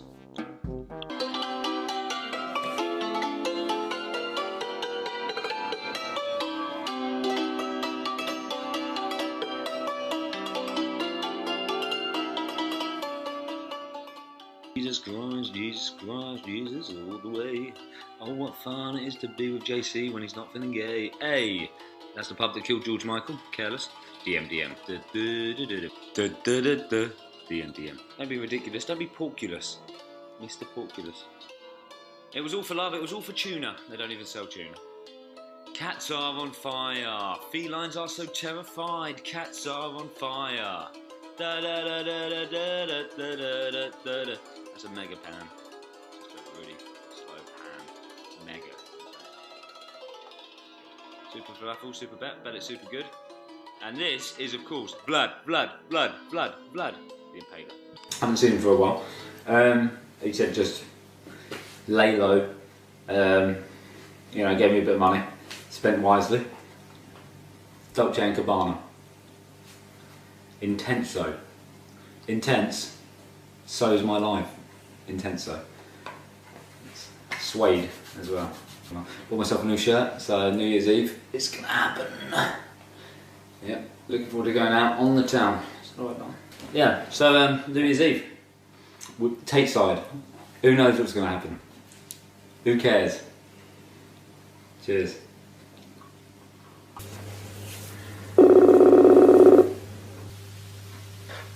Howdy T. Why are you so dark? What do you mean? It's almost New Year's Eve. It's dark in here. Why is it so light there? Where are you? There's no New Year's Eve. There's no New Year's Eve, Dave. Of course there is. There's not. There's not. New Year's Eve is for people who need, like, an excuse to get drunk. They're like, on New Year's Eve, I get to, you know, have champagne and get drunk, and I don't have to get up the next day, which is pretty much every day of my fucking life. Mm-hmm. So I have no reason to celebrate that dumb shit. Ooh, champagne! Ooh, I am champagne. I can drink as much champagne. I can drink champagne until I die. Any day of the week and never get up because I'm a retired millionaire. Why the fuck do I care about New Year's Eve? I bought a new shirt. So, that's the reason. Let me see. I can't see it. It's nice. It's got flowers on it. It's silk. It's pretty cool. Yeah, alright. Well, you're going to struggle because I'm in England. You in England? Yeah, man, look, check back. What's that say? That says Aston Martin. It says... Correct. I'm in England. I have something to do. I was going to tell you about it. I thought, you know what, they're filming this thing, maybe I should tell him. But I think you got boozed out of your mind with Tristan, and you were both asleep, and I thought, fuck this. So I got playing. I boozed and loosed. Fuck. You boozed, you lose, I'm in England, fuck New Year's. My plan for tonight is, you know what my plan for tonight is? Tell me what I'm going to do. I'm going to do what I always do on New Year's Eve, which is sacrifice my own money on a mission to ruin other people's day. So what I do is I go to a casino, I go to a table where there's someone and a little bit, you know, because on New Year's Eve there's always like amateur gamblers, not proper professionals like me. And they've got like £2 or £3 on each number, and they've got like 50 quid in total, and they go there for a bit of fun. So what I do, like they're big ball in money, and I start putting £100 on each number. So when it comes in, I'm like $3.5 grand. And the person next to me is like, Ross, I was happy when I was winning £19. They got one number here, one number there, and they going, yay, every time they win. But then they start seeing me make real money. They're like, maybe I can make real money. And I see it change, and they don't keep track of how much I lose or win. They just start thinking, wow, he's hitting £100 numbers. Before you know it, they're at the cash point, taking out money they ain't got, gambling money they ain't got, and they go broke on New Year's. My mission, I don't care how much I have to lose, I'm going to make someone who cannot afford to gamble big. Fuck his life up. It's going to start the year not being able to pay the rent. Happy New Year, motherfucker. That's my plan. That's why I'm going to the casino. I'm going to spend 20K fucking up someone else's life. But what am I going to do? I don't care about what you do, Dave. I don't care about what you're going to do. I'll be honest with you.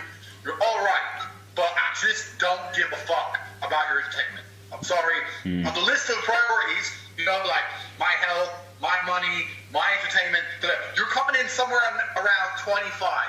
And anything that's not the top 3 ain't really getting much focus. 25. I'm quite pleased with 25. Okay, well, I suppose I'm just in Bucharest by myself then. Yeah, you're in Romania on your own. Be careful, it's dangerous. Oh dear. Alright. So, with Andrew out of the country in his Aston Martin, and Tristan busy entertaining, I was left to the streets of Bucharest. But luckily, someone found a street party. Who's that? You tell me. Let's just say the shirt worked. What was I doing last night? I don't know, what was Romulus and Remus doing last night? I was up to the same thing.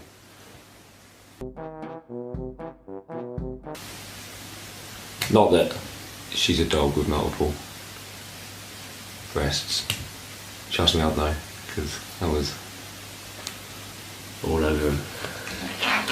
It's only 2. Pound the shirt. Street party, Old City, Bucharesti. It's the bestie.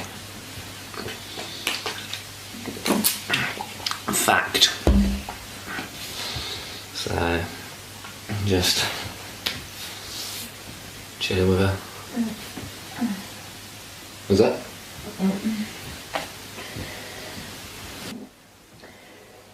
Can you call me a taxi? Taxi?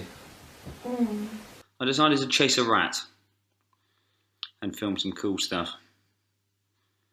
It's the giant can of Pepsi. Just your average Romanian roundabout. Thank Jesus above that I had some old footage of Andrew answering your questions. Because if I was a better man, I'd have social media. I would not know about the ice bucket challenge. I would not know about fucking when I feel afraid. All the dumb shit that pisses me off on a daily basis would not even enter my brain. The ice bucket challenge was one of the most stressful periods of my life, where I couldn't scroll up and down Facebook without some fucking attention-seeking dickhead. It started off as Ice Bucket Challenge, and towards the end, people started calling it My Bucket Challenge, because they were too pussy to even put ice in the water. I don't think I didn't notice, motherfuckers. I noticed. It started as Ice Bucket Challenge, few people did it. Then some dickhead skank, Rihanna, or some other hoe, comes on and goes, My Bucket Challenge, with her warm water and her mates. Yay! Doesn't even know what ALS is, doesn't donate a penny to fucking charity, she just wants a few likes on a video and wants to get her fucking her tits out in a wet t-shirt.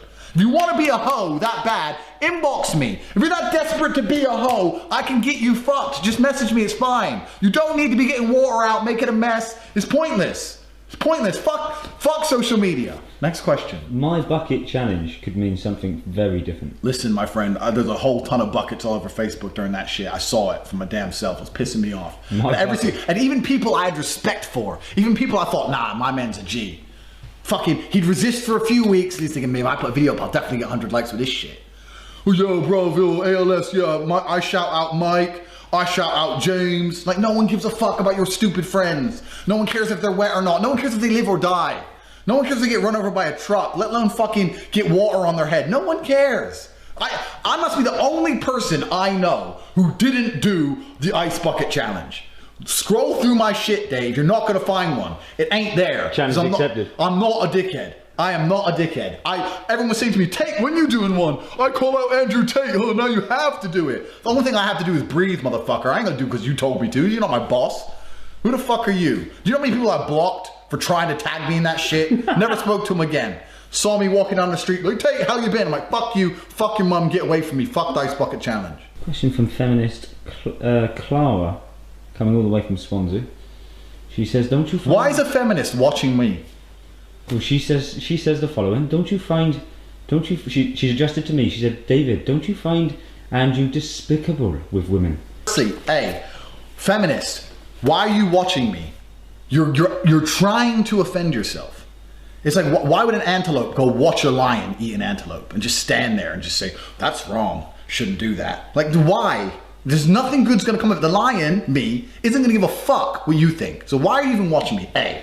B. What have I said that's despicable? I believe that men and women are made to be together. I believe a woman can fuck who she wants. I believe a man can fuck who she wants. I don't think there's anything wrong with a man fucking as many hot girls as he wants to. If he wants to be married and have one girl, good. If he wants to have 100,000 girls and never be married for the rest of his life, good. If a woman wants to go out there and be a prostitute and make her money and fuck guys and be a stripper, good. If a girl wants to be a virgin and meet one guy and marry him, good. I believe everyone should be free to do what they want. So I'm not sexist in any regard. I believe I'm a young man and I don't have to get married if I don't want to, and I'm allowed as many girlfriends as I want to have, and they're allowed to do whatever they want to do. They haven't got to be with me. If they want to be with me, it's their decision. So Clara, get the fuck off my page, because I know you're only watching it because you want me anyway. Let's cut the bullshit. You've been hanging around too many vegans, too many vegetarians, too many pussy ass men. That's why you've grown this stupid ass attitude thinking you're special. Oh, I'm Clara, I'm a feminist. As soon as you say you're a feminist, any man who continues to talk to you is a bitch. If we went on a date and you said I'm a feminist, I would just say, okay, back in a minute. I'd stand up and I'd walk. That'd be the end of our conversation. We'd never talk again. So any man you talk to right now, such a weak version of man, of course you're a feminist. You don't know what a man is.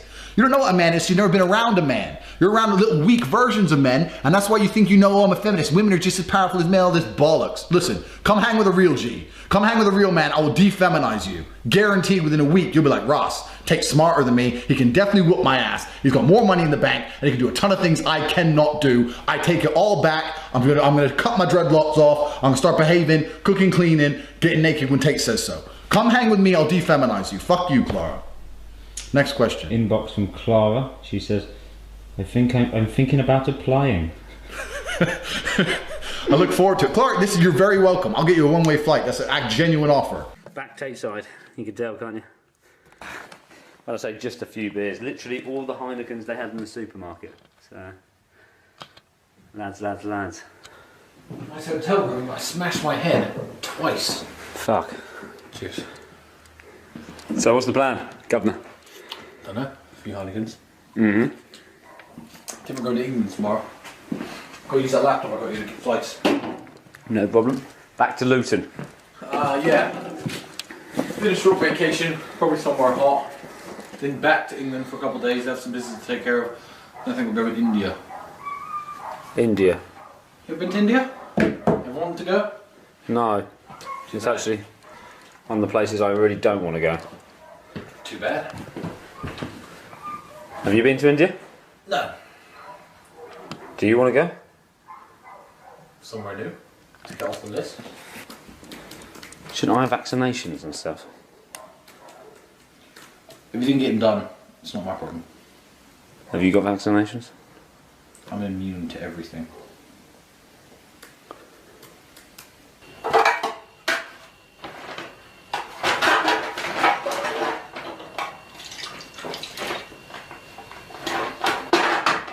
quiet night in. Not.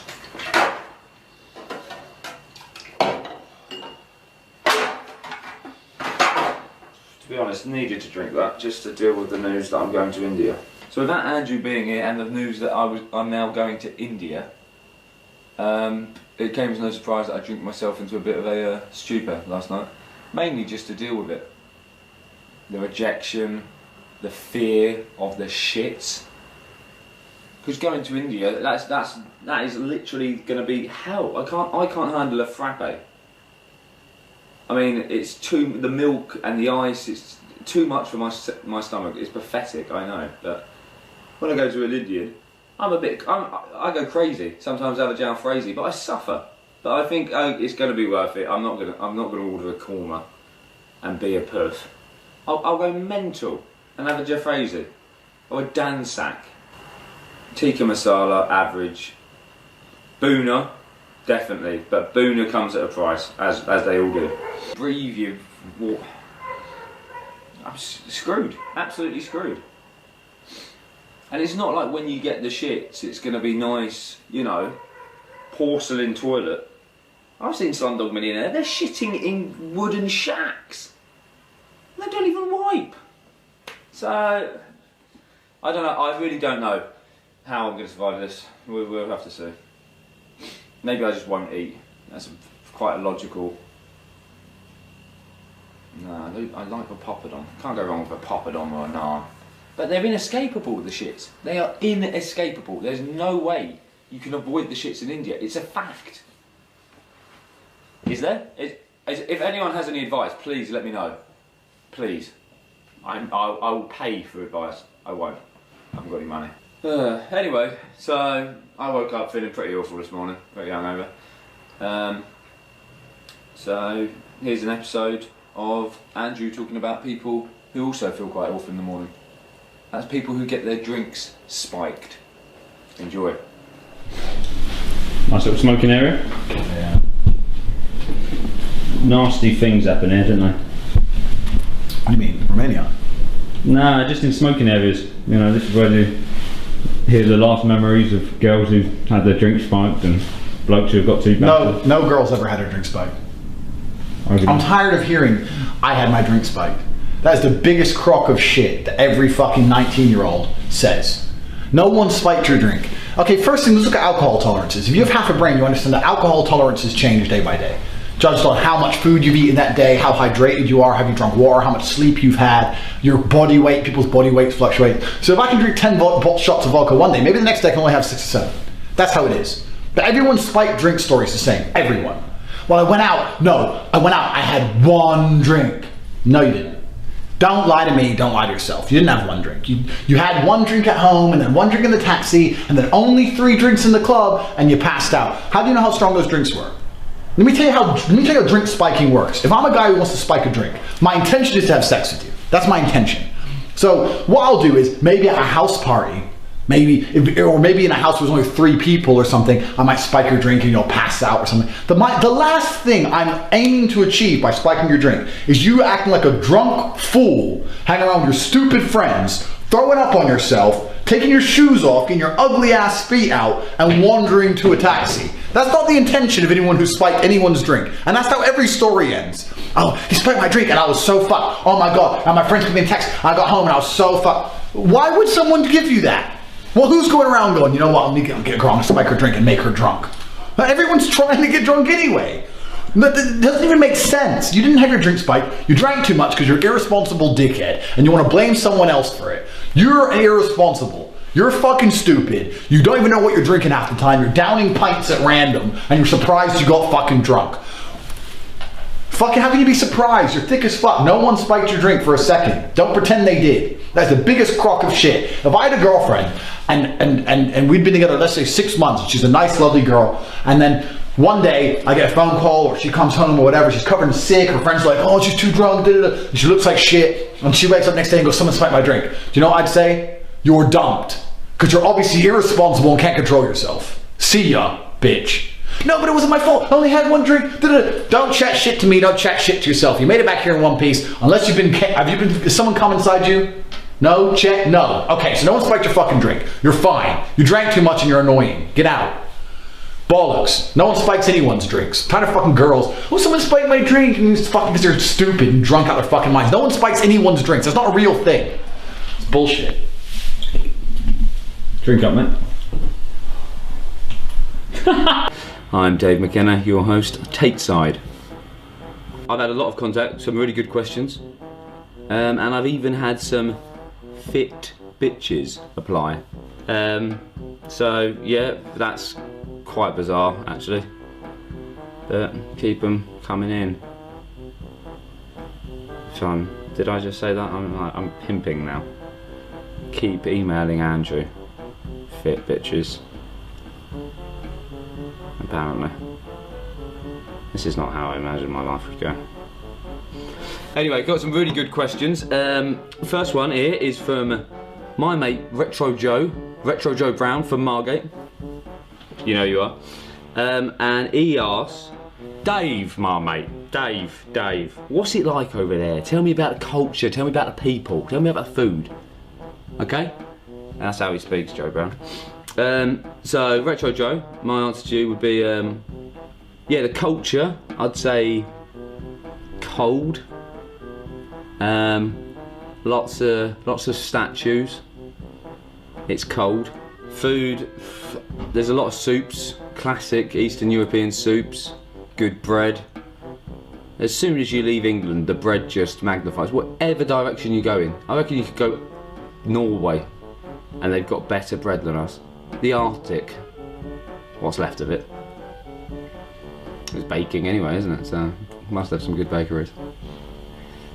I always find when I go away, it's good to compare supermarkets. So this is their Fanta. Madness. Fanta Madness. It looks disgusting, doesn't it? What is it? Give me a taste. Don't open it. They don't have Smarties over here. They have Bonnie Bons breakfast.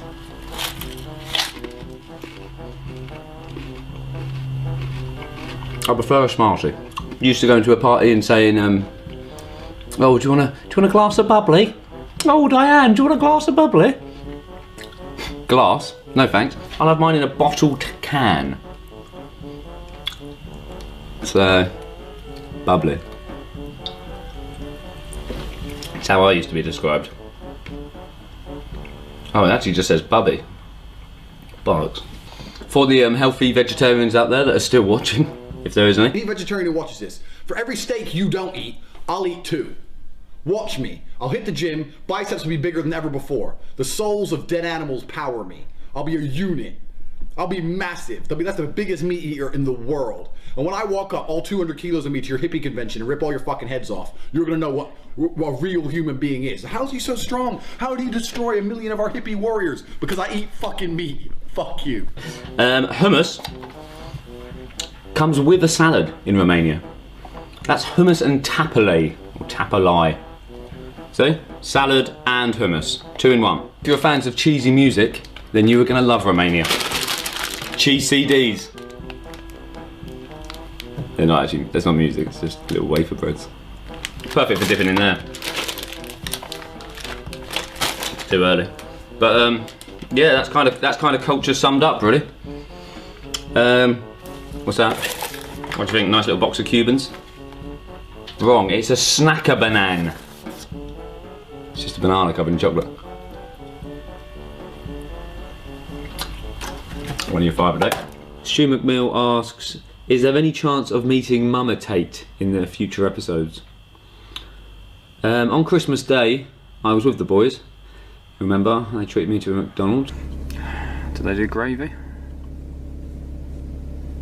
Do McDonald's do gravy? I don't think they do. Christmas isn't happening, Dave. You're gonna have to get over that. That's very nice of them.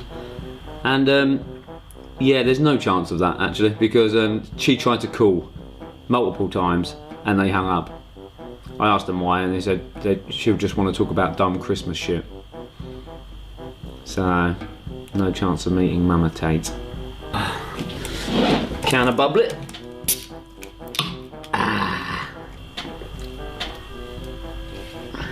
Is it alcoholic? I'm not sure that's alcoholic. Tastes like a Panda Pop and apple juice. Other questions we had for Andrew consisted of, from Helen, hashtag not your stalker, Helen. Not your stalker either, Helen, but nice to know we're equal on that level. She asks, what is Andrew's 5-year plan? I had a feeling this would be short. I asked him on Facebook because he was not taking my calls. Probably busy ruining someone's life in the casino. It's my mission. I don't care how much I have to lose. I'm going to make someone who cannot afford to gamble big, fuck his life up. It's going to start the year not being able to pay the rent. His answer was one word: threesomes. For 5 years. If you remember on his business card, it does state that he's a sexual athlete. Poor girls. The world is influence. It's always been about influence. Pitched battles in which armies go to war with machines of death and destruction is about nothing more than influence, controlling the land to influence it, to tell them what language to speak, tell them what currency to use, tell them who to vote for. It's always been about influence. The battle for control, the battle for information, people think it's a small one. Oh yeah, they control the information, but it doesn't matter, it's just a website. No, because the information influences you. And battles for influence are the only reason there's been battles since the dawn of humankind. We're now living in a world where there is endless battle ongoing for your mind. They're trying to control what you see. If they control what you see, they can control what you think, and they can influence you. Once they can influence you, they can control you.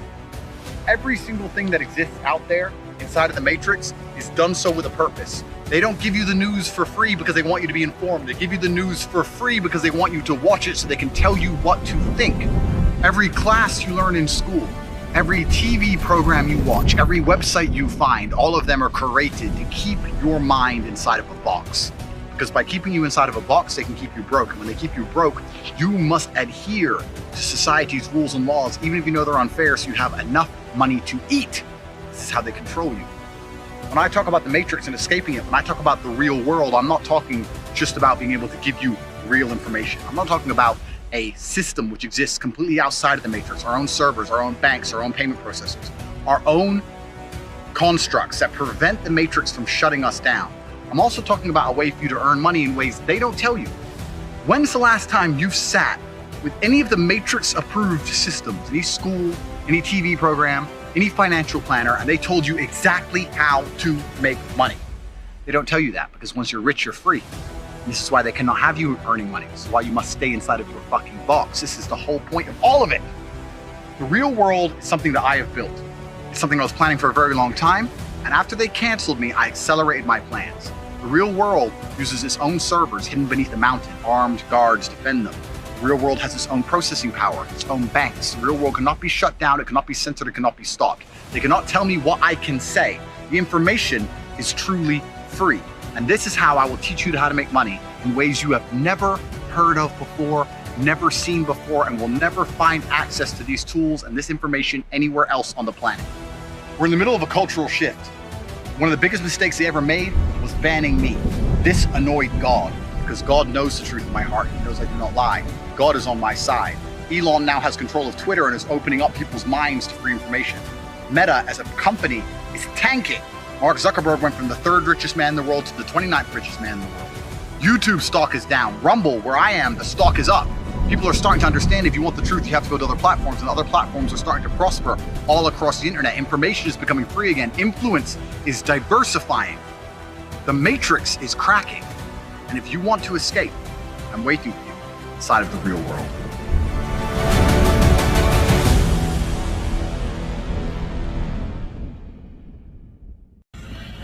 With my man Dave. That's me. My face covered in the middle of Romania, Bucharest. All my hate mail has been about women or my attitude towards women in general. And it's been quite an interesting thing, really, for me to experience, because people seem to be genuinely offended. At the mercy of a ruthless man in a suit. Don't fear, I'm only at the barber's. Expert barbers. Expert barbers. Within a society, the way you're supposed to, as most people do, you're going to end up believing a bunch of things and saying a bunch of things that you emotionally believe are wrong. You don't even know why. You don't know why it offends you if I have 2 girlfriends or 2 wives or 3 girlfriends or 3 wives. You don't know why that offends you, but you know that it does. So here at Expert Barbers, this young man had the challenge of his life to try and tame that afro. The young man battled bravely and nobly. He's clearly struggling. Like if a man wants to have sex with a man, it doesn't offend you, that's fine. But if a man wants to have sex with 2 women, that's crazy. That's crazy, that's wrong. And that's because you've been socially conditioned. Because you have to understand that the society we live in has been built very specifically to make people think a very specific way. And that thinking, the greatest thing that they've achieved with the societal pressure is that thinking isn't necessarily the evolutionary thinking of man. Ah, the mirror, the classic mirror. The international symbol that the haircut is over and it's time to, well, mess up my hair in that case. I thought that was that. How wrong I was. He took my handkerchief off. I was quite satisfied. But then it came back on again. Tried to play my confusion cool. I was pretty unaware what the fuck was going on at this point. They've changed our attitudes in a lot of ways. Homosexuality was punishable by death for a long time. Now it's celebrated. President Obama, the president, the most powerful man in the world, is telling Ellen that how brave she is, what amazing things she's done, all because she licked a bit of pussy. He then proceeded to forcefully plunge me into the water before pouring what looked like absinthe on my head, but felt like mint. Odd. What preceded the mint was him attacking my head with his fingers. This continued for a while until he sort of climaxed with a very strange facial expression. Thankfully he left, but came back with some sort of villain James Bond torture device. Not satisfied with just torturing my head, he soon moved on to my face. Soon enough he was back to the head, more forcefully than ever. Then something odd happened. He started pushing me, and before I know it, he was starting to massage my back with the weird vibrating hand. Unbelievable. It's a vibrating hand.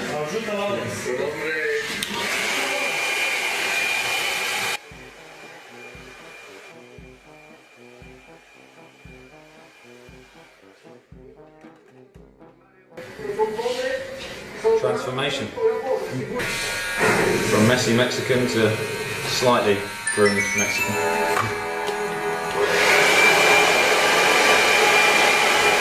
But I don't think it's worth celebrating. I mean, you're gay, cool. You're not gay, cool. To me, it's the same. So I'm the least homophobic person on earth, but people are celebrating like she's so brave. That fucked up dude who, from the Kardashians, who decided to become a woman. I don't care what you say. If you make it to the age of 60 and you're a man and you get all the way to 60 years old and then you decide you're a chick, there's a screw loose. Don't give a fuck what you say. So that mental dude decides to become a chick and everyone talks about how brave he is. He's so brave, inspirational. They're not talking about the soldiers who are out there getting shot at to defend a country. They're not talking about the scientists. There are scientists curing cancer right now. You don't know their name. I don't know their name. Because they ain't celebrated. But we're celebrating a dude who puts a wig on.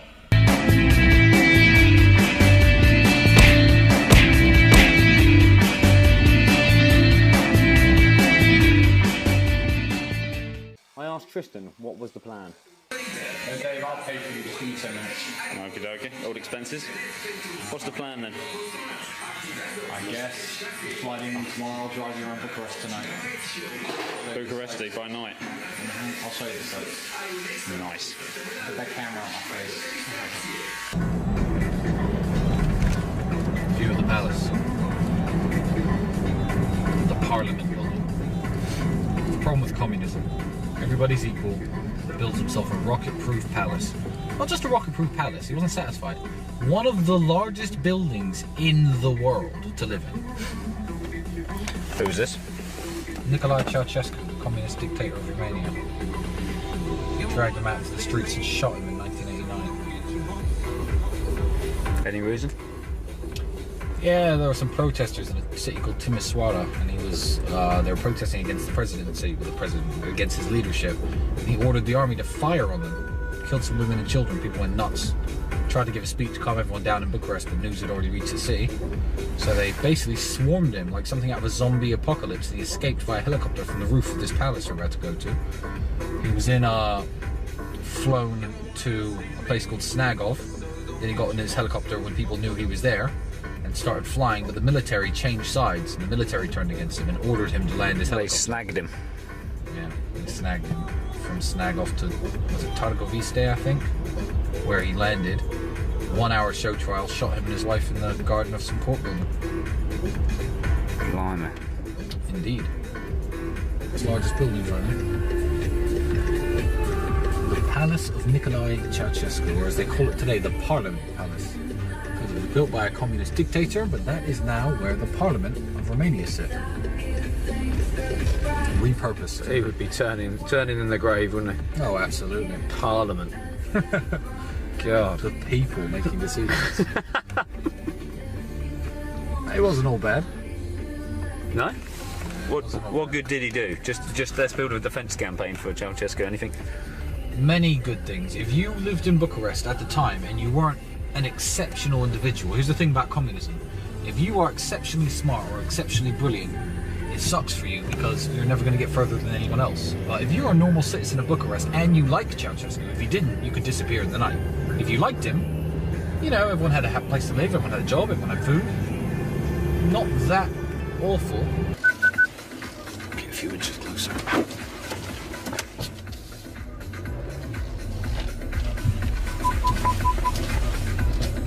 Like the shark of the motorways. The back street alleys. Sonar. It's actually radar, because it's using light. Sonar uses sound, Dave. Obviously. Yeah, you're on the right path here. Indeed I am. Says the local. Says the local, yeah. I do live in this city, Dave. In case you've forgotten, I do live here. Yeah. Nothing quite gives you a sense of direction like a couple of days in the over New Year's Eve period, though. Getting drunk. Yeah. I can imagine. Getting some ladies. Singular. Okay. Ladies singular. How do you know?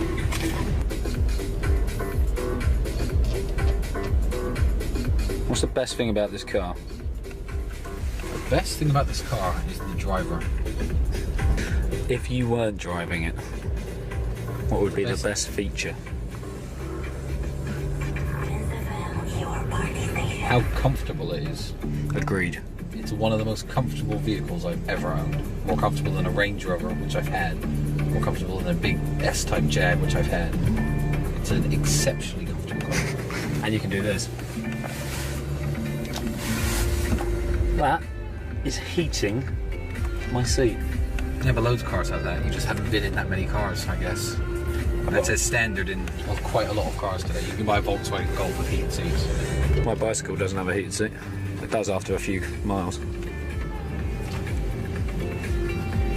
I don't know if that's a fart joke or... It's just a sweat joke. Tristan says the coolest thing about this car is how comfortable it is. But when he says comfortable, he doesn't mean traditional comfort, like sitting down. It's the little things, okay? You know, you see those nutters on the streets of your local town, driving along, not knowing their boot's open. And everyone's beeping them, get your boot open, you twat. Alright, if that happens in this car, do you have to stop, pull over? Absolutely not.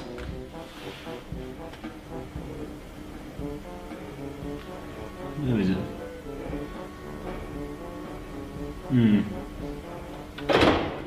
No, it's not that one. Well, you might have to in this case if you didn't know where it was, but... It's definitely in this direction. Nope. Nope. Aircon. Frost.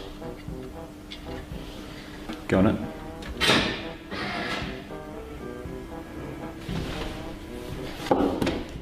That not bloody worked. Maybe you have to hold it.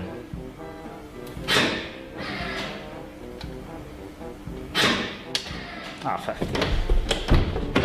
You've got to be fucking joking.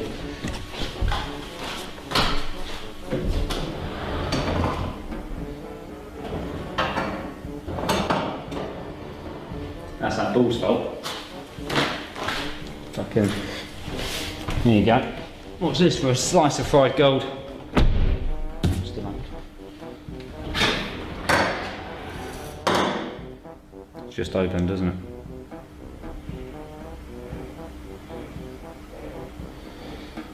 I fucking hate cars. I'd like to say now. I don't have a car and I don't want one. Okay, this is a feature that I do like and I do know how to use. Probably the coolest thing about it, you know?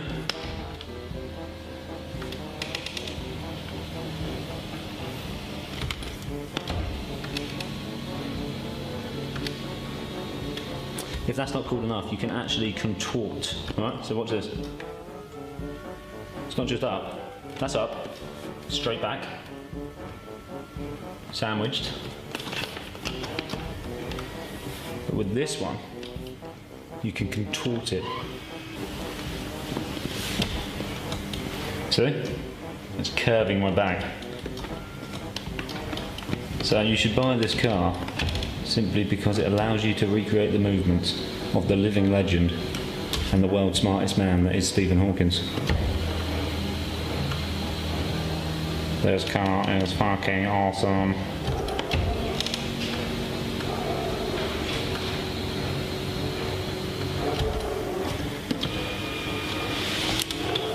Leg space. Not that I need it. But. You're probably feeling quite aggrieved right now, as you've been deprived over the weekend of your daily dose of hate. And I would like to sincerely apologise and take full responsibility. Well, me, the snow, and alcohol, but mainly me. All my remaining money into the gambling machine, and that's how you make money. Alright, do you have coffee here? Before I came here, you have coffee. I like coffee when I lose my money. I do this. How much you pumped in that? 3,000? Some money. Some money for gambling. Rob, now let me tell you something about the Pharaoh. Pharaoh always pays. 4,000 is what I start with. How do I max my bet? Here we go. Now we're gambling. Now we're gambling. Now we're gambling. Now we're gambling. Okay, a little bit. Definitely lost going on. Click after click after click. If only. The sad thing is, in his last 15 years, all the work he's done, all the books he's written, everything he's accomplished, and I've read most of his books, a universe in a nutshell. A brief history of time. I mean, who hasn't read that? Who hasn't read that? What kind of idiot would not read that? The amount of work he's done. Christ. If he could just speak and write like a normal human, what could he have achieved? I mean, he's achieved things beyond human comprehension, almost. He's the most exceptional human on the planet. But what would he drive? There's a wheelchair. Nowhere near as smart as Stephen Hawking. And I use my intelligence to make money and get laid. Yeah. If I could not get laid or make money or move, I'd be capable of much more. I'm not saying I'd be him, but I could figure things out. Work on problems that maybe haven't been explored in that way. Where are we anyway, Tristan? Where are we? Fucking airport in Bucharest. Drinking vodka, beer. Isn't that what we do now, these days, Dave Tate? Even Hawking himself could have worked out how to get this plane off the ground, as the snow came lashing down, as well as the delays. So naturally we turned to bending spoons. Right. Yeah, I'm trying. Not Uri Geller. I can't. Fuck Uri Geller. He's an Israeli cunt. Concentration. This is why Uri Geller says mind control. It's all about concentration in your mind. Watch.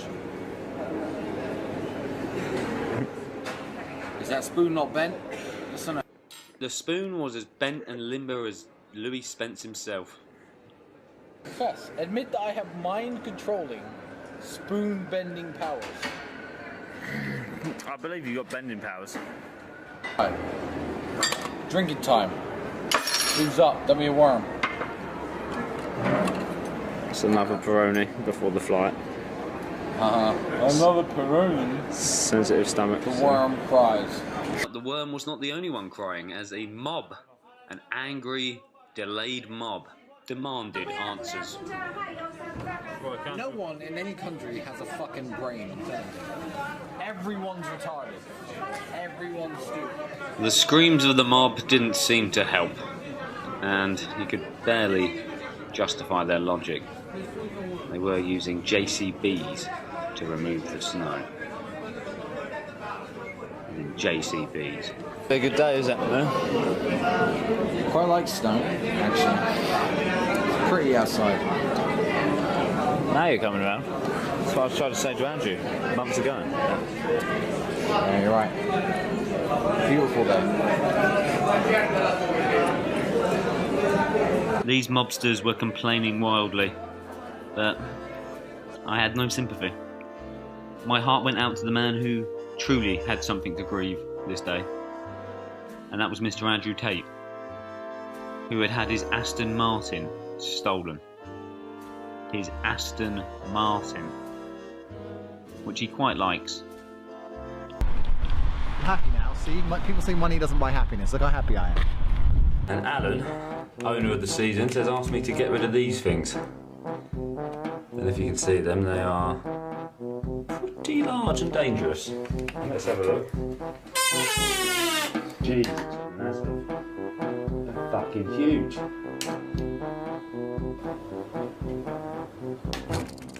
Look at that fucker. Fucking sword. Blah. Solomon.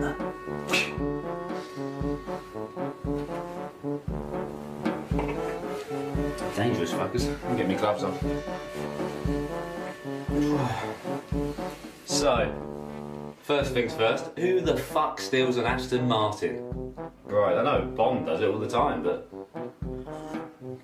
of a kickboxer, a world champion, nutters. To recap, the flight was cancelled, the mob was angrier than ever, I was drinking more than ever, and that continued for quite some hours. Tristan then had to cancel all his cards. That's nothing. Don't worry. All right, cancel this card. Just £20. I don't give a fuck. Cancel the card, okay? Yes. Send me a new card. Cancel this one. Send me a new one immediately. Why are you cancelling the card? And his Aston was stolen apparently. With his briefcase and all of our cards and money inside of it. Wow. Although that didn't stop him spending money frivolously at the airport. Frivolously. So my brother's car was stolen in London. Fun. But he's got it back. He's got it back. He's got his car back, but they fucked up the computer system. Turns out the Met said that these people are Ocean's 11 style people who steal supercars. What they did was when he locked his car outside the casino, they hijacked the signal from the key to the car via some weird computer thing, used the computer to open the car and start the engine somehow. But the whole computer system is fucked up. Andrew's driving it directly to Aston now. They have the car, but these people are nowhere to be seen. And Andrew's passport, bank cards, all gone. Everything is gone by like a legit group of G's. And we have like, you know how much money we have on those cards. Yeah, I mean, I brag about. So you need to cancel that now. There's no way I can. I can't call the UK from this phone until I go to a shop and buy some credit. I cannot call the UK. I still don't understand the thinking behind someone stealing an Aston Martin, but they obviously are a slick operation. They've stolen all the cards and details of a man who owns an Aston Martin. That's valuable. Passport. Oh Jesus, he ain't getting that back. There's no track record. They found the car. And it was, where was it? Just dumped it. he had 3% battery. He had very limited time. His order was cancel the cards. I've cancelled all the ones I can cancel from here already, proactively. I've moved all those euros that you saw in my euros account over to an account that these people cannot access. I've left 71 euro in there, just to sit, because you know they might use it. They might. We'll see. They might buy some. Who knows? Are they dumb? We'll see. But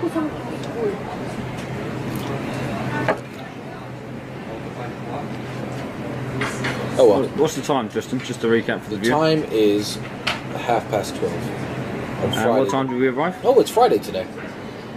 Friday today, Dave. Which means what? I'll get paid? Yeah, I'll pay you. Well, actually, honestly, I've just cancelled all the cards I'd have to pay you from, so you're going to have to wait a couple of days. I was stuck at the airport drinking with Tristan, and the next thing I remember, I woke up in the back of a taxi, getting shaken by a security guard and the taxi driver. Stupid Englishman Pay. I was a bit confused, didn't really know what the hell was going on. I was at Jollyville, don't know why. I suppose I just wanted the jollies to continue, really. I was alone at this point. Went up to the restaurant. I remember looking like shit. I remember passing a mirror and thinking, Jesus, you look like shit. And I must have stunk like shit as well, because there was a table opposite me and they were judging. Rightly so. I looked disgusting. I think I ordered a bruschetta, had a beer, left, went to another restaurant, faced the snowstorm again, which I don't know if you can see here, is quite horrific, even still now. Faced another snowstorm, went to a restaurant called Studio 80, it's a bar and bistro. They sat me in the corner, they didn't want me anywhere near the mainstays. I had some olives, battered olives, as in deep fat fried, not as battered as me. Deep fat fried olives. They were disgusting. Anyway, paid, staggered out, and when I was walking back, that's when I realised I was without Tristan and without my bag. And inside the bag had all the camera equipment and mag, etc. So, bit of a problem. Panic set in, and I thought I'll just try and track down the taxi I was in. That was my logical explanation. In a snowstorm in Bucharest, the city of millions, well, hundreds and thousands of taxis, I was looking for one, but I couldn't remember why I was even in it. So that was unsuccessful, actually. But while I was dealing with that, Andrew was tracking down an Aston Martin quite successfully. Whatever that charger thing is, that's not mine. And he was telling me they use computers to plug into ECN. That's definitely not mine. We'll grab it all. Anything that you say is not yours, we'll take to the car. The Aston Martin guy just told me I had the information on how they stole it. Yeah, that's the jammer or something. probably, yeah. It's the jammer. Yeah, that is the jammer. And do you need more bags? I'll see. Motherfuckers. Same, we've both been through traumas, both dealt with them in professional ways. Turns out I did actually get the Mac back. Happy endings for both of us, because he's got his Aston back. Oh, that's cold. He's got his Aston back, and I've got my equipment back. So, where was it? I left it at the first place me and Tristan drank it at the airport. And unbelievably, it was actually there. It was handed in with everything intact in Romania. So I think we need to rethink this whole Romanians are terrible, because bloody lovely people. Although I couldn't reclaim my bag because I forgot my passport. It was left at the hotel. So I tried to use the only thing. He said to me, my friend, we need some ID. We need some ID. He's not Indian, but my friend, we need some ID to give you the bag. I don't know who you are. And I said, okay, let me show you. No problem. Not exactly photo ID, but Mr. Page 5 of the Margate Mercury. I think you'll recognise that. And he said, my friend, that looks nothing like you. And I said, oh, for fuck's sake, everyone thinks this looks like me. The only time this is not being confirmed as me is when it needs to be. So I had to wait another couple of hours, come back to the hotel, get my passport. But yeah, happy endings. So, after this enormous fuck up, I thought it would be nice to share a question I put to Andrew a while ago. A question in here from Alex the Basher Brooks. Weird name. What do you really think of Dave? He looks like a fun guy. Dave and I are from completely different realms. Dave is a creative. He likes to create things. I like to destroy things. We're yin and yang. For all my talk of balance and how important it was, here it is. Cheers. So, yeah, cheers. I'm glad you said creative and not spiritual, because a lot of people go, "Oh, Dave, you're such a spiritual, nice guy." What does spiritual mean? I'm not sure. Spirituality is basically just, I'm religious, but I'm too big a pussy to do what the book says. That's what it means. Because doing it half-assed. Yeah, exactly. Because we all know religion's bullshit. Like, I know it's easier to believe in religion. Life is easier if you believe in religion. Life is easier if you think, God's looking out for me, God has a plan for me. No, there's no plan for you to work in Sainsbury's your whole life. You're just a shit muncher. But people don't want to accept that. So they want to be like, God's looking at, God's got this plan, and especially if someone dies. Everyone becomes religious when someone dies. Oh, they're my angel in the sky. Look, my dad died a year and a half ago. Worst thing that ever happened to me. Not for half a second that I believe he was an angel. Hasn't converted him. Haven't converted me because I'm realistic. So people go, well, when it happens to you, did it? No, I've lost people too. He's dead. He ain't watching me now. He ain't listening to me now. Doesn't matter. He's gone. That's how I believe. Because I'm a very realistic person. But most people, they need to believe in this dumb shit because they cannot function in the reality. Most people's lives are so shit. They cannot understand that good things happen to bad people. Bad things happen to good people. It's luck. And there's just luck how you get through this earth and then you die. And people sit there and go, yeah, well, I'm unhappy, but you don't realize if you're born in a Western country, you're already lucky. Because you're born in fucking Timbuktu, you're fucked. So you're born in a Western country, at least you get to eat every day. If you get to eat every day, you're the top 10% richest people on earth. So you're already one. So, but they still believe they need this. Why are the poorest countries the most religious? Because without it, they'd kill themselves. But even in the West, people are religious, but then they read these books and they realize there's rules. They go, oh, I get to live with it forever, and the people I love never really die, but I have to go to church on a Sunday? That's long. That's bullshit. Oh, I'm not religious, I'm spiritual. So that's what they do. They instantly cop out. They go, well, I have to do a couple things, fuck this. So they go, no, I don't believe in religion, religion's wrong. I believe in something, I'm spiritual. So basically, they just invent bullshit as they go, based on zero evidence. So when someone says to me, you look like a spiritual kind of guy, what they're really saying is, you look like you could be a Muslim, but you don't have anywhere near enough effort to follow through with it. Correct. Fuck you. That's exactly what they mean. You could be a Muslim, but you like beer too much. That's all they're saying to you. So fuck, spiritual is the biggest crock of shit that's ever existed. I make up rules as I go. I don't break any of the rules because I make them up. I'm still a good person deep inside, and there's a plan for me somehow, and everyone I love never really dies, and I have zero evidence for any of this, and I'm spiritual. No, you're a moron.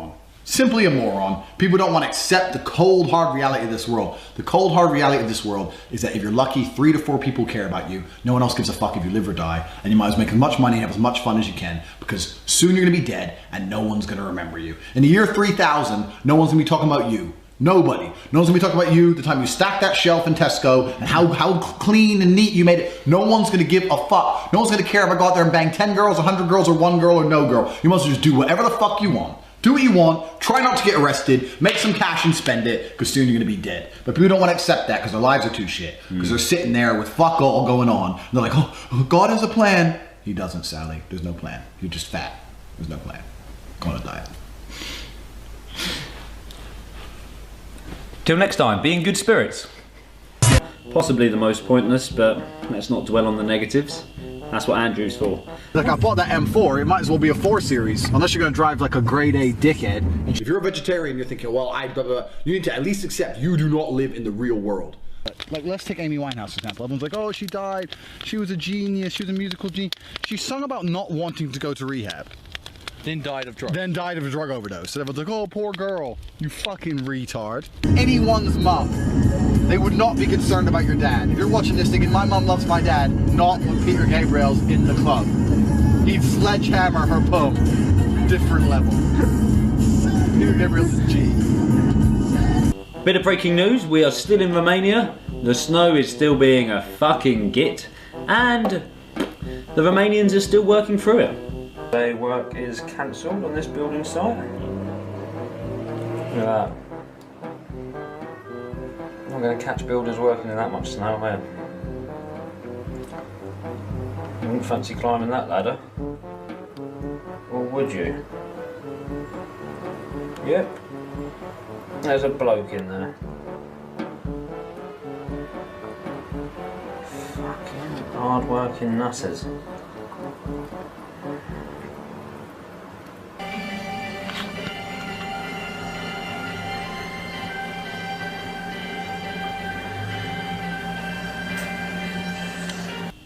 Other news, I found myself a lovely pair of Choco Lips. Choco Lips. Been, what have I been doing?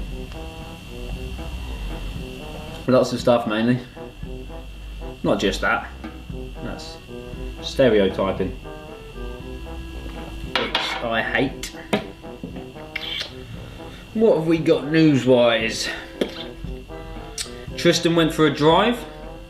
Driving along, singing my song, driving in a winter wonderland.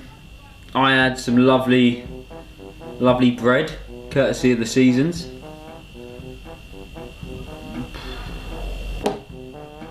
Choco Lips I've already mentioned. It's been a bit dull, to be honest. And a few of the viewers have said, "Where's Andrew? We need our fix of Andrew. Oh, we must see our beloved Andrew." So with that in mind, we have got a date. We have got a date for when we fly back to England. That is the 14th. If the snow allows, we will be back in England on the Saturday. So then, don't know where. India, possibly Thailand now. That's what I've heard. I've heard murmurs of Thailand, Cyprus. I really don't mind. Testing, testing, testing, testing. 1, 2, 3. Mr. Andrew Tate. Tate side.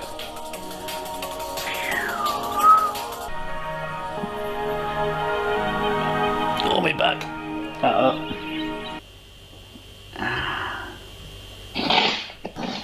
Welcome back to the most offensive and expensive thing on the internet. I'm delighted to be joined by my main man, Andy T.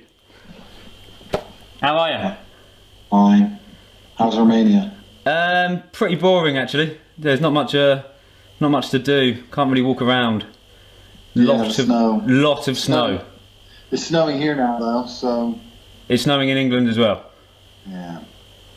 I'm starting to be on board with the fuck snow vibe, definitely. Finally, I told you this. Yeah. In episode 10.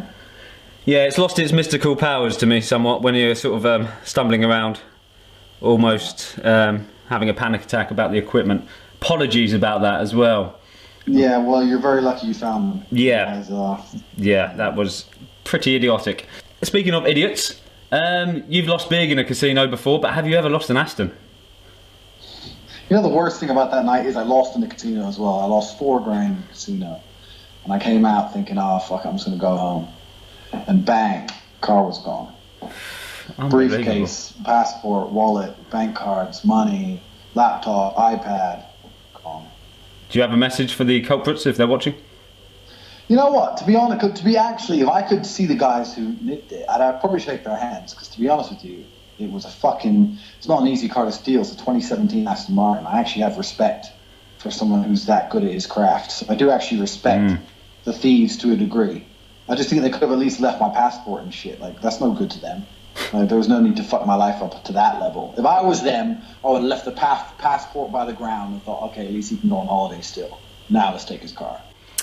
During one of your rants, you've mentioned losing your dad in one of the recent episodes.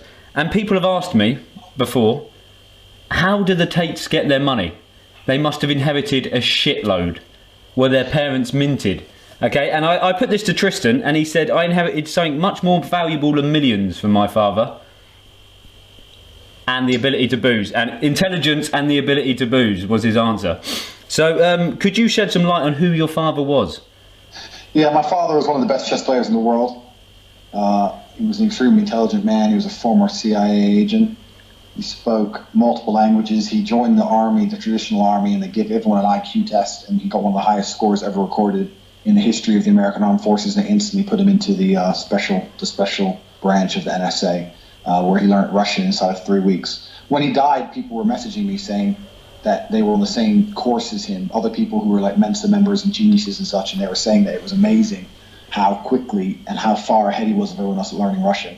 There were people who lived with Russian wives and spoke Russian at home, and within 3 weeks he was correcting their grammar on their Russian. It's crazy. Bloody so hell. He was stupid smart. I'm nowhere near as intelligent as him. But I did inherit a few important assets, like the ability to throw down, and you know, I don't really sunburn. I've got a little bit of brown in me, so you know, it's all good. If he was still alive, I'd say he'd be culprit number one for who stole your Aston. Because he sounds like a pretty intelligent guy. If he was still alive, he'd be standing in that exact spot in central London looking for the people to rip their heads off. He was a lot less calm than I am. I really am quite live and let live. Shit happens. I'm not even upset about it anymore. But my dad, he was a different animal. He was a dangerous man. Jesus. Thank God I got you to do the web series about it. Correct. Yeah. You wouldn't have lasted this long with my dad. No, I'm starting to realise that. Question number 2 actually comes from one of our viewers. An occupational hazard of being athletes, such as ourselves, is that we're in constant danger of getting injuries. Isn't that right? And famously at school, I sprained a arm muscle. Everyone suggested it was too much of that, a night on the Vaseline, but it wasn't. It was through weightlifting. Lifting mugs, big mugs of tea. The question comes from Dave Wayne, who runs the MMA Bible page. What's the worst injury you've witnessed in the ring? I've seen people die in the ring. I've seen 5 people die. Fucking hell. So it's not a joke, this fighting game. You get knocked out badly, you die. That's how it can go, you know. So I've seen 5 people die. A lot of broken legs, a lot of fucked up faces, lots of bad cuts and stuff. But yeah, it's war. It's war for real. You know, you can die in there. You got to take it seriously. It's not the sport you can half do.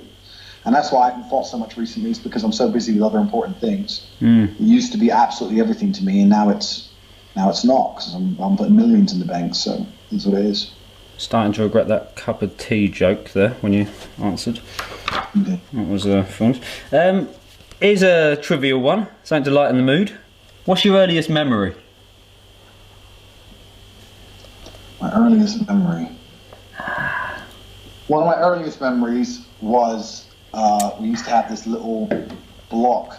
I can't explain it, like a little octagon, and you had loads of different shapes, and the octagon had the correct shaped holes in it. So there'd be a triangle hole, a square hole, a star hole. And you had all the little pieces on the floor, and you have to put the star piece in the star hole of the octagon thing. And I remember living in Germany, because we were based in East Germany before the fall of the Berlin Wall. My dad was working for the CIA there. And I remember putting all the pieces in, the star and the star. I must have been less than 2. The triangle, the square, and the square. I remember putting them all in and been given a pack of raisins, the red packs of raisins. Yeah, some mates. And I remember my granddad coming over and then telling me to do it. And I remember deliberately putting the wrong pieces in the wrong one, deliberately trying to make them offer me raisins before I did it. And as soon as I got the raisins out, I completed it instantly. I remember that. Genuinely. That was my genuine trickery back then. I was like, where's the money at? And also, you were naturally good at putting things in holes, as you've continued to do as a pastime. Well, you know, I've turned out to be a bit of an expert at that. Yeah. Mine was shitting myself, just in case you were wondering this. Horrific. Question 4. Question 4. What do you consider the 3 most important things in your life? The 3 most important things in my life? My health, because without health there is no life. No point in having anything else if you're not, healthy. Family obviously is very important. You can't enjoy anything else if you're, grieving over whatever. But besides health and besides family, pretty much everything else can be bought with money. So money can be number 3. And people go, well, you can't buy love with money.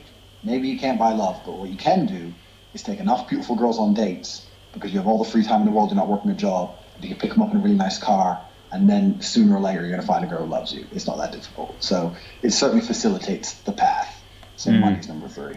Yeah, I'm going to need some more of that money stuff. Any childhood heroes apart from your dad? Any childhood heroes? Who was my hero as a child besides my dad? It's a good question. Not really, actually. No? I don't think so. No, I didn't really watch TV. I wasn't really allowed to watch. My dad had this thing where I was only allowed to watch everything once. You know, kids have like a favorite movie and they watch it 100 times. I wasn't allowed that. Like, if I watched the Batman movie once, I was allowed to watch it once and once only ever. And my dad said there's too much information in the world for you to be repeating the same dumb shit. So I never really got into anything because I wasn't allowed. I was only allowed to watch everything once, ever. I never saw a film twice in my life. Bloody hell. Really, it was like, even if I liked something, I forgot about it 2 days later, and that was it, on to the next, you know? Back to the chessboard. Literally. Okay, why do you think it is that you are despised by the press? Because I'm an easy person to hate. I'm an easy person to hate because I do antagonize people. I know I antagonize people. It's not an accident. But I'm an easy person to hate because I'm genuinely really secure in myself. Most people aren't. Most people aren't secure in who they are and what they've done. And people don't like the fact that I'm genuinely really happy. I'm tall, I'm big, I'm strong, I'm smart, I'm rich. And people start, you know, people get upset by that. And they message me things like, you're lonely. I'm not lonely, ever. Oh, well, you pay girls to be with you. No, I don't. Oh, you're not really rich. Yes, I am. You know, so it's just like people are just trying to put a downer on it. But most of their insults are actually quite flattering. When they see you with a chick and they're like, you pay for her, just like basically she's too hot for you to believe that she just knows who the man is. So that's a compliment. Or they say, you're on steroids. I say, no, I'm just fucking built like a unit. I can't help it. I was just born a fucking tank. I don't even go to the gym. I'm just like this. You know, I'm just naturally just a beast. I get that. Oh, you're a drug dealer. No, I'm just smart enough to make loads of money. So all these things they try to insult me with are actually compliments. So I appreciate every single one of them.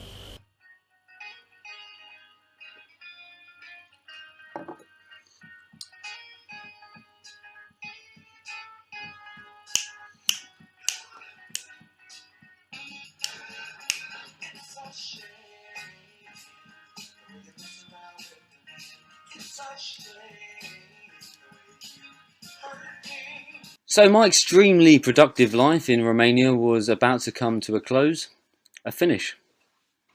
And apparently so was the snow. So our chances of returning to England were massively increased. As the snow dripped away, me and Tristan drank away.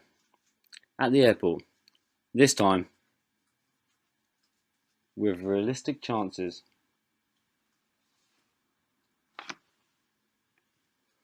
of getting back to England. So we're gate 13, yeah? Gate 13 indeed. And what is the, where is gate 13? Upstairs. Here we are again. Yep, back at the airport, a week later. Finally flying back to England. Any thoughts on it? I'm going to England for one business meeting. I have to meet one guy for 1 hour. Then I'm leaving. Fuck you. English people, you think England's great? Fuck you, wrong. Nice to see the family though, isn't it? Uh-huh. I can fly my mum anywhere she wants. Anywhere I am, I could fly her there. I don't need to go to England to see her.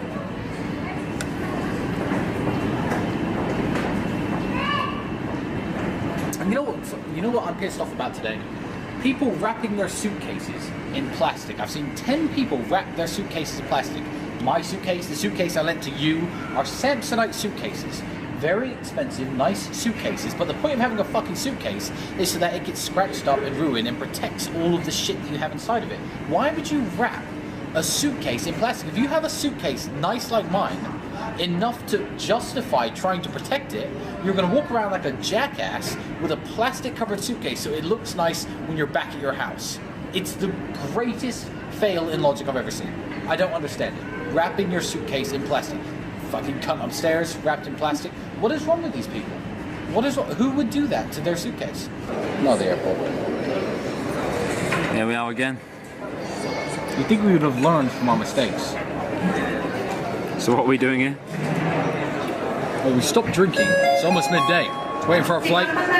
Boozing a little bit. Type of cancer, one survives. So you better bet that 99 people with the same type of cancer die. Statistical rationalization. Gin. So, We're in a black cab. Business meeting tomorrow, then I'm getting the fuck out of this hellhole. That's England. Bloody good to be back though, isn't it? No. Tropical, mate. No. 7 degrees. I hate snow. If there's one thing I hate more than snow, it's England.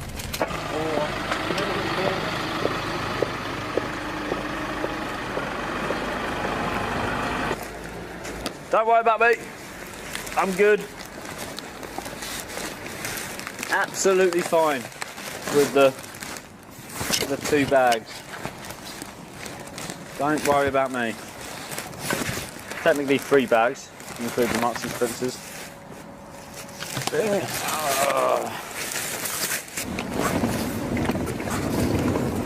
I used to come in here, my friends used to come in here, my sister used to come in here, my sister's boyfriend Marcel used to come in here, my brother used to come. Loads of people were in this house. And one day she said to me, you know, your granddad's watch, the time on it changed. The battery's dead, but the time changed. And I said, yeah, someone changed the time. She goes, no, I believe your granddad did it. Are you listening to this? And I said, no, this is a true story. And I said, well, someone changed the time. Someone moved the watch, because that's the only explanation. There's no such thing as ghosts. And Mom was like, no, someone definitely changed the time. It was a spirit. And I told her a million times, you're retarded. No one changed the fucking time. You know, someone changed the time of the watch. Granddad didn't do it. Granddad's dead. Ghosts don't change time on watches. That's not how it works. So anyway, cut to 2 years later. I was staying here. My mother lived here alone at this point.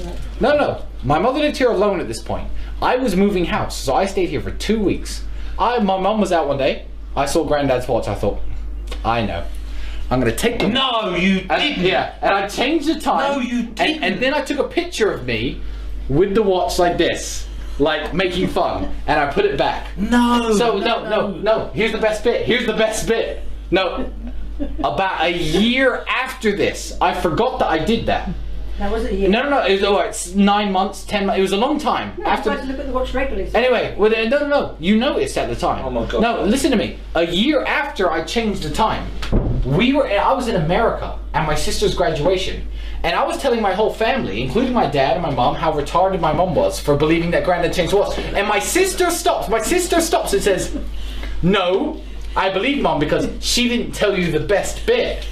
I said, "The best bit? What best bit?" And I had the same phone, luckily, for a few years. She goes, No.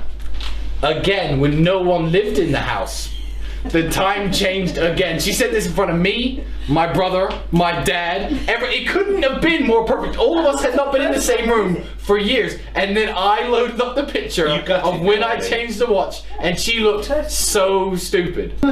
No, go on. When he was about 7, I think, or 6 or 7, for his birthday, somebody had bought him a gumball machine. So he went outside and decided he was going to charge all the kids a quarter for one gumball. No, you got it wrong. No, it wasn't. The gumball machine took pennies, but I also realised it was badly made. It also took American 10-cent piece. Then the kids would come to me and say, "Oh, I've got this much," and it'd be like $1.60 in quarters or in quarters of dimes. And I'd be like, "Oh, I'll give you 5 gumballs for that," because they didn't know the value of money. I knew the value of money because I was filming him? Yeah, it's a reverse angle thing. Yeah. Anyway, so I used to hustle the kids. And, I mean, you used to borrow money from me. I was 7 years old. I still lend you money. No, you were. And then you had a go-kart we bought for your birthday. So you used to charge them a quarter to go up and down the park. Yeah. Business $47. 7 years old, made $47. Shit.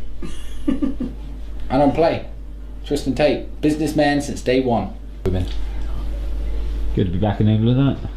Fuck England. I mean, that's a really lovely shirt. I'm going to have a bath. Let me see. I still like the jacket though.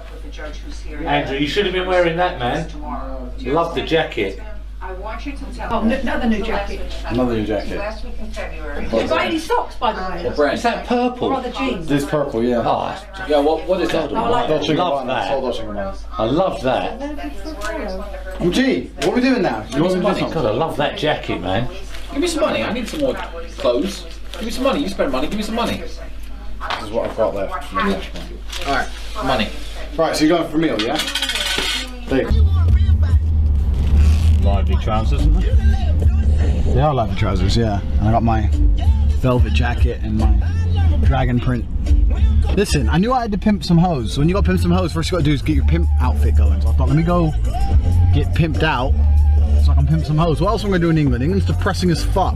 It's just gamble and pimps. All there is to do is just have sex and gamble money. There's nothing else to do here. Yeah, that's how I've spent my 25 years on this earth. Exactly. So that's all I've been doing, having sex 10 times a day and losing or making X amount of thousand a day, and just roll around in my courtesy Aston Martin because my one got nicked in my pimp outfit. So this is a courtesy?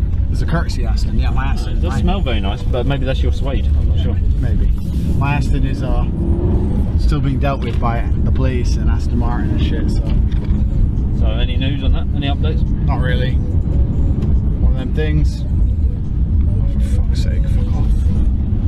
Horses shouldn't be allowed on the road. Look at these old grey-haired. You know what? In the Aston, what have we been stopped by here? Corsa with 2 OAPs in it. I have nothing against slow cars. Nothing against slow cars, but what I don't understand is when I overtake a slow car, they all start flashing me and bibbing and getting upset and shit. I have a fast car, you have a slow car, so I overtook you. Why would that upset you if you had a slow car? If that upsets you, buy a faster car. Like, my time is obviously worth more than yours, because when I put my time towards work, I can afford 150,000 pound cars, and when you dedicate your time towards work, you end up with a 500 pound car. So my time's worth more than your time. So of course you've got 20 minutes to fuck around, drive. I ain't got time to do that shit. I got things to do, I got money to make.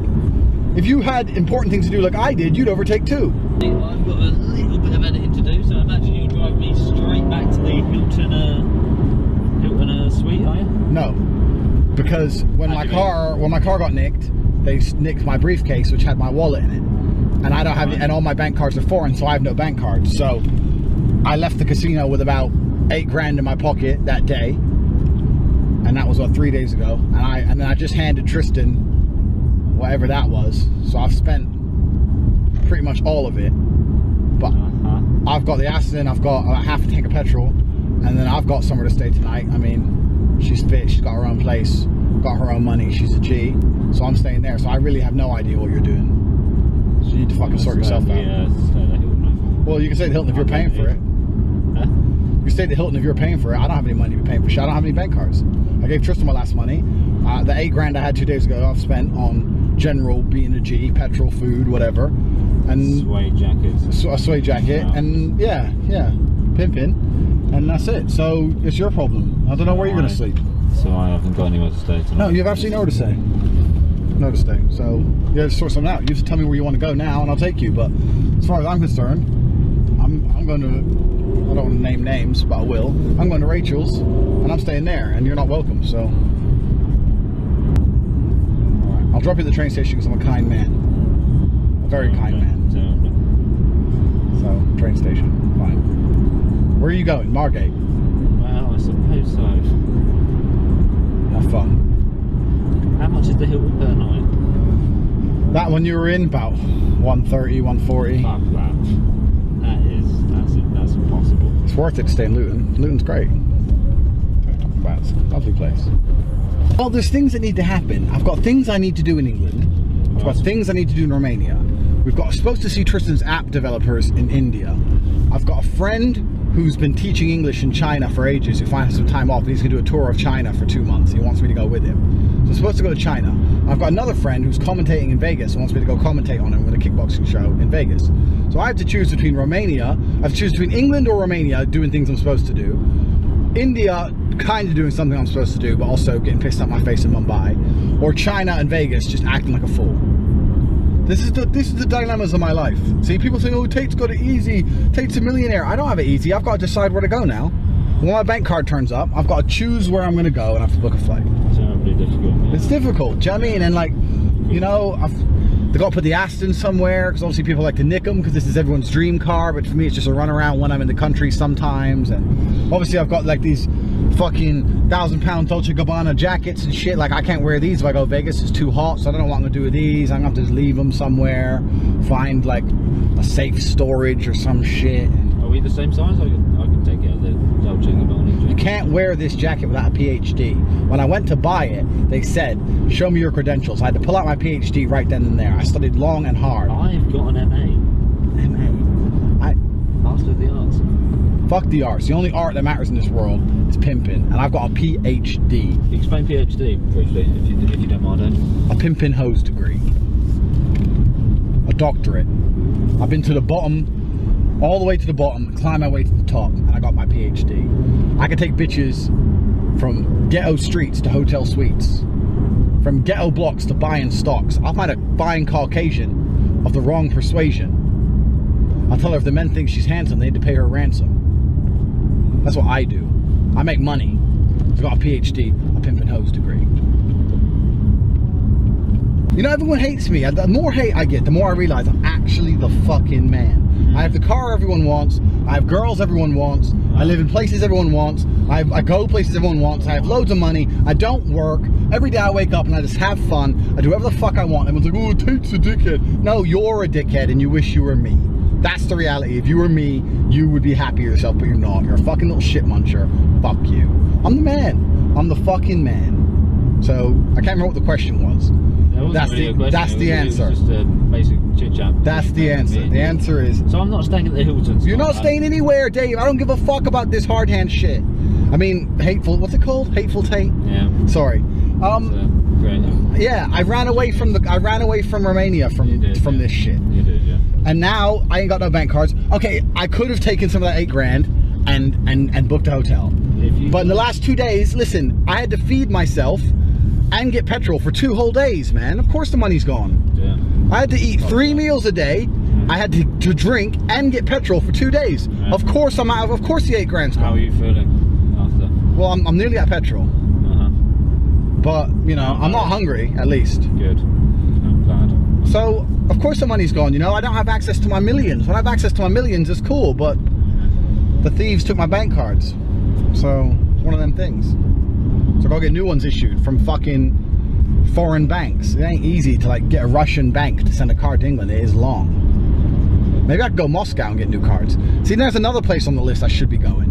I need clones. I need one of me in England to finish off dealing with the Aston Martin, putting it away, handling a little bit of business. One in Romania to finish off the Dragon, the whole Dragon thing. Remember the Dragon, the pump and the water and all that shit? That's ready. They're waiting for me. Plus my Romanian driver's license was stolen. I had to go to the Romanian office to get a new Romanian driver's license. I need another me to go to Vegas and commentate. I need another me to go to China with my boy, take the bullet train around China. Another me to go to India and go to Mumbai and talk to these guys who are developing the iPhone app. And another me to go to Moscow and get new bank cards.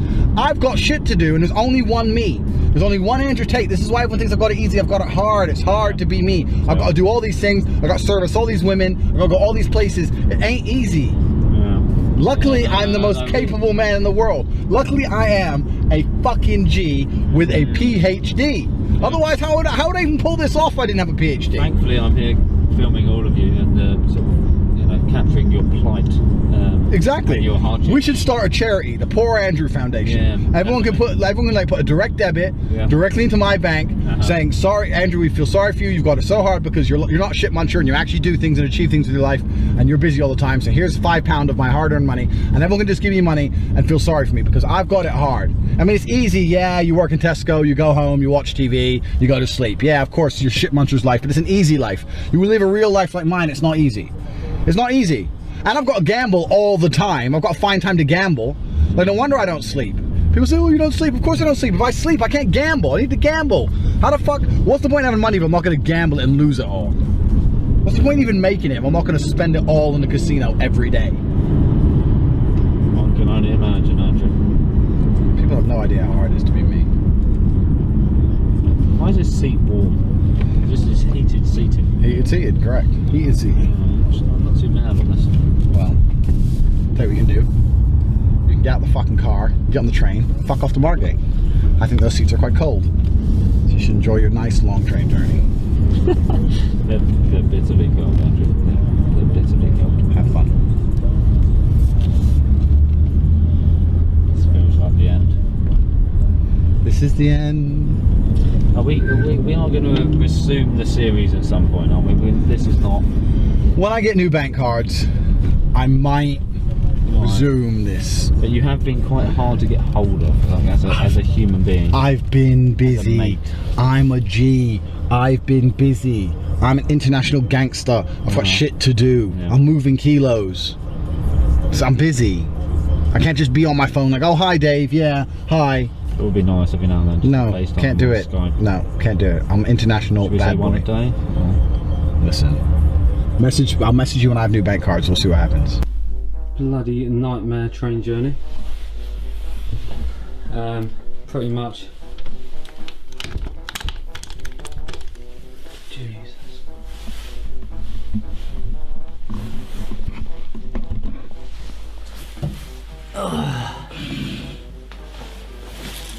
So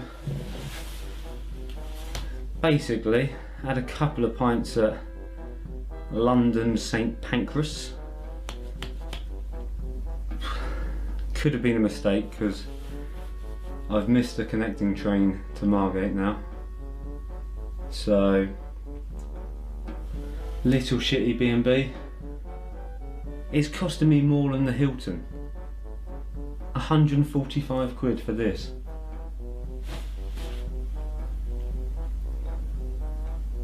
Yeah. When the guy let me in, he said, yeah, you're in 7. We called it Suicide 7. I can see why. That is not a millionaire sized TV. That's just to give you some context, that's my hand. And they're not large. Don't read too much into that, but tea making facilities. Oh look, a nice traditional fireplace. Well, that's going to burn bright, isn't it? Fucking hell. 145 quid. It's not even a double. There's no bathroom. But, you know, tomorrow at Margate, trust me, there will be a party waiting for me. There has to be. 4 weeks out of Margate, everyone will be clucking to see me. I know that. Fact. Bloody good to be back. Good mate of mine runs this, Mr. Russell. There he is. Russell, my man. Hey, how you doing? Alright. Bloody fantastic. Good to be back. Good to be back. Bad. You've been back. Where have you been? Romania. Romania? Yeah, yeah. Okay, any good? Yeah, you not been watching the web series? No, I'll be honest with you, buddy. No. No. Sorry no. about that. Right. What would you like? The usual, please, mate. What's the usual? You know, the usual. Usual be Americano, latte? Cinnamon latte with the jelly babies. Cinnamon latte with jelly babies? Yeah, that's the... Come on, mate. No, mate, but you do that for us. You want regular, medium or large? The medium. Medium, yeah? Yeah. Okay, no worries. It's fine. Absolute wanker as well. He knew the order. Been going there for fucking years. Oof. Original and best. Good to be home. Home sweet home. Beautiful day. Brother's picking me up, don't know where he is, but should be about soon, the scallywag.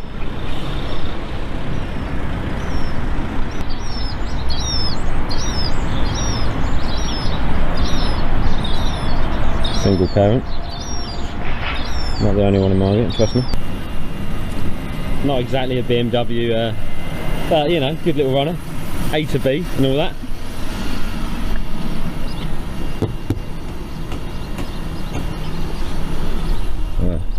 Bloody ecstatic to see me. Naturally. Brother?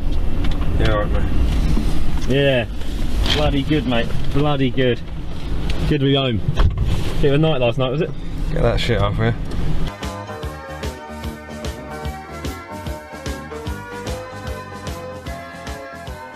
Ah, the blue skies and the golden sands. At least they were happy to see me. At least they were happy to see me. The Turner Contemporary, home to Tracy Emin's jam rags and other contemporary bollocks. Nothing had really changed in Margate. You know, still great weather, great people. This was new. Some weird leopard skin telephone box. 1,000 smiles per hour is not what I was dealing with the Tate brothers, but it can be found here. 1,000 smiles from the owners that they've tricked people to come into their terrible theme park. Yeah.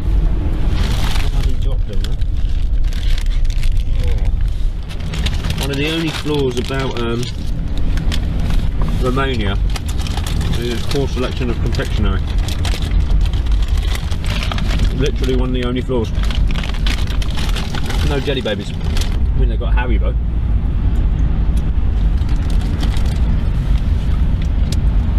But not the powdery little babies.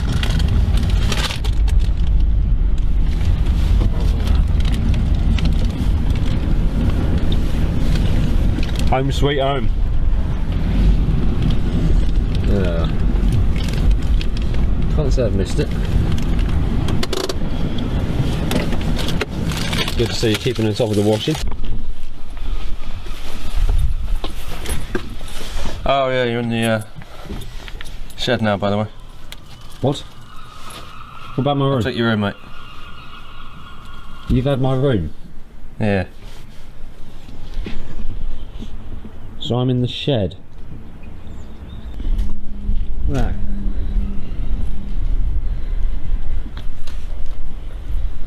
Alright.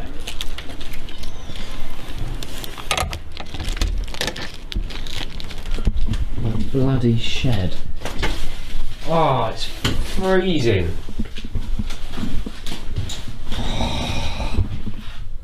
It's not even a bed.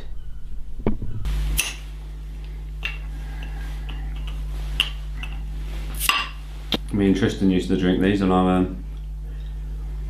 nights in, not even our nights out. Staropramen. The Spirit of Prague. Might be going there next, who knows? You know, not that this is bad. It's cold, it's, you know, it's not. There's no free shower caps. Put it that way. There's very little free stuff actually. But you know, silver linings. Don't get those in Romania, do you? McCoy's. The real McCoy's. Can't beat it. The ultimate beer crisp. As many jelly babies as I can eat. Well, as many jelly babies as my last 20 quid will stretch.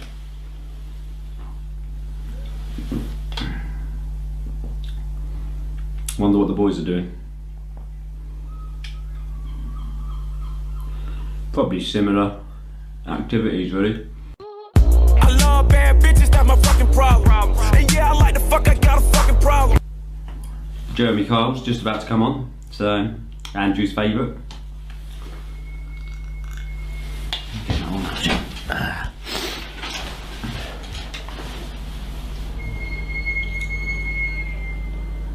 Probably give him a text, let him know. Bob's told me to meet him at the pub. If I know him, he's probably planned a little welcome back to Margate.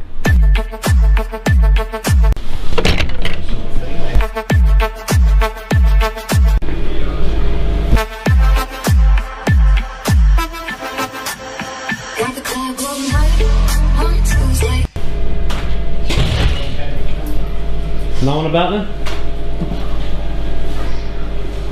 No. How you doing? Yeah. Thought it was going to be a bit of a party or something. Nah. Quiet. Right. Game of pool. Right. That's not an option.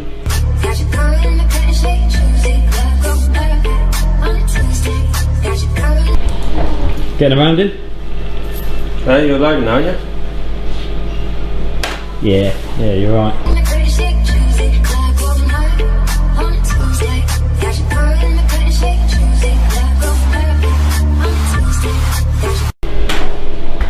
You alright, Al? How you doing? Fine, thanks. Good. You miss me? Didn't know you'd gone. Good. Good. What would you like? What would you like? What would you like? What would you like? What would you like? A JD and Coke, please, mate. Okay. Cheers, same again, Dave. I'll have 2 JDs and Cokes, please, huh?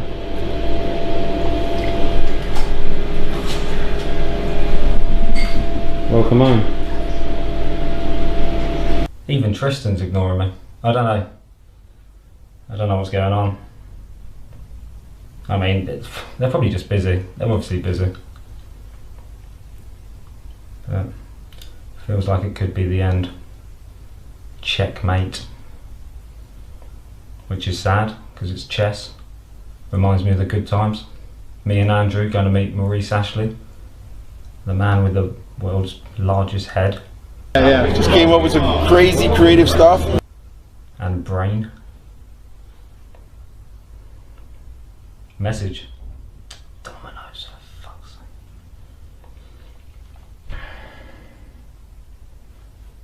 Checkmate.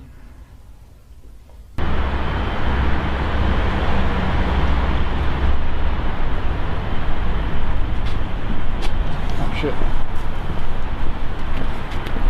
He's a character, man, or he was a character. He really was. He really was. He really was. I remember when he came, the funniest story was when he came to Brooklyn, unannounced, to come pick me up, to say, we're going to the US Open. This was like 89. Wow. And he said, we're going to the US Open. I was like, what the fuck? I got no money. He's like, okay, just jump in the car. You got a ride. It's in Chicago, by the way. Okay, so we're it's a little while away. Yeah, so we're gonna drive there. This is the next day. Yeah. We don't have money for a room. He's like, we'll figure it out. We jump in the car. We start driving. He's hitting down some Hennessy or something while driving. Fucking way while driving. He's like, just drinking, man. And I didn't have a license at the time, so I'm just like, come on, man, you know, take it easy on the drinks. And he's talking trash the whole way. He's talking chess. He's philosophizing about life, the whole thing. At some point, he's getting so tired, he starts to swerve. We're on the highway, and he's like, I was like, yo, and I had to keep waking him up. Focus, man. And then he's like, you know what, I'm tired, man. Just pull over and sleep. I was like, that's a good idea. So we pull over, we nap for a minute, and then we went to his home in Indiana. We were on the way. Yeah. And he had his sisters, I guess there are. Yeah. Beautiful women. Yeah. And I'm trying to hit on them. Meantime, he's upstairs sleeping. You know? Instead of resting, I'm busy trying to like, oh, look at this guy got some fine sisters, man. You know, yeah. He's some extra queen. Yeah. Finally, he comes back down after I don't know how long I was down there bullshitting. And then we drive on and we get to Chicago. Now I'm really genuinely tired. Yeah. And he goes inside and somehow he finagles a room. So we're staying. You know what? I have so many thoughts and remembrance of my dad, and it was exactly how you've described it. No money, and just somehow just goes in there and finagle the room. Yeah. It was two young white kids, like 19 and 20. See, at the time, I guess I was 23. He was a little older, so you know, he just gets these teenage kids or college kids who are staying in the room together to get us to stay in the room with them. And we ended up like sleeping on the sofa and, you know, on the floor and whatever. And we just hung out with them the whole time. At some point, they were thrilled that we were going to be staying in the room with them. We were not IMs yet or anything, but we were master on masters. Yeah. So we just hung out with them, and the whole day they were like, screw it, man. These guys can stay in our room for sure. Because they were just having so much fun and learning. One of the guys won a prize because of us, because his game, he went from like being this mouse to just being like a He-Man attacking chess player. All straight up, and we're like, what are you doing, man? You can't do that garbage. Come on, attack. Yeah. What do you mean? By the time we were going over games every day, and it was so much fun.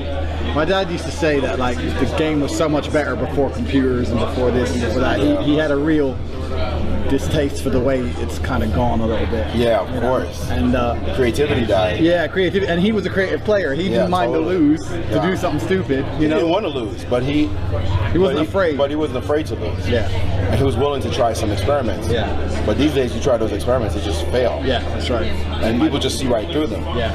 My dad said that. He says even if it works once, it'll work once only. Yeah. Like if you play a team sport or you play so many other sports with a ball, the wind can blow or whatever. There's always some luck involved. But with chess, if you lose, you fucked up.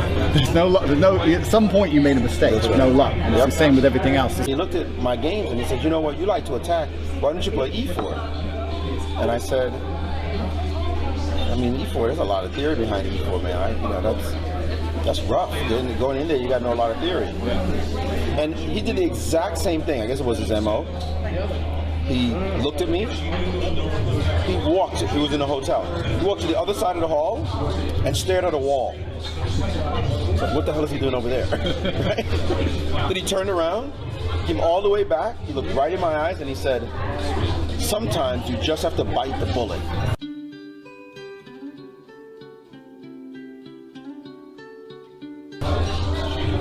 And that was it. Yeah. And I don't know, was it the walking away and the staring at the wall, or was it the biting the bullet phrase?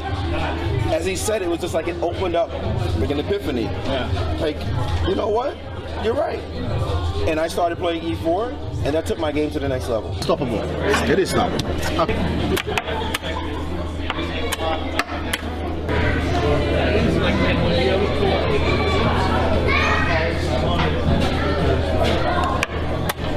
Really? Wow, this guy's aggressive. Ain't nothing going on but the rent. Ain't nothing going on but the rent.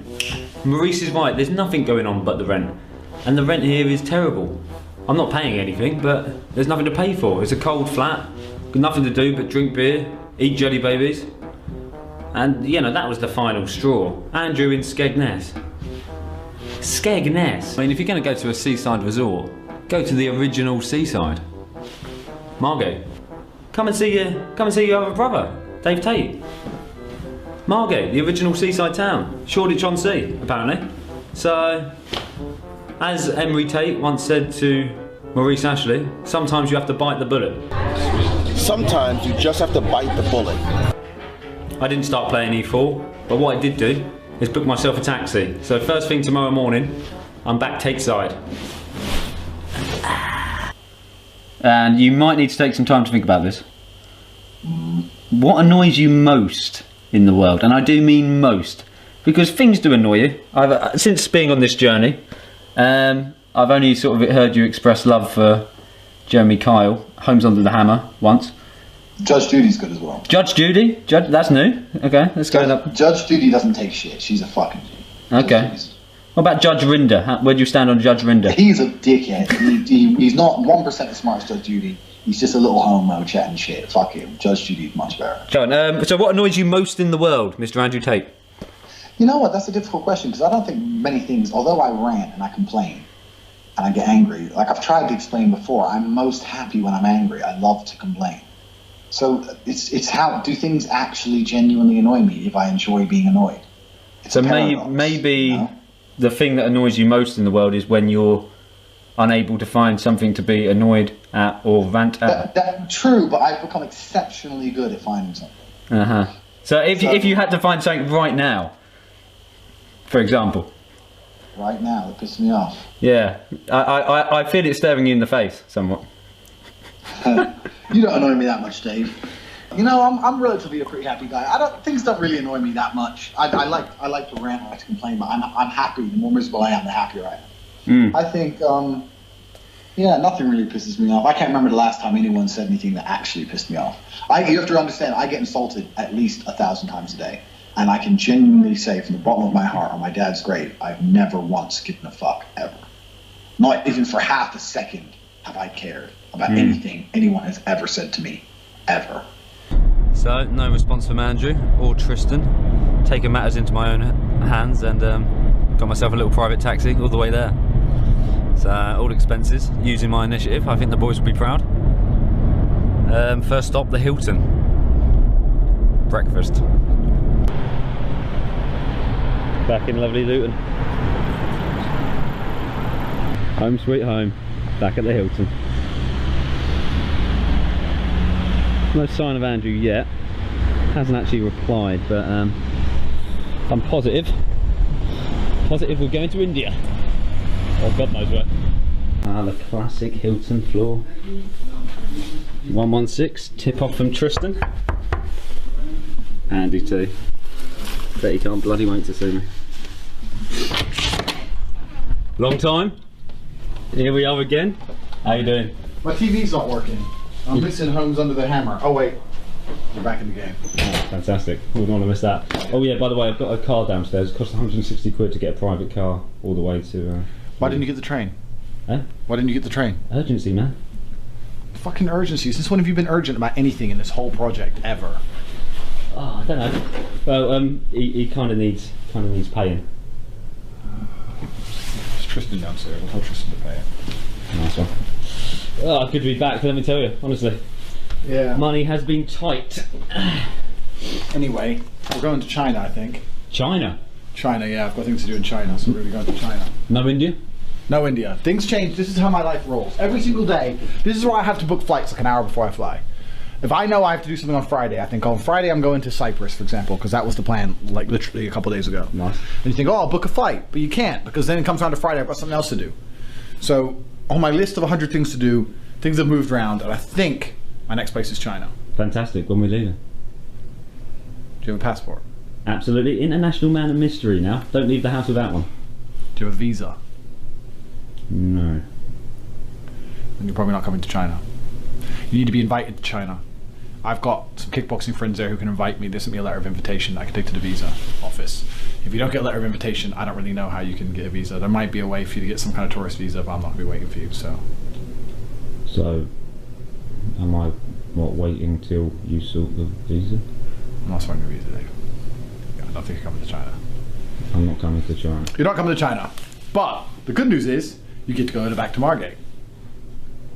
I'll make sure I update my Facebook with like all the cool shit I do. Like when I get the bullet train around the whole country and I want to go to the Great Wall of China and all the temples and shit. When I'm surrounded by little Chinese girls who like, oh, Mr. Big Dick. I'll make sure I get all of it recorded. Mr. Big Dick. Mr. Big Dick, correct. Mm. You know, like if I walk around with like a bag of rice, I'm sure they'll all love me. Mm. You know, I call myself the Noodle Man, Big Noodle Man. They love noodles. This is over? Free ride's over. The Hiltons are over. The room service is over. The 160-pound cars across the country are over. Travel on the world's over. It's all over. It's done. It's finished. You managed to last nearly 2 months. Congratulations. But the free ride's come to an end. Yeah, Andrew, I'm sure we can sort something out. This doesn't have to be the end. I'm pretty sure this is manageable. We're millionaires. We don't have to end it like this. I'm a millionaire. Yeah, exactly. There's ways around everything. You're not a millionaire. I'm a millionaire. I'm about to get an Aston. No, I've locked the door. Fuck, he has. He's locked the fucking door. That's it. Oh, shit.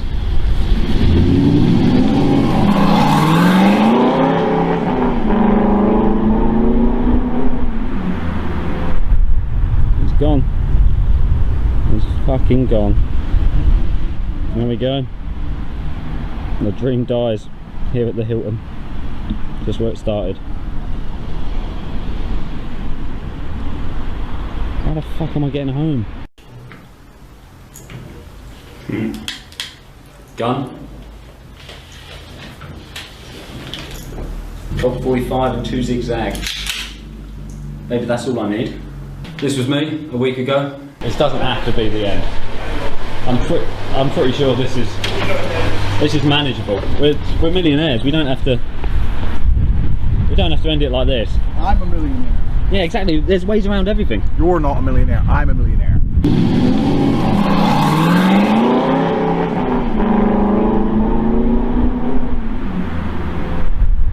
He's gone. He's fucking gone.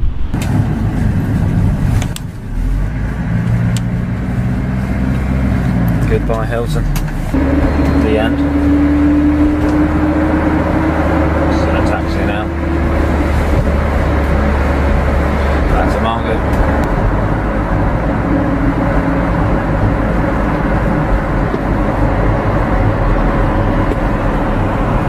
I mean, it's not bad. But if anything, it's a positive. Distraught, desperate, sort of at the end of the road. Lost the world's best filming job. The only one I haven't been sacked from for being too sarcastic, to be honest. You know, not that it's the end of the road, there's other stuff in the pipeline. Since I've been back, I've been advertising and got filmed something, yeah, like a poetry night the other night, so that was alright. Yeah. Yeah, didn't get sacked for sarcasm on this one, but I did get sacked for basically because of the fussy Chinese. You know, they'll eat a canine, but they won't let me into the country. A professional filmmaker. I'm never putting up my seat, but I'm never putting up my seat, but. So no visa, no China. Back in Margate. Back in Margate. It's alright. Seeing my mates getting recognised all the time, so. Come on, man. Hey, how you doing? Alright. Bloody fantastic. Good to be back. Good to be back. You've been back. Where have you been? Romania. Romania? Yeah, yeah. Wicked, any good? Yeah, you not been watching the web series? No, I'll be honest with you, buddy, no. No, Sorry no. about that. Right. What would you like? The usual, please, mate. What's the usual? You alright, Al? How you doing? Fine, thanks. Good. You miss me? Didn't know you'd gone. Yeah.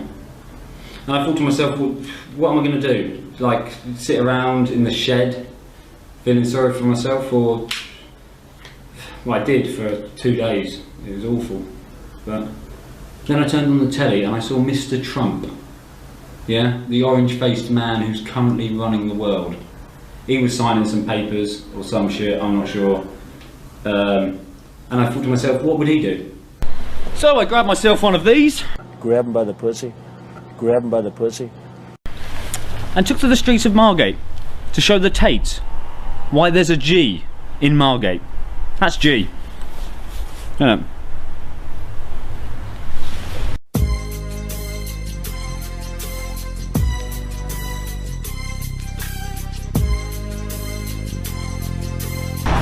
Margate is one of the few seaside towns that can boast of a wimpy. That's G. It's for sale. It's irrelevant, isn't it? Still got a wimpy for now.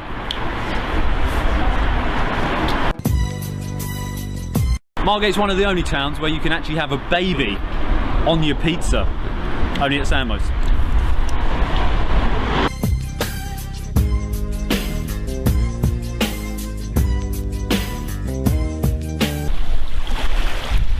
Margate has got a banging beach. This is where the mods and rockers used to have it out in the 60s. That's G.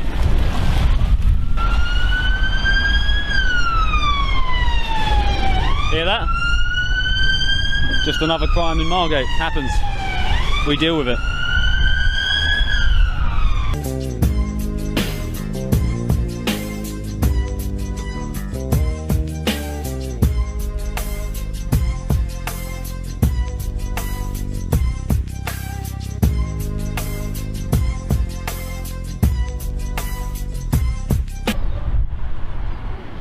Margate is of course the place where artist Tracy Hemming conceived, well, many a thing, but mainly all of her artistic talent.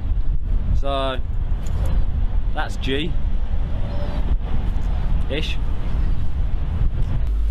Margate is home to the world's best illustrator 2015. Now that is G. That's G. This man makes his money by turning seaweed into offensively good fragrance. That's G. That's G. That's G. How much is it? 116. Margate isn't just hipsters, vegans, artist paradise. No, no, no. We also do a lovely cupcake. The Cupcake Cafe. Good enough for the Queen. That's G. That's Royal G. As in royalty. Royal.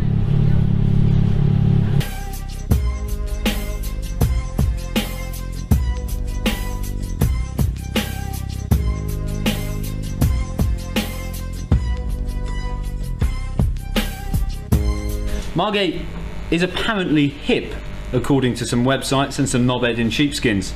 And of course, it's full of neon signs. Now that's G. Now that's G.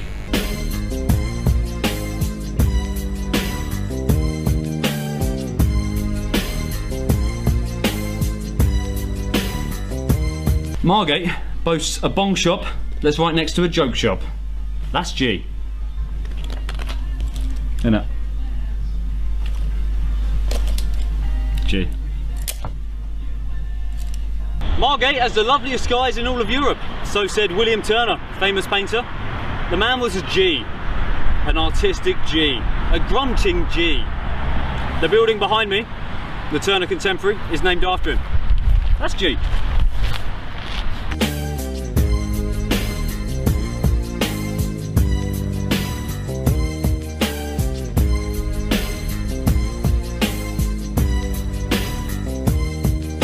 Margate, we're so G, we're so busy being gangster, even our cafes are.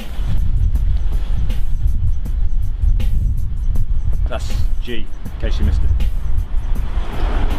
That's G. So I sent that little advert, the G in Margate, to Tristan and Andrew in our once active group chat.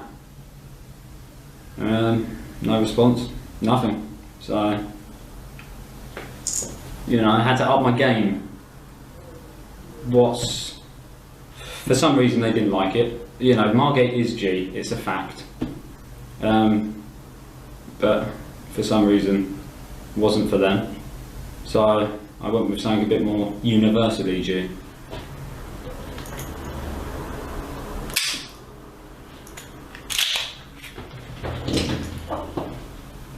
That's hit me bollocks, that's hit me bollocks.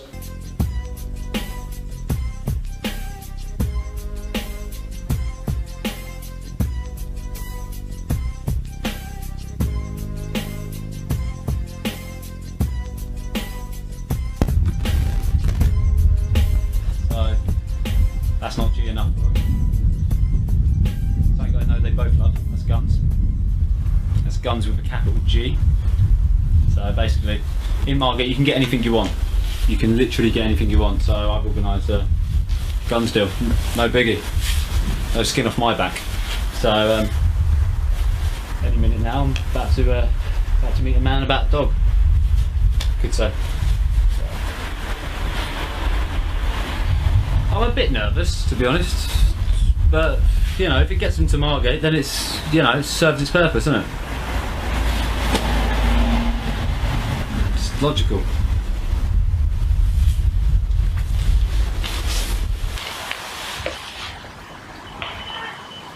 Jesus. Mr. Tate. Mr. Tate, that's me. Good? Yeah. You're the man about the dog, are you? I don't know anything about a dog, mate. That's some guns. Yeah, that's what I meant. Yeah? Yeah. Right. Stop fucking about then. We doing this? Yep, let's do it. It's just a mate. So, you've been doing it so long? Good. Exposed information. Got to need to know basis.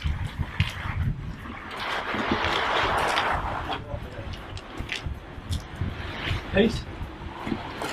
Standard hard gun piece. So, trainers, he's a G. Keep it down with you, mate. Come on. Just. Well, what are you after? Basically, something small, compact, but massive in gangster qualities. Well, just the thing for you, I think. Let's have a look.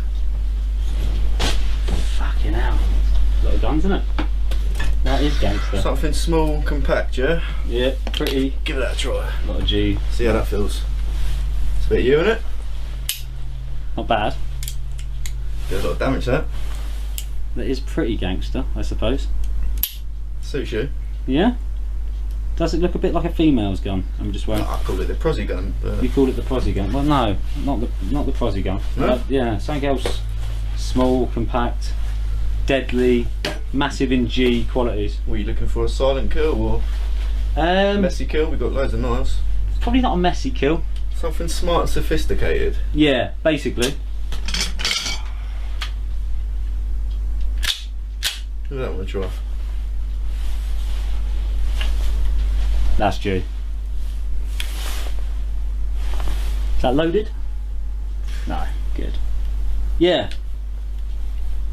Yeah. They're probably too big to take about, aren't they? So. Depends what sort of mission you're on, mate. Yeah, just a sort of G mission, regular G mission. So, cool. Okay. I'll take it. Basically, last of my money, so bit of a gamble. So. What you got for me? So what do we do now? Do we take it for? Do I test it? Or? Take my word for it, mate. It works. Yeah, no, but I need some target. Well, you're not gonna fucking practice in here, mate. Yeah, no, but maybe we could go. I don't know. We've got you. Right. Well, basically, I'm brothers with the kickboxing champion of the world. So I think you want to take my word for it. Who's that then? Andrew Tate. Never heard of him. Hateful Tate web series. No. hasn't got the views, to be honest. So no target. Probably go, because how do you sleep? How do you get to bed? Let's get out of here, he's a nutter. See you later, mate. Cheers for the... forgot the bullets as well, so had to go back and literally borrowed money off my mum to get some bullets. Cameraman left me because he wanted money as well. What happened to just doing it for the love of it, you know? Filming's not supposed to be about money. He left me. Had to pay for the bullets. Then I went target practice and tried to impress him with that. Provide target practice. Not a problem.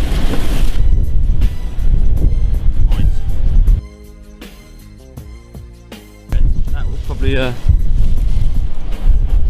probably pass the art.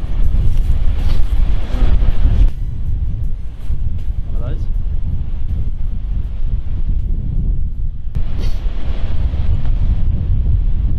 So champions don't miss. Even the worm.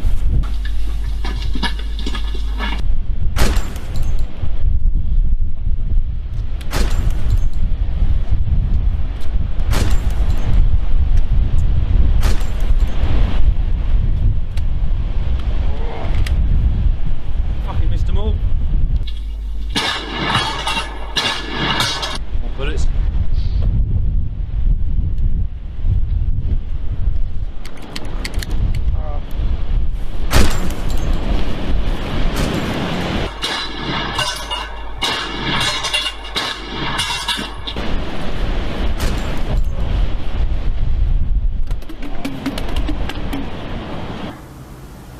I mean, I can't even send them that, can I?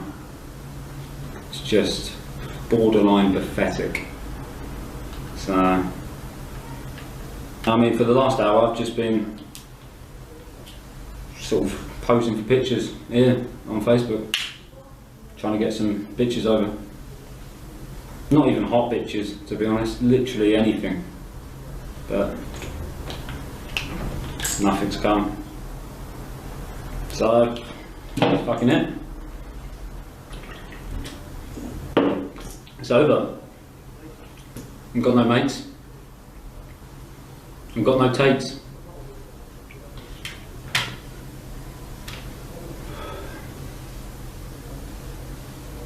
Fuck it.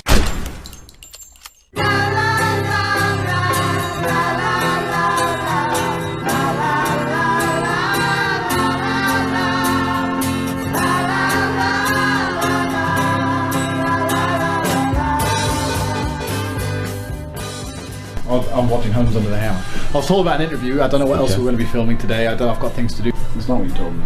Got my passport, so. Tristan! Hey, my man, how you doing? Not bad, mate. How are you? Very, don't be taking the piss. I'm just trying to make me look like a cunt. Because who's paying for him? Bit misty out, isn't it? Alright, I don't speak English. Hey, man. Kind of left me at the hotel there. Iron Brew. Didn't have you down as an Iron Brew, man. Something just like fit bitches apply here. Car's going back. I think he's mad. I think we're down about 700 pounds. Hot girls apply. Free Burger King. Hot women. Inbox Andrew. He's got paper. Offensive. Equally offensive. Hot tub. You're a worm until you could do that. I will look for you. I will find you. Mate, completely. You'd be an idiot not to. Finish our 20 drink. Absolutely. Now it's time to start boozing. We're boozing. Let me tell you something. We're done drinking here. We started boozing. Held on to money and saved it, put it in an ice log, was a dickhead. I wouldn't be a fucking badass, would I? Give me more money. Okay, stunner, boom. What do you mean you don't like the beer? Rogue one for one rogue. I'll never pick up my tape, but... Watch me. I'll hit the gym. Biceps will be bigger than ever before. Oh, for fuck's sake. You're not excited about Christmas? Christmas isn't happening, Dave. You're gonna have to get over that. The boner Grinch. Chainsaw in one hand, axe in the other. Massive dong. The 10-inch Grinch. We are professional boozers. Amy was a complete prick. Things about people. Welcome to the real world. Trump is a G. When someone comes up to me and like takes my sandwich out of my hand and throws something on me, that's funny. Like, I will literally end your life. Care about what you do, Dave. I don't care. The Ice Bucket Challenge was one of the most stressful periods of my life. I'm just in Bucharest by myself then. Yeah, you're in Romania on your own. Be careful, it's dangerous. Can you call me a taxi? The president, the most powerful man in the world, is telling Ellen that how brave she is, what amazing things she's done, all because she licked a bit of pussy. What is wrong with these people? Bloody good to be back though, isn't it? Tropical, mate. No. 7 degrees. I hate snow. If there's one thing I hate more than snow, it's England. See, people say, oh, Tate's got it easy. Tate's a millionaire. I don't have it easy. I've got to decide where to go now. I'm busy. I'm a G. I've been busy. I'm an international gangster. I've got shit to do. Give a fuck about this hard hand shit. I mean, hateful. What's it called? Hateful thing.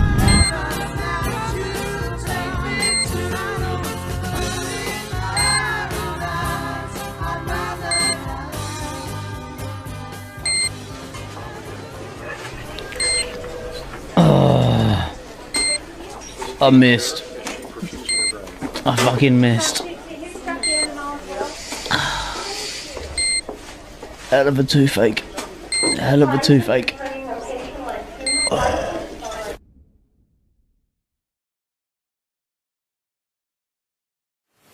Do you believe in fate, Neo? No. Why not? Let me tell you why you're here. You're here because the world is not what you've been told it is. The Matrix is everywhere. Fact-checked studies that everybody believes, the news you watch, the way you've been taught to think, the educational system, the opinions of the people who love you. The Matrix exists to blind you from the truth. What truth? That you are a slave, Neo. They have imprisoned your mind. Anxiousness, depression, stress. They have stolen your consciousness. You are enslaved by preoccupation. What can I do? The world is binary. There is only action and inaction. Freedom requires you to act, Neo. Remember, all I am offering is the truth, nothing more.